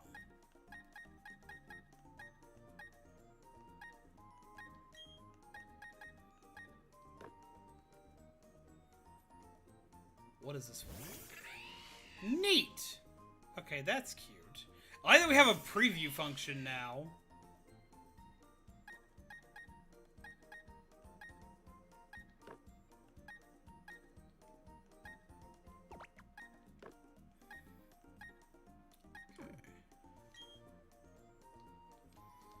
sticker.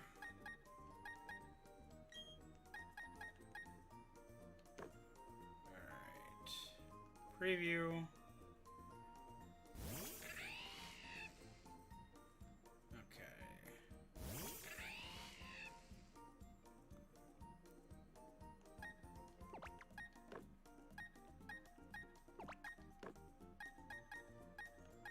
One there and put this. Wait, what? Oh, I can put them on the back of the Pokeball now. Oh, that's neat.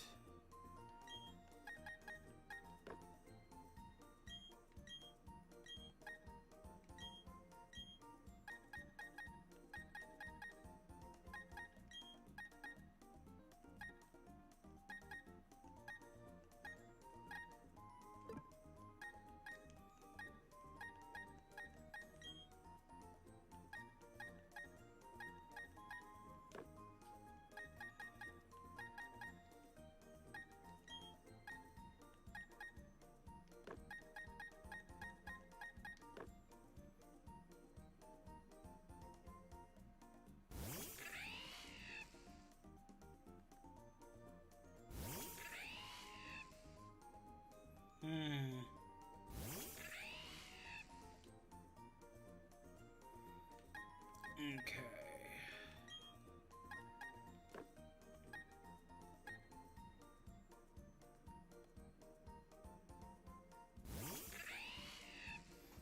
Yeah, I kind of like how that looks better.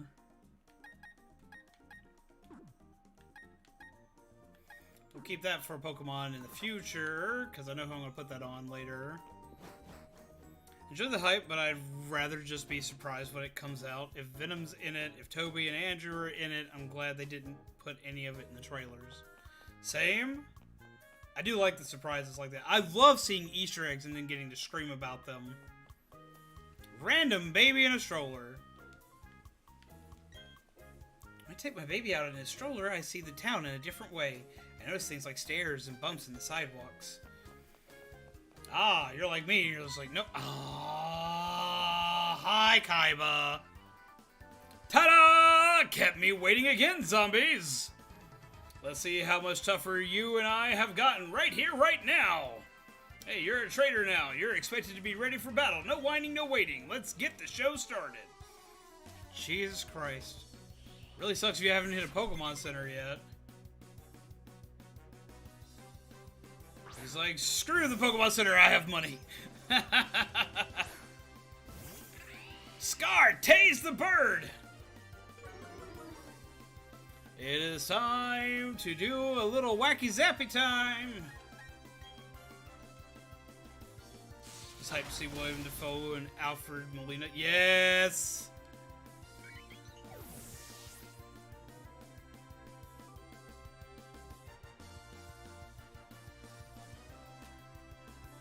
I would say Mysterio's coming back, but I don't know. I would like to see him put Mr. Negative, especially after how hyped the game was. Let's send up Weasel. Keep fighting. I don't know why you decided to send this out against the electric type, but we're going to go for it. Oh yeah, I'll show you something wicked too. I'm going to show you a wicked zap. It's about to be absolutely shocking. Beware, for my little lion has a spiky butt. There we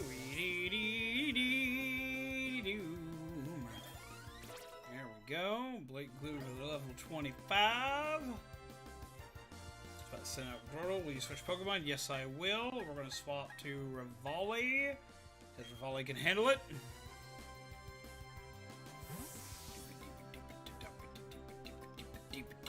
Gonna wacky smacky with the wingies.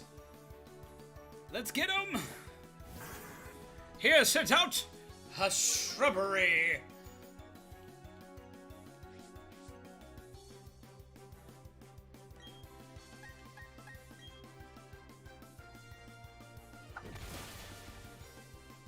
It just looks real AF. If that's a deep fake, it's the best I've seen. Plus scaffolding matches the trailer. True. Wacky basement. Power of Burb. He reminds me of Spike from The Land Before Time.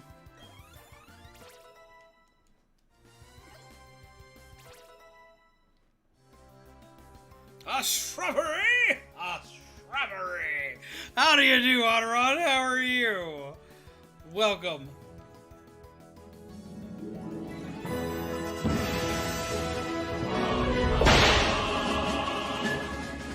Let's forget an old move for Dragon Breath. Let's remove agility because we won't need it. Welcome back, Finn. How are you? MT, how are you? What movie did you watch? Let me know. I want to know about a great anime movie. I'm all about some great anime movies. And hello, MT.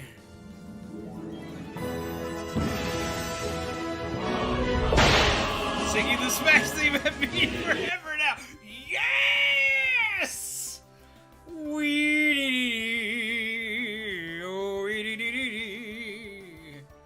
It gets stuck in your head forever between this one and the actual, like, the Smash like theme, Lifelight from Smash Ultimate. That gets stuck in my head too. Well, doing okay on this side of the planet. Good to hear. Silent Voice is so good. Oteron, that's a movie you need to see. Oh my god, that like screams you. Like, holy shit.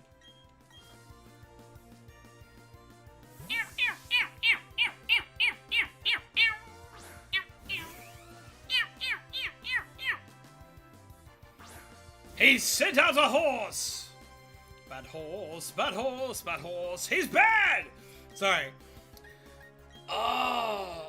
Musicals are the thing of the day, apparently. That in theater. And the ending, it is so good!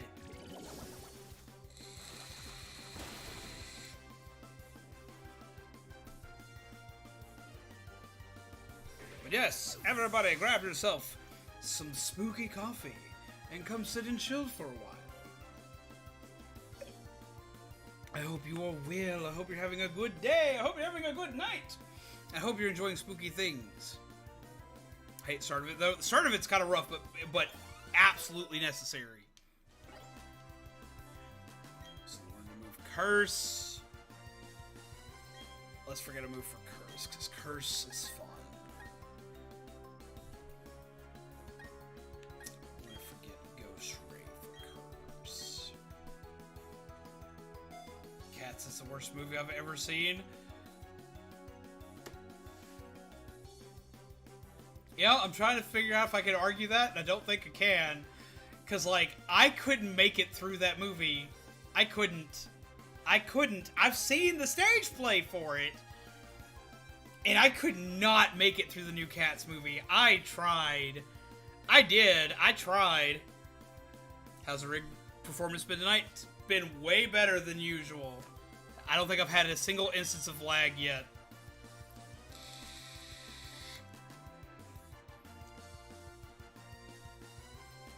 I didn't want to rip my eyes out. I could definitely admit it's not pretty, though. But, like, oh my god. Like, just... I couldn't do it. I couldn't. I tried, man. I tried.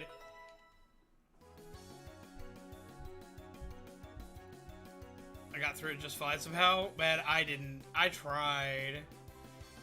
I have not seen Halloween Kills yet, so don't... No spoilers. No spoilers, because I want to see that movie real bad. Speaking of Halloween... Y'all be hyped to see this. I'm very excited for this. I don't know if you've seen this yet. I'm like a walking 5-year-old. I'm so excited about this. I got something really cool. I got a giant Michael Myers pop. And I got the bloody version of it. I was very excited. Him stabby. Him very stabby. I'm very happy about this. I love giant pop figures. Like, I love them to death. Stabby, stabby, stabby, stabby. For one, I love Michael Myers in general. Like, I love Michael Myers. He's, like, my favorite, like, scary Halloweeny person. Like he's like my favorite horror movie character, aside maybe from Sam from Trick or Treat. Michael Pop. But look at, he's huge. He's huge. Like for like normal scale comparison, this is like the big Michael Pop. This is the size of a normal Pop figure. This guy is massive. I've seen Michael Myers Pops for many, many years. I always try to get Michael Myers Pops, but I always wind up missing out on them. And a lot of them wind up going up in price to like stupid high amounts. It makes me sad. What's my favorite Halloween movie? Like the Halloween franchise Halloween, or favorite Halloween movie, like horror movie?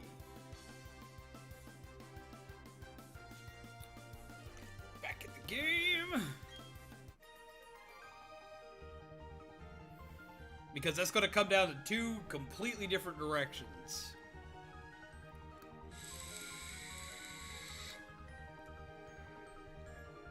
The franchise Halloween. Okay, my favorite is a toss-up between 4, which I really love 4, or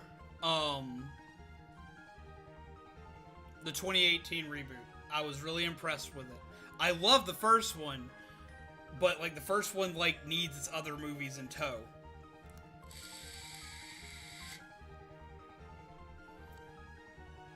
I pretty much liked everything about 4. I'm hit and miss on 5, and I don't like 6. Like, 4 had so much promise, and did so good, and could have led the franchise in a very good way, and then you have 5, which it looked like it might do it, and then it didn't. So, I was very upset with it. I don't mind the Rob Zombie films. I know a lot of people didn't like the Rob Zombie films. I at least don't mind the first one. I like the first one. I don't like certain parts of it, but I liked his take on it to certain varying degrees. I did not enjoy Halloween 2 done by Rob Zombie, but I like the original Halloween 2. The original Halloween 2 is very weak in comparison to Halloween 1, and 4 kind of saves it. But the Rob Zombie remakes, 1 was good. 2's good if you watch is okay if you watch the theatrical version because of Laurie, but if you watch the director's cut version where it's so much darker, it just makes the entire movie seem not only hopeless but pointless. Favorite Friday the 13th movie? Probably 3 for that one.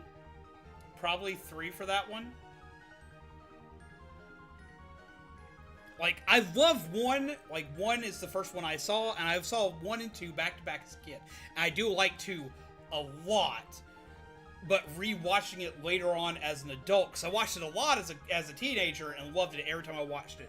Watching it again as an adult, I find a lot of things that were kind of weak throughout the course of that movie, especially considering my dad's an RN, and most of that movie takes place in a hospital.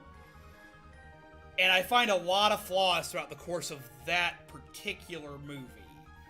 I enjoy it. I do like it. But just knowing what I know now, I have some spots with it. Don't like any Rob Zombie movies. Adore his music, though. I like House of a Thousand Corpses because that movie scared me as a teenager. I don't like Devil's Rejects, and I hated the third movie in that franchise with a bloody passion. I like his rendition of Halloween just because it was a different take on Halloween. Is it anywhere near as good as any of the classics? No, but at least it's still better than 5 and 6. And it's better than Halloween Retribution because it doesn't take much to be better than Halloween Retribution. But I have like a love-hate relationship with Retribution, which is the last one before you get to the Rob Zombie films and the other remakes.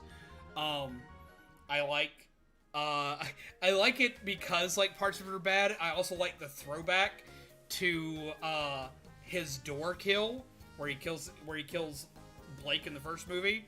I like the throwback to that in the in the last movie of that timeline for Michael Myers, and the reason why I like that kill so much is because they actually handled something that didn't make sense. When he slams the dude to the wall, the dude's body wouldn't be able to stand there. It wouldn't hang on a knife like that, especially a knife like that. It would fall due to gravity. But that is one of the best iconic kills, and it scared the hell out of people in theaters back in the late 70s. Like, absolutely terrified them. Because something like that had never been done up to that point, and that was a huge deal. That was a really big deal. So that was cool. That was awesome. But, like, my dad being someone who works in a hospital, and me being someone who used to fight all the time, we know anatomy pretty well. A body wouldn't hold up like that. It just wouldn't. So when you see in Retribution where he takes the 2 knives from the guy, whom of which, props to him for how he was going to fight. He knew how to handle his knives very well. So I liked him. But when he goes, wham, and he crosses him in his hips where he crosses them, that's the right place to hook a body where it won't falter. And he used 2 knives in a X formation pattern to hold the body there, because he didn't cross them all the way through to shred the body in half. No, he used them to pin the body up. The body would hold up that way. So, like, the intricacy of that kill was very well done. A lot of people don't catch it because it's subtle, but for someone like me who's, like, very meticulous on anatomy when it comes to a kill, that was phenomenal and very well done. Probably one of my favorite kills ever. It's also one of the problems I have with the Rob Zombie films is they focus a little too hard on him just being a lumbering giant of brutality, which Michael is a lumbering giant of brutality, but he does have intricacy in his skills and how he does so. So that's part of my problem with the Rob Zombie films, is he's just a lumbering, hulking mass of death. And that's something I liked about the new 2018 remake, is the fact that they show the intricacy that goes through his mind as he goes through and he kills stuff, without having to be the weird sob story of weird stuff that happens throughout the course of throughout the course of his life. Because you're supposed to keep a killer scary. Humanizing a killer like that can occasionally do rough things for people being afraid of them, which is what Rob Zombie's films did, sadly.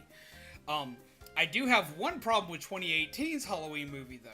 Yes, I do like The Walking Dead. I like the earlier seasons way better than I like the older seasons, but I actually still enjoy the older seasons. But as far as, like, Michael Myers as a character as a whole, I had one problem with the 2018 movie for Halloween. It's one problem, it's a big problem, but it wasn't big enough for me to not enjoy the movie.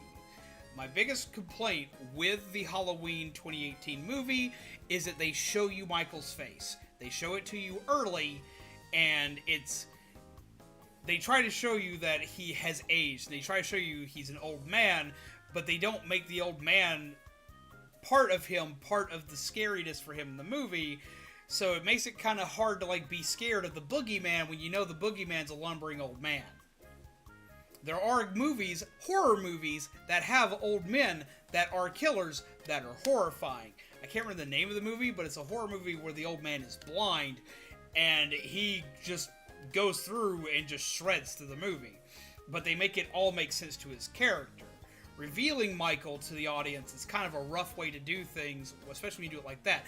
Though I do love the fact they keep the Easter egg in of Laurie Strode did stab him in the eye. And his eye is all kinds of jacked up from that movie. So, I do really like that part of the Easter egg, them showing that yes, he still took damage, but I also don't like the fact that in revealing him in this way, while having him do stuff that an old man cannot do, like, especially, like, someone who looks and is the size and weight of him versus what he's doing when he's got his mask on and thoroughly killing everything. Blind Guy Goes Nuts reminds me of Don't Breathe. I think that might be the movie. I think that is the movie, which will kind of shock me that you've seen that, if it's the same one I'm thinking of.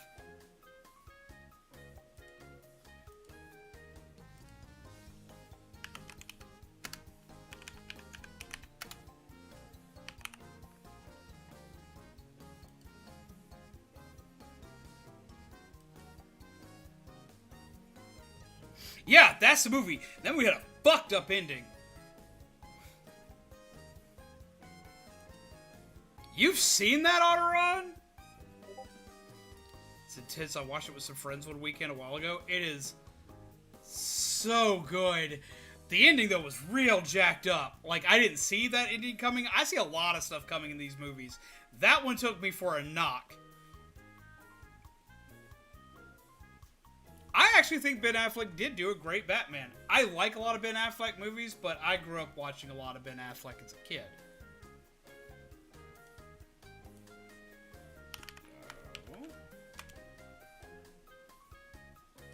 But I think he did good as Batman. But I also like other Ben Affleck movies.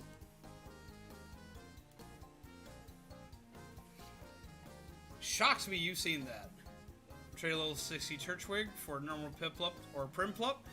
I'm currently not doing trades right now just because I'm playing through the main story of the game. So I'm not doing any trades right now because I'm playing through the main story. But I do wish you luck on your endeavors. Hopefully you find what you're looking for. Killed my team again? This messes up my dream to become the greatest trainer ever. No, I just need to get tougher and keep winning. One day, that's it. I'm going to challenge the Veilstone Gym next. See you around, zombies. You'll be blown away by how much tougher I'll be next time we meet. Cannibal horror movies? Then, oh, fuck. What's it called? There's two movies I can immediately think of.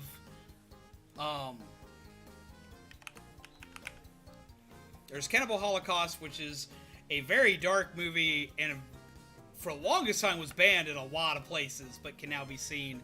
And then there is another one that's similar to that movie called Green Inferno.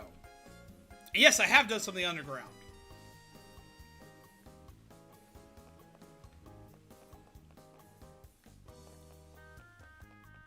Though, yeah, I do like the newest Bond, and he has done a good job in my opinion. My favorite will still be Sean Connery, just because those movies are so ridiculous. Though, be it, like, if we're not going on ridiculousness, I actually like the newest Bond, which I know is kind of like a sin to a lot of people, but I like him a lot. I like how he acts, and I like how he holds and presents himself. Yes, Pixel, I did do some of the underground.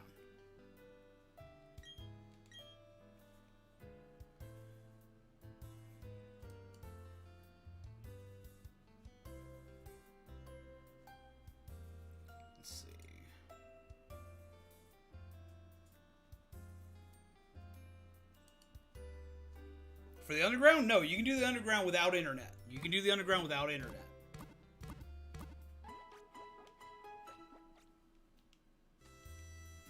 You can do more in the underground with internet, but you do not need the internet to do underground.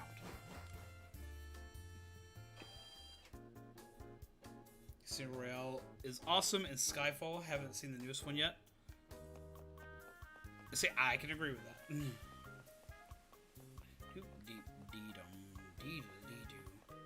Let's see, we have the Ghost Gym Leader to fight next. They tell us we have to get stronger before we can fight them.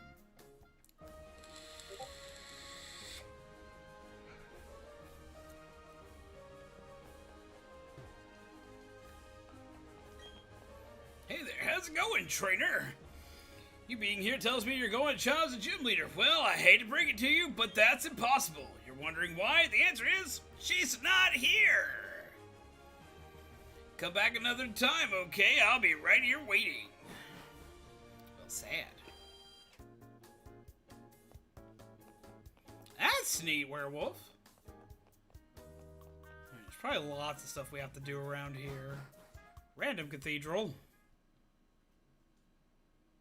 I don't remember this actually looking like a church.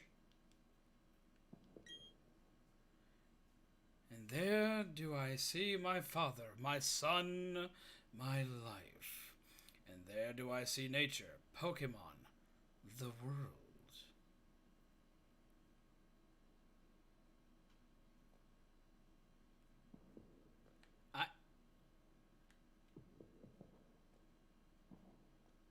I'm in a legit church.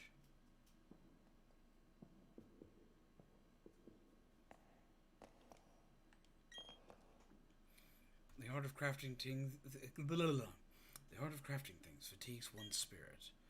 When the spirit is healed, the desire to make something returns. It is such a wondrous cycle.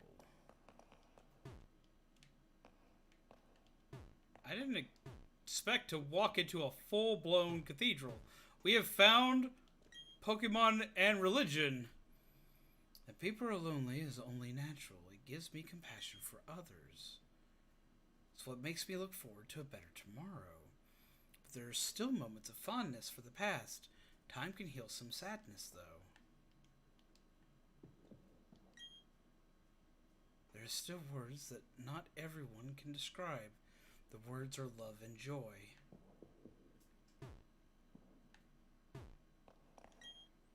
Pokemon, people, it's only natural that we are also very different. Make sure that you never judge a Pokemon based on whether it's weak or strong. You must always look for the good inside of them. That's what counts. When people and Pokemon join hands, everyone's happy. Makes everyone come together. Could even make the world one.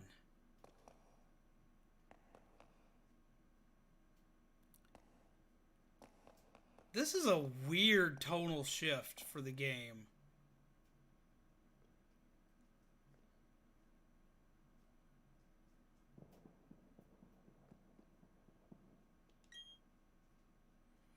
George Carlin and Robin Williams are the first two that immediately come to mind if you're talking about comedic actors. Ryan Reynolds.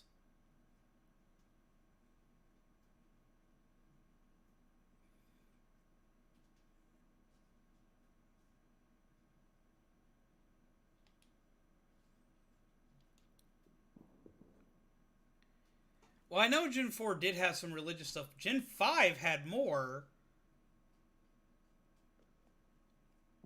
But it still feels like it was more subtle than this.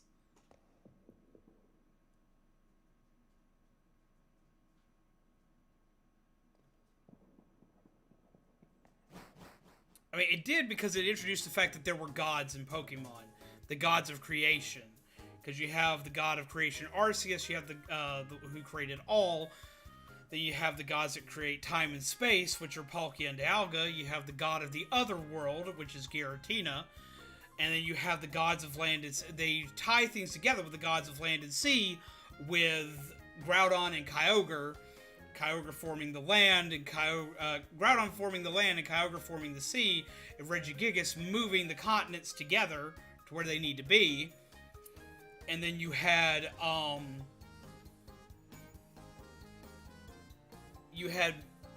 the birds, which represented the creation of weather conditions. And then you have Mew, which is the representative of the beginning of creation of life forms on the planet. Because Mew, being the only creature to transform and being the ultimate adaptable creature, it is rumored that all creatures are born off the DNA of Mew. So, like, yeah, I remember they did a lot of that. Go out for dinner now, then continue my shiny Pingu when I get home. I wish you the best of luck. Go Bird is funny. I like Richard Pryor. Richard Pryor's really good.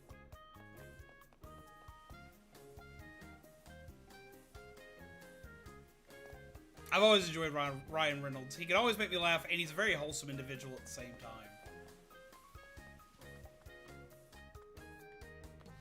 That just, like, you hear all this music and all this upbeat liveliness and everything else. You have a battle with your overzealous friend, and then you just literally walk into a silent church.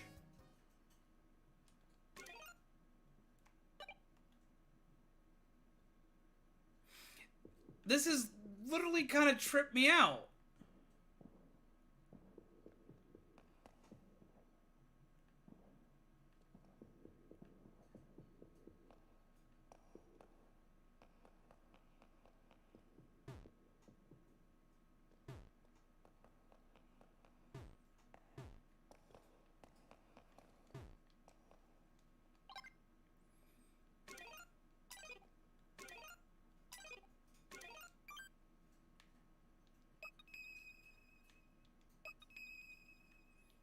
I don't think there's anything here.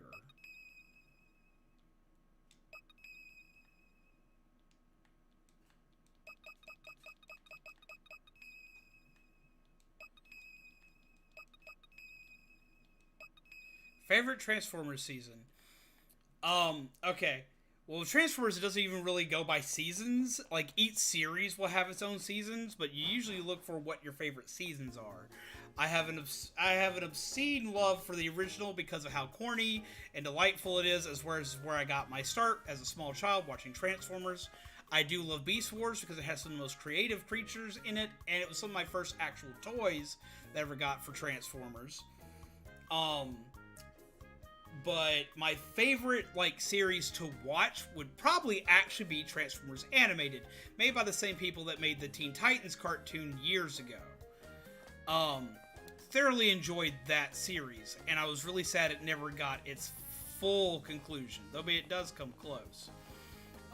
Followed close by Transformers Prime, which has been continued with Robots in Disguise, but Robots in Disguise gets a lot of stuff wrong, where Transformers Prime did so much very well. So Transformers Prime and Transformers Animated and Transformers Prime would be my favorites. Followed close by Beast Wars.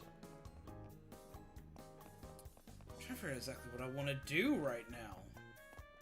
If I remember correctly, I actually have to go into like a contest as well as do a couple other things outside of this town. But like that whole thing with the church kind of like stopped my brain.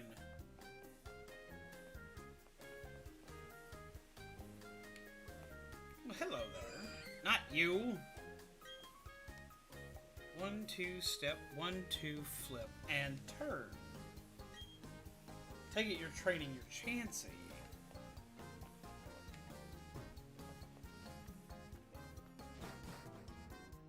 Contests aren't required.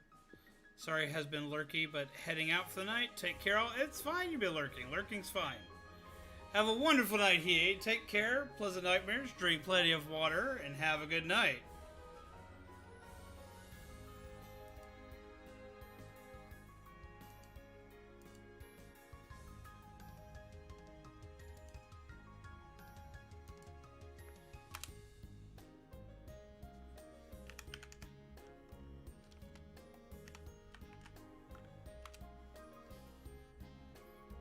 Super contest shows are interesting, but the ruins of Solacian Town are as well.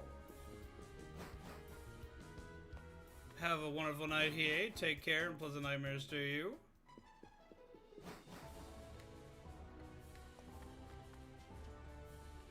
We just came from here.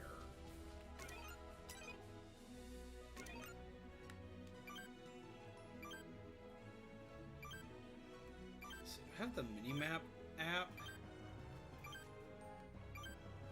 I shockingly do not have the minimap app.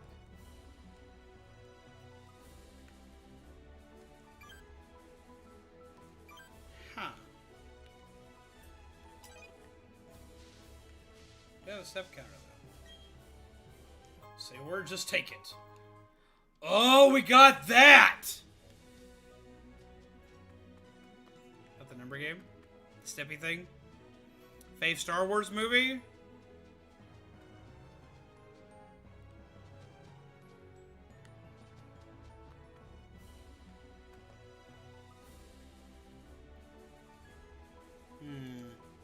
Good question.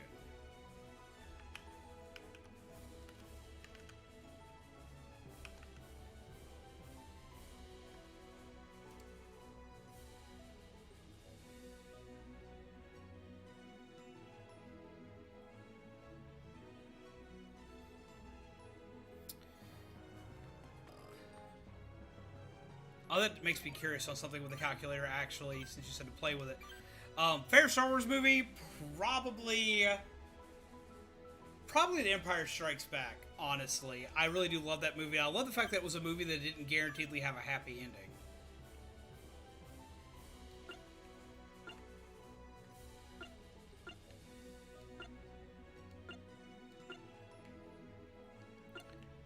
Didn't it...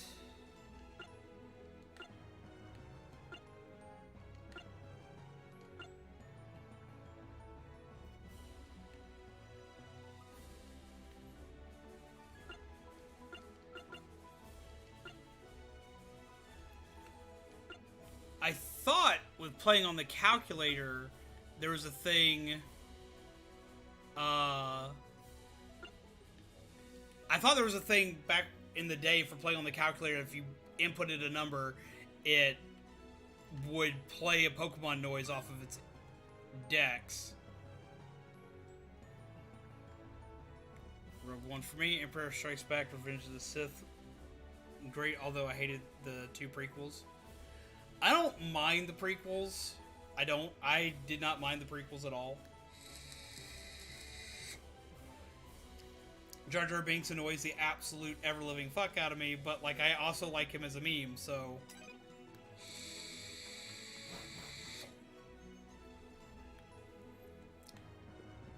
I feel like I'm missing something here. Like, my brain is kind of like tripped after walking in there, though.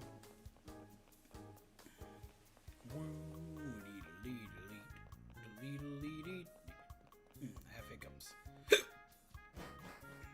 Excuse me.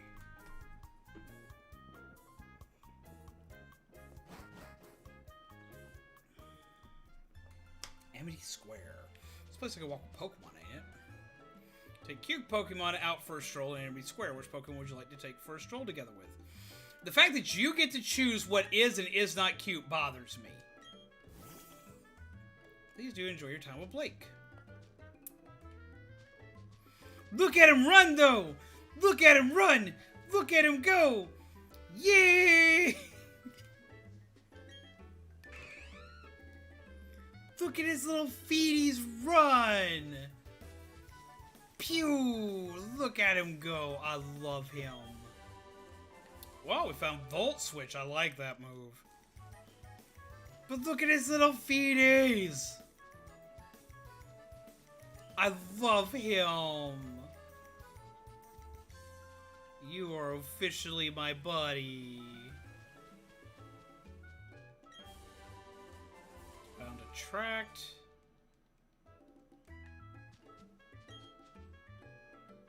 You may cook berries and turn them into poffins. I'd like to cook, but I don't have any berries. I don't have a poffin case. Run with me, Burb! Run with me! Look at his little feeties! I'm sorry, I'm 5. A kid carrying around a Drifloon is horrifying to me. Found a spooky plate. There's a text engraved on the back of the attained plate. The power of defeated giants infuses this plate. You put the spooky plate into the other items pocket.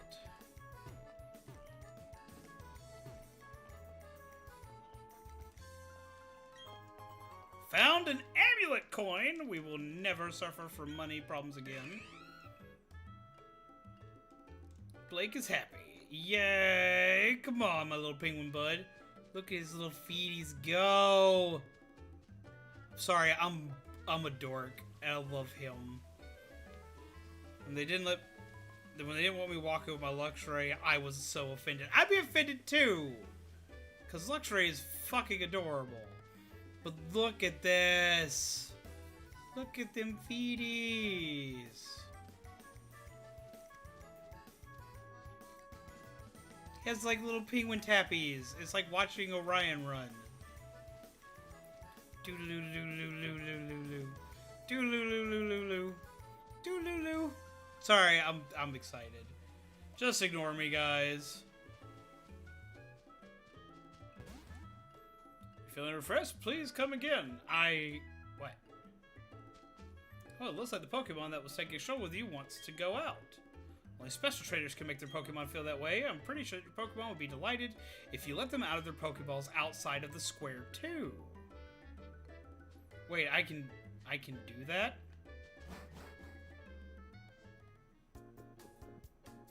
Wait, I can do that?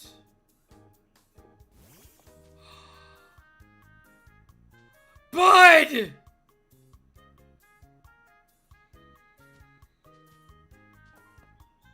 Look at him go! Doobie doobie doobie doobie doobie doo. Look at him run!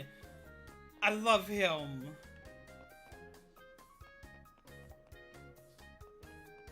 Oh! Tippy tippy tap tap tippy tippy tippy tap tap. Think it builds friendship? Oh.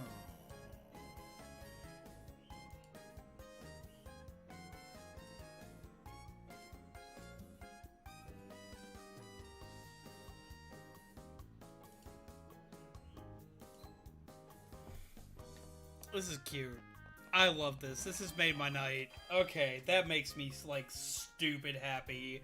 I am a 5-year-old. Like, that just made my entire night right there. You should see Magikarp. You can just drag a Magikarp along. What do you do? Attach a leash to him and just take him for a drag? Oh! Oh my god! I can see now some poor kids, like, I just want my Magikarp to have a good time. Wraps a rope around his middle and just takes him for a drag. No!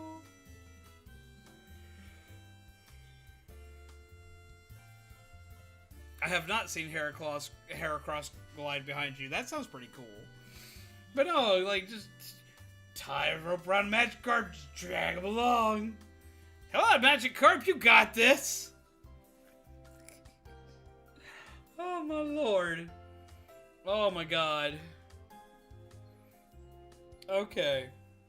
Alright guys, we gotta start winding it down. I'm gonna take on the Ghost Gym Leader, I'm guessing next stream. I'm pretty much damn near doing a Gym Leader stream. As we go through doing all the side stuff in between. So we're going to be going the next gym leader on this next one. I'm going to try to pick up the pace a little bit on this. Knock out more gym leaders than just, what a drag, if that were to happen, unless...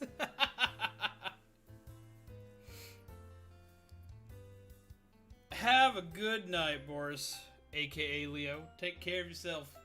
Have a good night, my friend. Saturday Pokemon. We usually we changed the schedule a couple weeks back where I'm not streaming on Saturdays currently. That may change during next month because it's closer to Christmas time. So I know that people are going to need more entertainment as well, because like December can be one of the best months for people, but it can also be one of the worst months for people. So I will probably be streaming longer and be streaming more frequently, aka streaming on Saturdays in December. Just kind of be there for peeps. Give peeps good, happy times. But as of, for the entirety of November at least, I'm not streaming on Saturdays. And it's been mainly because, for one, yes, YouTube showed me that Saturdays were usually one of my slower days, and they were, but it was also the fact that, like, having the additional time off has been good for my mental health. And it's allowed me to get more work done, as well as to do more cool stuff for you guys on stream, and to do more stuff with it.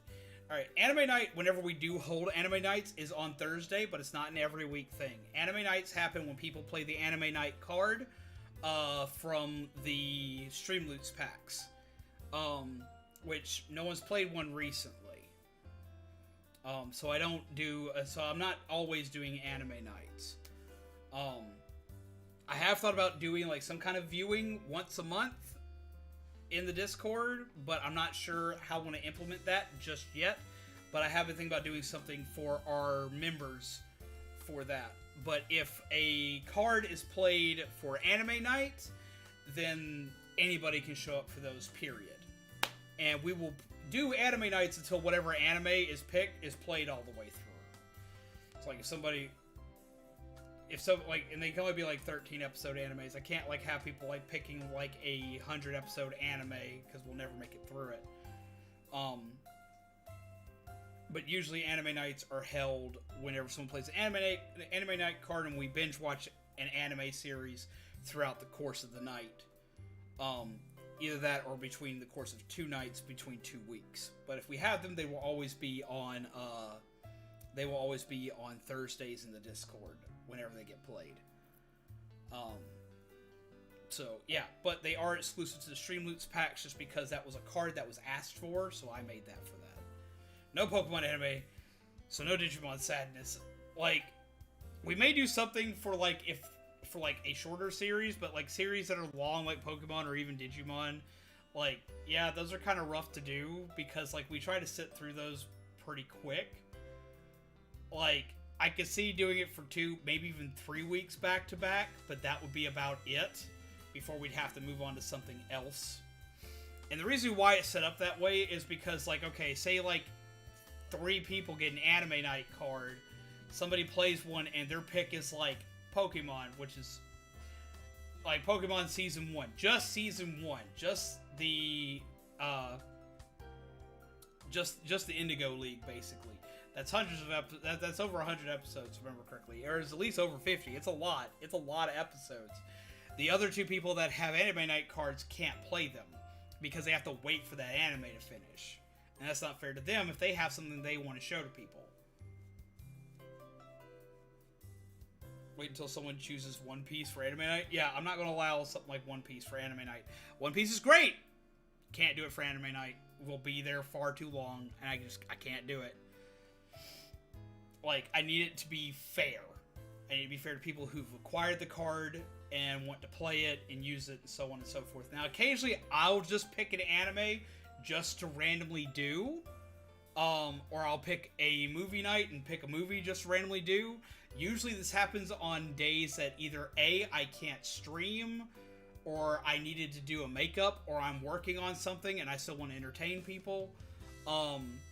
But they're not a frequently done thing. Mainly because I just don't have the hardcore time to put into it. Because Thursdays are my day off in the middle of the week so I can recover, as well as so I can work on stuff for the weekend. You get stuff started for what's going to happen on Saturday and Sunday for my work process. As well as to make sure that Friday night can still have a game that goes off without a hitch. When I do... If I implement the anime night, or if I implement the once a month movie thing, if I implement it, which I'm not saying I am right now, if I do implement the once a month movie thing, that will be member exclusive. Anime nights will never be member exclusive. I will not I won't have those be that. And if I just do a random movie or a random anime that was no warning, I just said, hey, we're watching a movie tonight, or we're watching a movie tomorrow night, that's not going to be member exclusive. But like if I ever do the scheduled monthly movie night thing, like a lot of streamers do, then yes, that will be a member exclusive thing. But me just randomly throwing a movie onto the Discord or throwing an anime onto the Discord, no, that will not be member exclusive. That just seems kind of rude to me to do that out of nowhere. Plus, even the members themselves wouldn't have enough notification of it happening. So no. Like, the anime nights, they will never be, because I want to share anime with absolutely everybody all the time, regardless of timing. And random movie nights will not be. But if I do ever implement the scheduled monthly movie night, if I ever do that, that will be. Because I've been talking to my members about that. So yeah, I hope that answers your question. For the most part, no. For the most part, no, it's not exclusive to members. Whenever we do, if we do wind up doing something that is, there will be notification of it, and it'll be mostly the members that'll know about it. So, like, that's going to be how that'll go. But as of right now, no.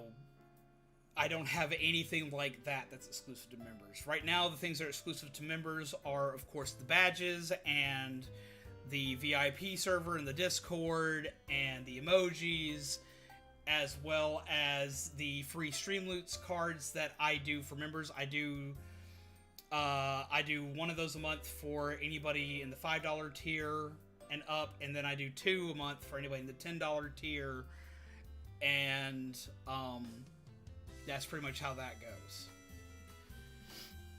And they get those directly in the VIP section of the Discord. So, like, that's not something like you're going to miss out on immediately on stream or something like that. That's pretty much my only major exclusivity that I do, as well as they get special voter privileges in the VIP section of the Discord. But for the most part, content-wise and actually getting my time-wise, I keep that open for everybody, or I try my best to do so. As of right now.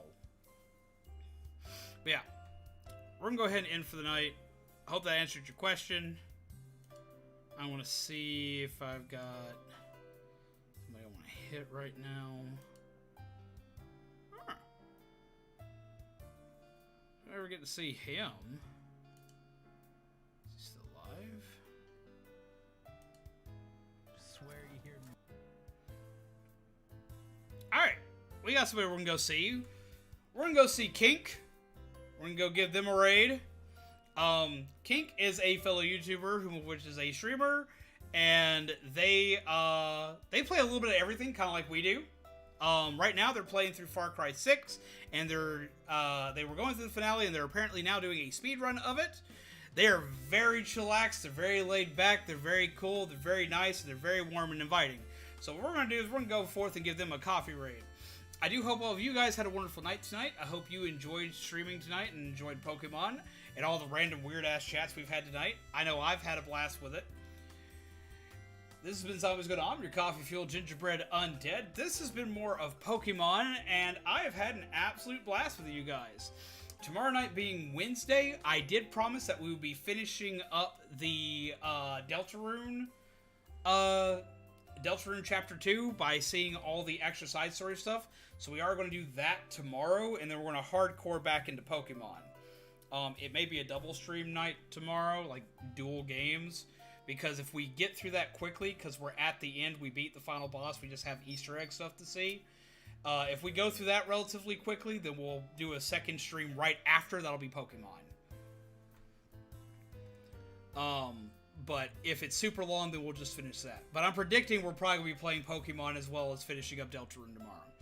So as you all know, Zombies Good On, Coffee Fueled, Gingerbread, Undead. This has been more Pokemon. I've had an absolute blast. Take care of yourselves, take care of each other, and I will see all of you lovely peeps again tomorrow. What's up, Laku? We're going on a raid. Come with us!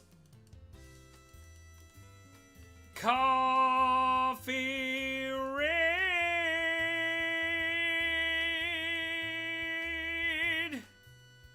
It's alright, Laku. We're going to go see someone who's super cool. We're going to go see Kink tonight. They're a super cool dude.